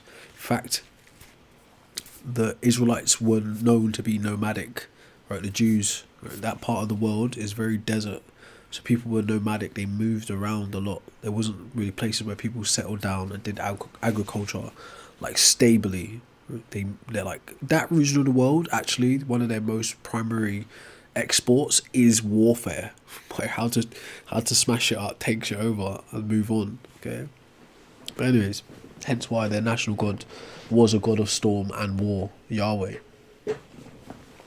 What was I saying anyways? Yeah, so the Sumerians or the Mesopotamians are the ancestors of the Israelites, the Babylonians, the Amalekites, Canaanites, etc. The people from that region of the world, right? Modern day Iraq, modern day like Iran and those kinds of places, Jerusalem. I'm not quite sure how far the Mesopotamian Empire spanned, but it's in this region of the world, right? And biblically, right, they laid a foundation for what is found in Genesis, or what's found in the Old Testament, e.g. Torah. What you're looking at is what's known to be the creationist tablet. That's their culture that produced this, and this story is passed down to Babylonians, passed down to Mesopotamians, sets the footwork for what's going to be in Genesis. Like, if you just look at it from a cultural perspective, it's really just passing on stories of your ancestors. We do it all over the world in different ways, right? From an anthropology point of view, people do this. So sometimes a story isn't just like, oh, they're just telling a cool story of how the moon comes about. Keeping that story alive is essential to keeping the culture of their ancestors and their haplogroup actually alive, and not just like assimilating in some other like faceless, shapeless mass. It's imperative. It's imperative that people do these things. But that simple cultural passing on of information transforms into the vehicles that become religions, right, which transcend the Levant, right, through the Roman Empire. This tablet is known to be the Ark tablet. I'm not actually sure if the Ark and the Creationist tablet are similar or the same thing. I'm not sure. But this lays the foundation for the story that becomes Noah's Ark and the Great Flood. So it's produced like 2,000 years before like the Torah and all of that stuff. It's Mesopotamian civilization that sets the foundation for all of this from an Abrahamic framework, right? From that view. Then the Israelites and the Jews, they have their experiences in the Levant, the alleged exile to Egypt and back. Right? Again, these are the best way to look at all of this is that these are cultural stories, or like a not law or myth. You could say there's a word for it, but there's not actually proof that these things did occur. Now, some things like Jericho and like the Babel, like all those things, there may be geographical facts about these things and events. But in terms of there being evidence of Moses existing, there isn't any.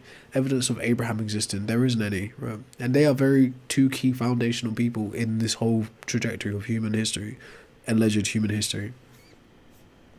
So if you just look at it from a point of view of, all right, they're just telling us about their stories from their ancestors, it makes way more sense than actually thinking chronologically this happened, then that happened, then this person existed. No, right? Because there isn't actually evidence to support that. You know? It builds up a world in the framework of religion. I was actually showing stuff on the screen. You guys, I keep telling you, right? You need to come to my main channel. The main channel is where I'm showing the screenshots. Right, that is the evidence I'm supporting my claims with. Right. You can't see it. Don't whine if you don't want to do the work. Right, you ain't gonna see it on that channel. It's just how it is right now.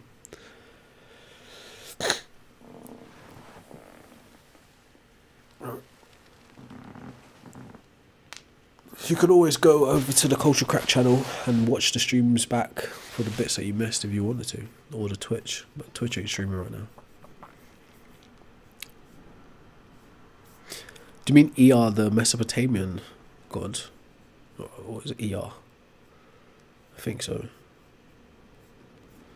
But anyways, no. I've only seen these people's names. I don't actually know deep lore about them. And truth be told, I'm not even that interested in them. Truth be told, but I've only seen some of their names like Enki, Inanna, Ishtar, Enlil, Anu. I'm not sure which time periods each one of them slot into, but I've only ever heard their names or read them. No, I've known. Look, right. From my point of view, the use of the word pagan is a derogatory term. The idea of pagan was devised as another tool for othering people. Under Christendom, also used in the Islamic world, like the word goyim is used in the Judaic world. It's a derogatory term used to other people. To say they are pagan is to say they're just not Christian. Pagan could entail they have indigenous practices, they're witches, or they're Muslims, or they're Hindus, or they're Sikhs. Pagan is a derogatory term. That's how it was devised. It's to flatten people, to dehumanize them. I'm not trying to say that Yahweh is a pagan god. From my perspective, that doesn't even make sense to say. The Israelites existed in a world that was henotheistic. Right? Yahweh was a storm warrior god. That was their national god of that tribe of Israel at that time.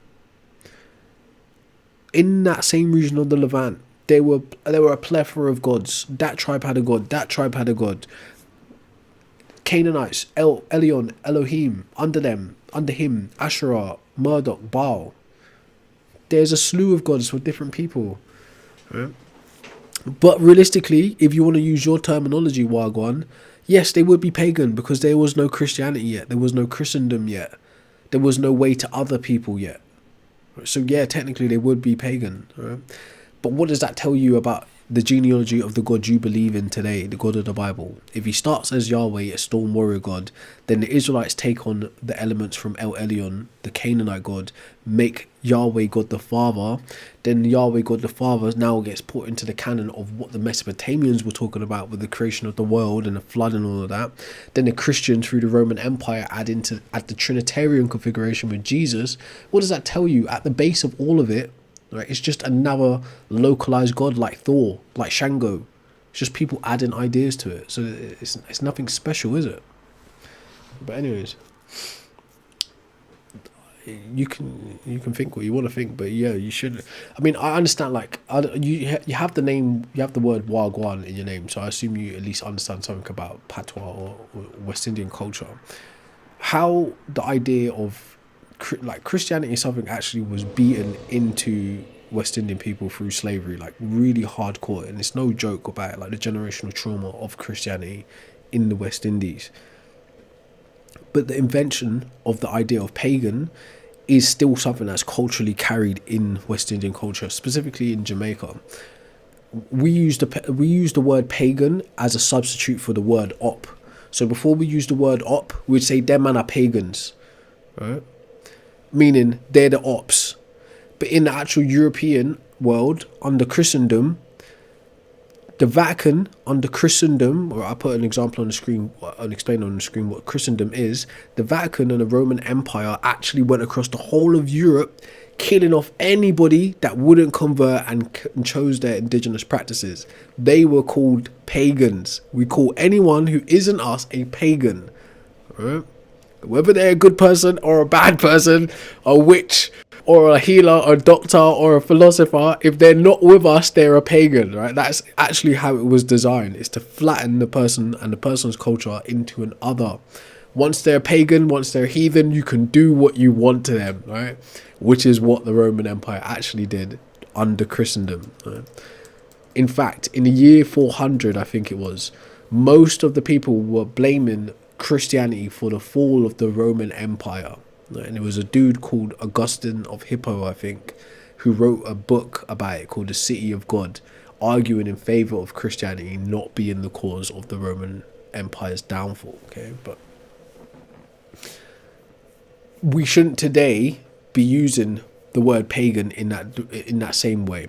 Ironically, just like how the N word has been taken by black people and transfigured or transformed into a term that we use culturally, right? So has the word pagan. You will now find people who practice their Norse mythology calling themselves Norse pagans, or people who practice their Celtic indigenous practices or Celtic indigenous practices calling themselves Celtic pagans, right? So they've taken that like derogatory term and they've started to use it internally.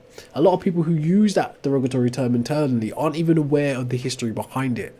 Right, all the bloodshed, all of the books burned, all of the village rampaged, like ravished, and all of the things happening under the use of the word pagan. It's like all of the bad things that happen under the use of the word nigger, right? That's the fucking history of the people that you're dealing with here, right? So although in the West Indies, culturally, we use the word pagan as the word op, we should stop doing that. We should stop doing that, right? Anyways.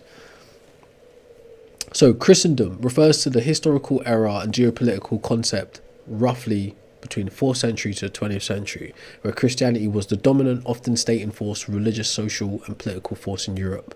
It signifies the union of church and state, creating a unified Christian culture, distinct from the broader global Christian community. What is that saying, right? Under Christendom, right, it's not entirely separate from Christianity. Christians suffered, Muslims suffered, Jews suffered, non-religious people suffered, indigenous people all over the Europes, all over the Asias, all over the Africas suffered under Christendom. Christendom brings forward stuff like the Papal Bull and Doctrine of Discovery, okay? What is the Papal Bull and the Doctrine of Discovery, right? Let's see if we can get you an actual picture. Basically, in simple terms, the Doctrine of Discovery was a document that was sanctioned by the Pope for people to go over into the New World, which would become the Americas, and unalive anybody who wouldn't convert and seize their land for God. Right? As I told you earlier, the Abrahamic faiths are primarily imperialistic vehicles. The same thing happened in the Jewish world. The same thing happened in the Muslim world. Okay. So imagine that. The Pope. The Pope belongs to what's called the sacerdotal oligarchy. Even today. An oligarchy is like the pooling of power and resources to a small group of people. Sacerdotal pertains to like your clergy classmen on the various roles that pertain to church.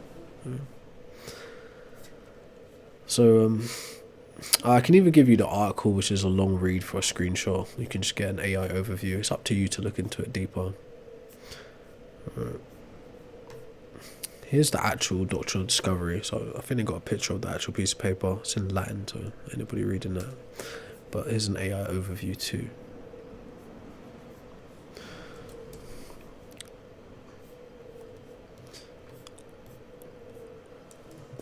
I also hate when people use the word justification instead of rationalization.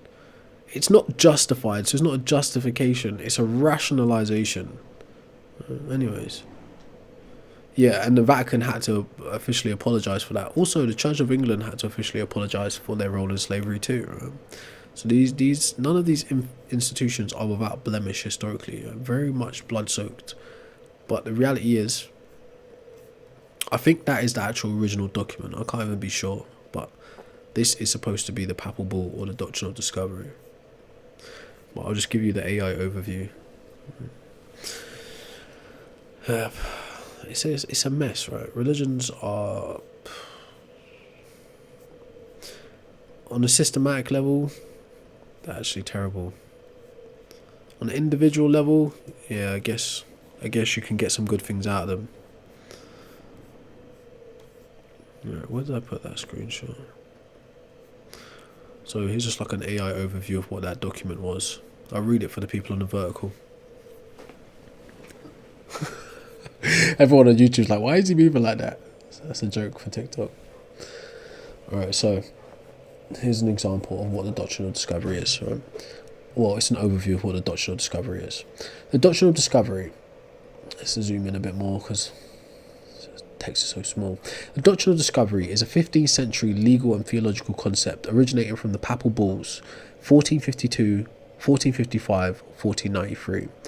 That authorized European Christians to seize non-Christian lands, enslave inhabitants, and justify colonialism, rationalize colonialism. Right? It served as a foundation for colonial expansion, and despite recent Vatican repudiation, continues to influence indigenous dispossession and land rights through its integration into Western law, notably in Canada and the US. Right? Someone on the chat told me about some return of land laws that are happening in Canada a while back for the indigenous people. Interesting stuff. But yes, all right, like if you guys thought I was just ranting earlier on saying how Christianity is an imperialistic vehicle, so is Judaism, so is Islam, like you can just watch what Zionism is achieving right now. You can watch what the Islamic State is achieving right now, and you can read about and kind of view what Christianity has achieved in the past. Right? It's this. It's literally this. I'll read it again. What is the Doctrine of Discovery? The Doctrine of Discovery is a 15th century legal and theological concept originating from the Papal Bulls. That's P-A-P-A-L, Bulls, like Chicago Bulls, right? 1452 to 1455, 1493, right? It's all three, sorry. There's a comma. So the Papal Bull is the Doctrine of Discovery is a 15th century legal theological concept originating from the Papal Bulls that authorized European Christians to seize non-Christian lands, enslave inhabitants, and rationalize colonization. It served as a foundation for colonial expansion, and despite recent Vatican repudiation is literally just saying, oh, like, that was bad kind of thing, right? We're kind of sorry we did that, but like not really taking responsibility, right? Sorry, not sorry kind of thing, right? Continues to influence indigenous dispositions and land rights through its integration into Western law, notably in Canada. So the core components and origins, right, apparently. Papal Bull, key documents include the I can't read that, it's like Latin caetera, Caetera, right, 1493, issued by Pope Alexander, Roman Catholic number, like Roman numeral, I don't know, right? Granted Spain and Portugal rights to lands discovered during their maritime expansion. That's right, I never paid attention to Roman numbers, not in like primary school, junior school, ever, right? They tried to teach it to us, I was like, nah, right, this doesn't make sense. Anyways, hence why it's an outdated system of maths, right? Justification, right, or rationalization. The doctrine was used to legitimize the seizure of land from non-Christian indigenous populations, arguing they lacked land title and required conversion to Christianity. It's way deeper than that. So who is responsible? I think, if I remember correctly, it might be Spain or Portugal who were the primary vehicles of this. But France played a part, England played a part, Spain, Italy, kind of, Portugal, right, and the Dutch, I think, right, they all played a part in this, right? But yes, it's fucked, right? Excuse my language, right? It's, see, like I said earlier on, reasons, how did we get here? Because we were talking about the fact that how Jamaicans and West Indian people, we use the word pagan in the same way like we use the word op today, right? The idea of pagan comes from that flattening of other cultures. So during something like the Papal Bull, during something like the Doctrine of Discovery, I say we, in context, it was okay to go over there to the New World and like demolish those pagans because they're not us. They're not going to convert, so that means they have no rights to land. And all land is God's land. And who are like the primary benefactors of God on earth? Christians or Jews or Muslims, you know. That's what it produces, okay? So when we're using the word pagan, we need to consider the like historical context of it. Right? Just in the same way if we was using the N-word or goyim, right? We need to understand the context of it. It's done to other, and then through the process of othering people, dehumanizing them, okay, on the way to make way for, you know, the gain of Europeans fundamentally.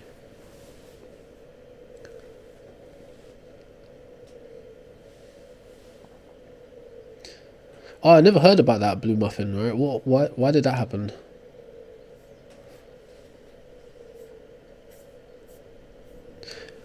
And I also think, right, in terms of like a historical point of view, or just like a somewhat historical point of view, we gotta give it to East Asia, like China. China is one of the oldest civilizations on the planet, right? And even though China also suffered colonialism, wherever the Abrahamic faiths have made incursions into like China's setup, they've always fought back. Now there's crazy problems in China. Don't get me wrong. Right? I can't idolize another country that I've never lived in. I have no idea what it's really like to live there.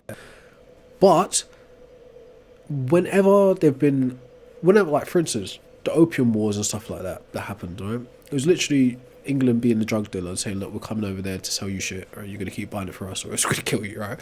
And then the issues with Japan, etc. Christianity has also made some inroads into China, right, historically. But China was so deep and steeped in their own cultures and traditions, it couldn't fully take hold. Hence why they've got so many issues surrounding China, like the Tibetan issues, the Islam issues, like all of these things, because China primarily fights back with its culture, with its history. It's like, no, because we know our history, because we track our history, you can't play us in the same way you can play that country or that region or that region. We're older than you, right? We outlive your ancestors, kind of thing, right? Christianity in a lot of the Far East places, Christianity, Islam and Judaism, a lot of them had to function as underground things, right? And those underground things primarily move towards the most fundamentalist ideologies. What's up, Grav? That are like that can potentially become extremists, right? Hence, that is the other problem with tackling religious ideologies. If you don't go about it in the right way and you push them underground, you turn them into extremists, right? So if you like, for instance, like China said, we don't want this here, right? there's only so many ways you can go about doing that in a nice way before you do get into that crazy authoritarian, right? We're disappearing people. We're not allowing this. We're not allowing that, right? There's only so many ways you can do that. Okay. So where we are today, from like a Western perspective, you can't like dig out can't dig out these faiths from the like deep entrenchment they have within the landmass anymore. But China has been able to successfully achieve that a lot of the times, right? Through some extreme measures themselves, though. Make no mistake, they definitely got some extreme measures themselves, things that would be considered in breach of human rights. But they've definitely always fought back against European or Judeo-Christian imperialism and Islamic imperialism, which is a lesson you can learn from them. How they've done it as well is primarily by keeping their history and their culture intact. Yeah.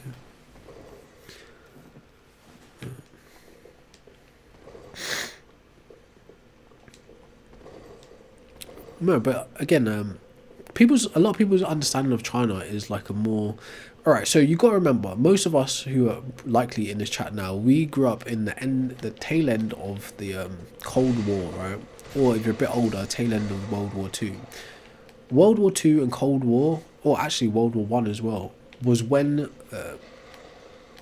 we primarily discovered the power of propaganda and how most warfare is fought through communication psychologically first. Now, the idea of war being fought psychologically first is ancient. It always has been. The majority of warfare is psychological. Very little is physical. In fact, they've measured it. Like when they put a bunch of soldiers on the field with guns, they won't actually shoot at the enemies directly. They'll do everything to avoid actually shooting at the enemy. So bullets will just fly all over the place. What's up, what? What's up, what? I see you. Nicole, sorry. I see you. Right, so majority of war is actually psychological.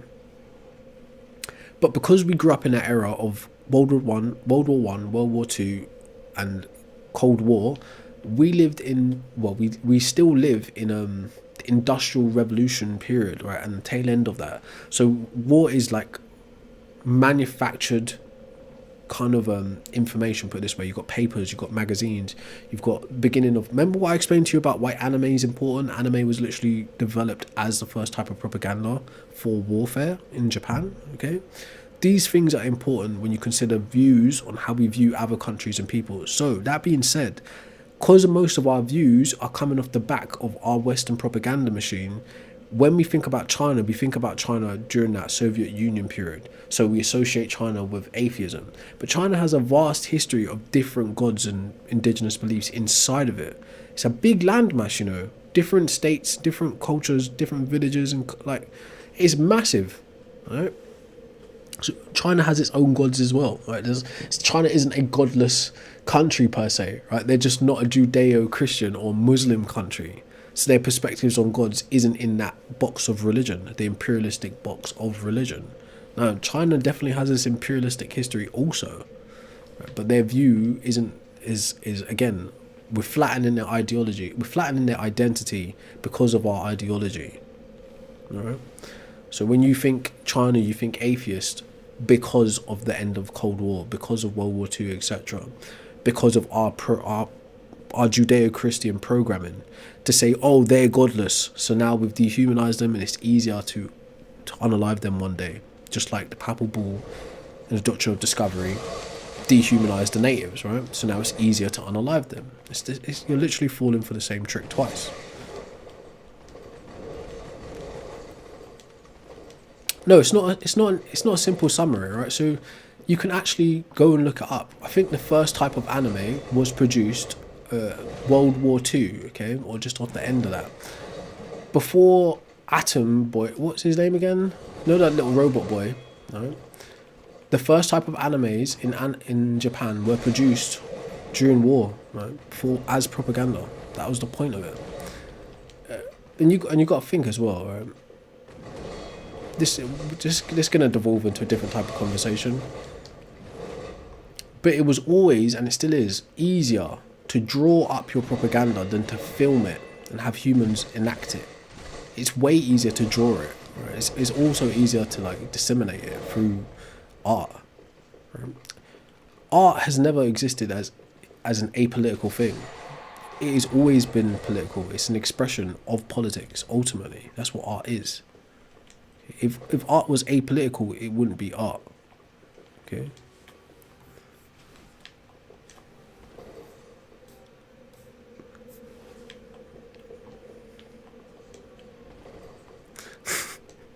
No, my build in Dark Souls shows you that I can't really be bothered for all the little extra stuffs. I'll have you know, this is my second run, by the way, and I made it through wearing exactly what I'm wearing right now. So, touche. But yeah, so who cares about all that kind of stuff?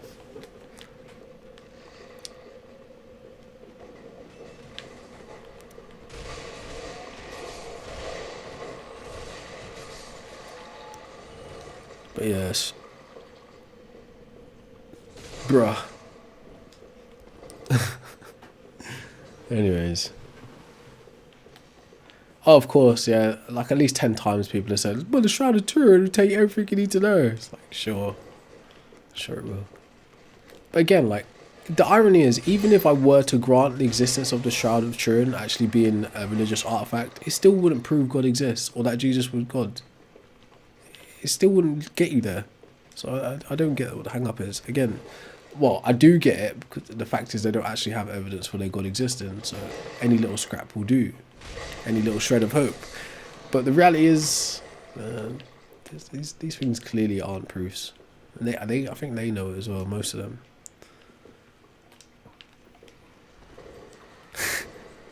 Yeah, well, I think the most, I think what they said the most interesting thing about the Shroud of Turin is actually the cloth that it's on, not necessarily the stuff on it itself. Right? Yeah, hope in what manner, in what way? What's up, bro? Virtually all historians. What are you talking about? Are you talking to me? Can't be. No, I can't parry in this game, bro. There's a delay, right? There's a visual delay from when I'm playing, right? And I'm crap on this one. Now, other Souls games, you're good, but this one just doesn't seem to be my forte for the parries, unfortunately. Oh, to me, I'm hitting the parry perfect, but it will just turn into like a somewhat block that gives me damage. So it's just a waste of time.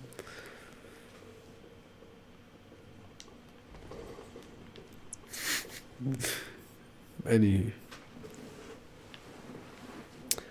Back to the main topic, right?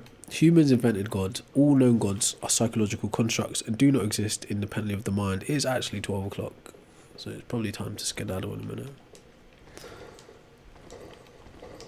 If you think God actually exists, feel free. Well, when I say actually exists, I mean independently of us. Right? Feel free to give some evidence of that.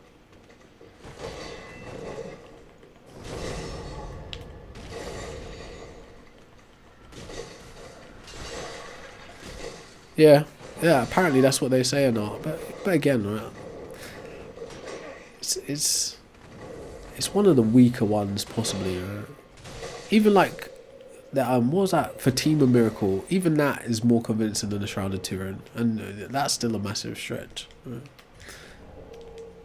All of these things to me are pointless.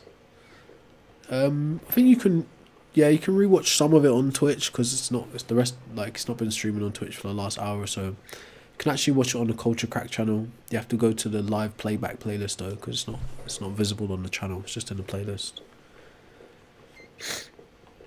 No offense. Why do you think Restore Britain is a thing?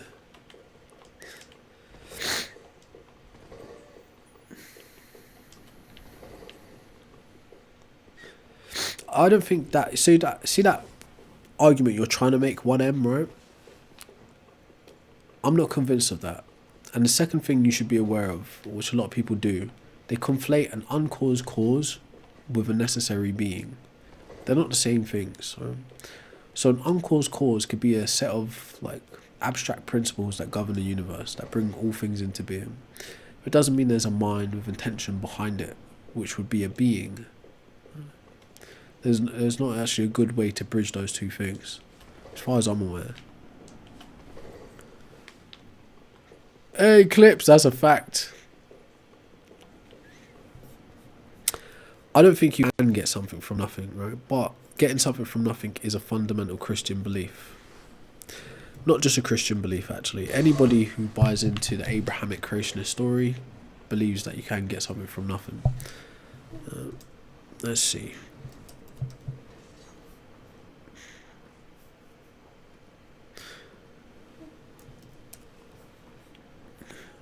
Me, again, I've tried to explain this to people on a number of times. Nothing is literally just a linguistic invention. There is no such thing as nothing. When someone says nothing, they're talking about the negation of specific things. So you know that when you see like very lukewarm Christians asking the question, why something instead of nothing, right? They don't actually understand that there is only some things and there's always only been some things. In simple terms, there is no such thing as nothing. But to the point, right? Creatio ex nihilo, Latin for creation out of nothing, is the foundational Christian doctrine that God created the universe, including all matter, energy, and time and space, from absolute nothingness, rather than shaping pre-existing material. Okay, so what does that tell you? The creationist myth is fundamentally the belief that something can come from nothing. And then when you ask them further, actually, who creates God? They'll go as far as to say, oh, nobody. God is self-created. He created himself, right? All these kinds of things that are logically inconsistent. So I don't know what to tell you there.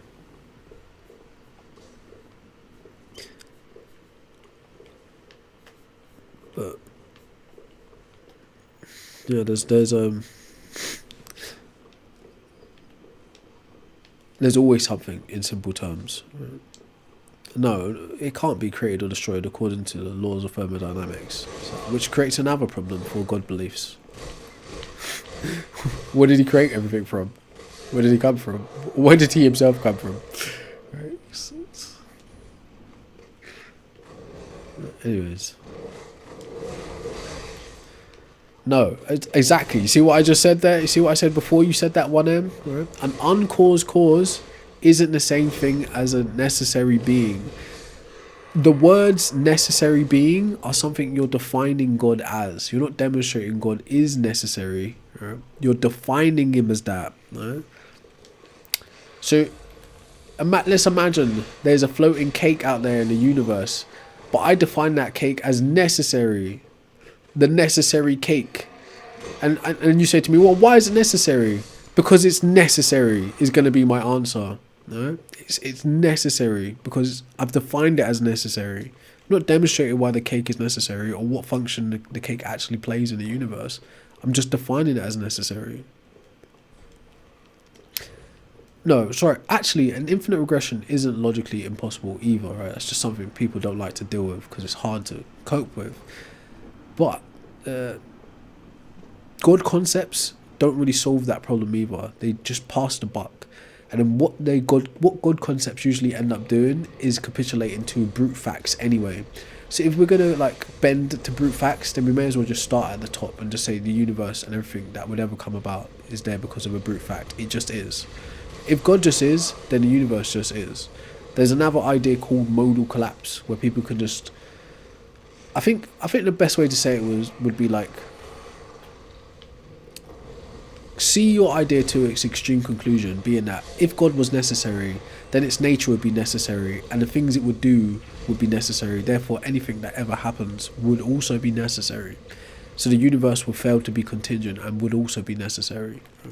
Things like that. These are really just not silly. They're very serious, but they're really just word games for philosophy, not actual proofs of things. Right, but like I said, you invoking God as the stopping point is just you saying that God is by brute fact. Someone could say the universe is by brute fact. That's what I'm saying to you. That doesn't get you any further in terms of explaining reality or how the universe functions. It's just passing the buck. And as I said, well, I didn't say it in this stream, but you can a priori, meaning just reason in your mind, that it's possible that there is a first cause for all things, and that first cause might be uncaused. But just thinking that doesn't make it so. Okay? Hopefully you're aware of that. Just being able to think that doesn't make it the case.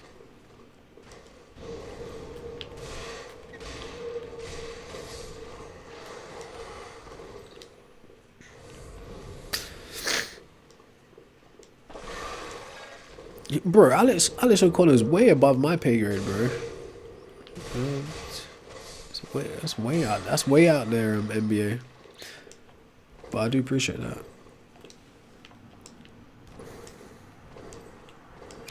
But elite codes, you're scrolling on TikTok, watching content the algorithm has recommended to you based on your previous likes. So how is anyone in any worse situation than you are? It's called an exchange of value for a reason. I get value by playing games and talking to you. You get value by talking to me and watching me play games. At least we're talking about things of substance, not like the latest gossip or TV or, you know, any other piece of useless information. At least concepts and ideas you can go away with and think about. So there's clearly an exchange of value. Even if you dislike the content, at least you've got some idea of where you stand politically, ideologically now. Before you scrolled here. I appreciate that, NBA. Maybe one day.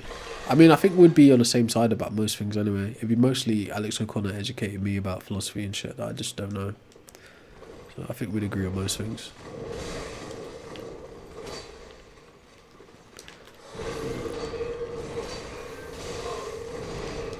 What?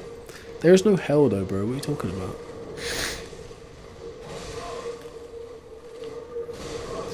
Oh, I'm hungry, man. Hungry gets bad quality. Yep. What do you believe in? Heaven or hell? You don't believe in heaven because you're living in hell. What's that? That's an old Raekwon song. Not any like good evidence for God, no.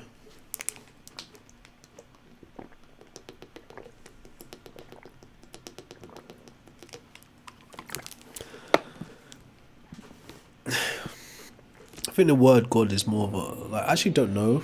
That's something I should actually look into. That's a good question, Tomato. I actually don't know who invented the word God.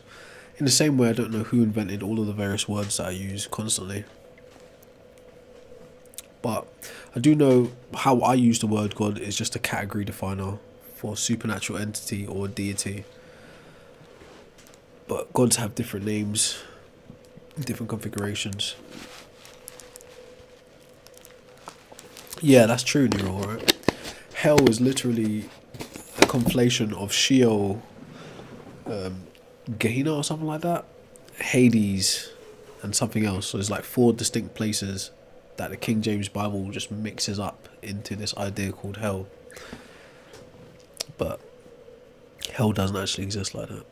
It's like, just, again, most of what's actually found in these, that's it, Gehenna, Lake of Fire, Hades, Tartarus, that's it. Right? That's exactly it. 4 distinct different places. But most of what's found in these religions are just like a mishmash of different mythological ideas. That's literally what all of it is.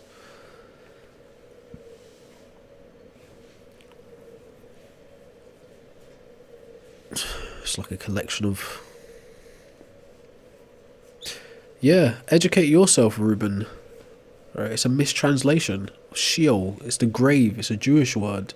Hades is a Greek place. Tartarus, also a Greek place. I can't remember where Gehenna is. Gehenna might be Jewish or Greek. How about you educate yourself on it? There you go. Neural's telling you right there in the chat. It's a quick Google, it's not even hard to do.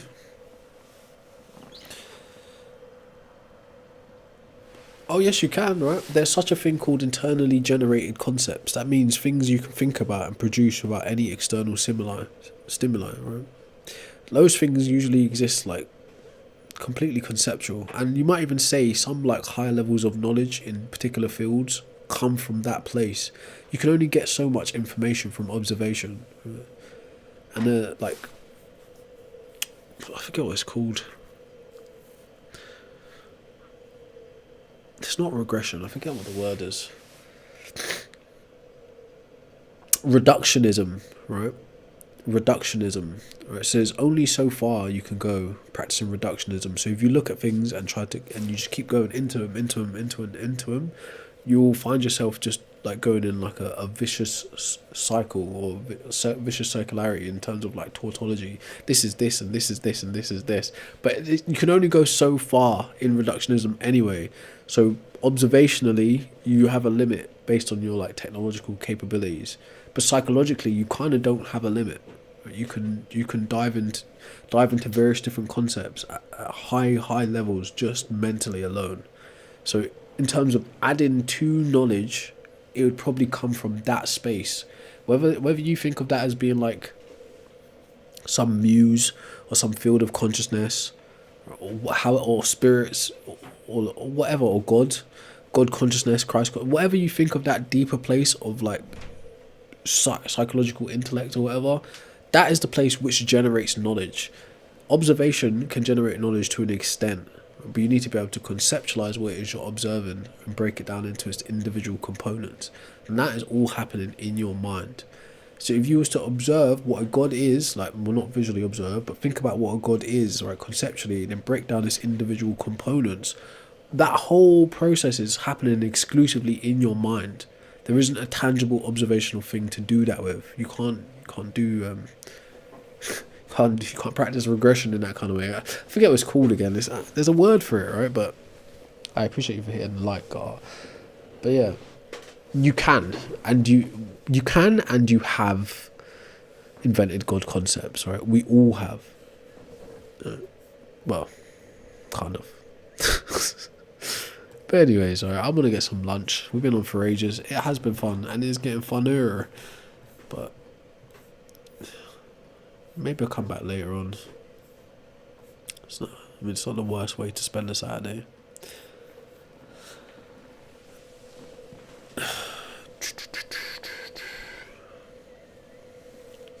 What are you talking about, America? So you're literally identifying yourself as being part of a group. Right? Religions, they technically start out as cults. Cults. They usually center around some kind of theological idea, being a god. Big up JME, bruv. That's a legend. Bro's just picking random English people like, yeah, I'd like you to speak to this random English person who exists in a different stratosphere to you. That was nice. I appreciate that. I'm joking. Anyways, I do want to go get some food. Just have a shave. Just be a human for a bit. So is there anything else interesting you want to talk about before I go? Maybe or maybe not NBA, right? I am actually quite socially awkward, so I may not be the best person to talk to, at least face to face. It really depends if we click or not, because I might just sit there in total silence, depending on what you're like, what I think you're like. So you never know with these things. I'm actually quite an awkward person in general. I'm trying to embrace that more. Trying to be jarring. Anyways, I appreciate you all for tuning in. Yeah, do you know what I mean? Like, people do take for granted the society and the cultural differences of how we grow up, right? If you was to speak to me at 5, then me at 15, then me at 25, right? They would be completely different people.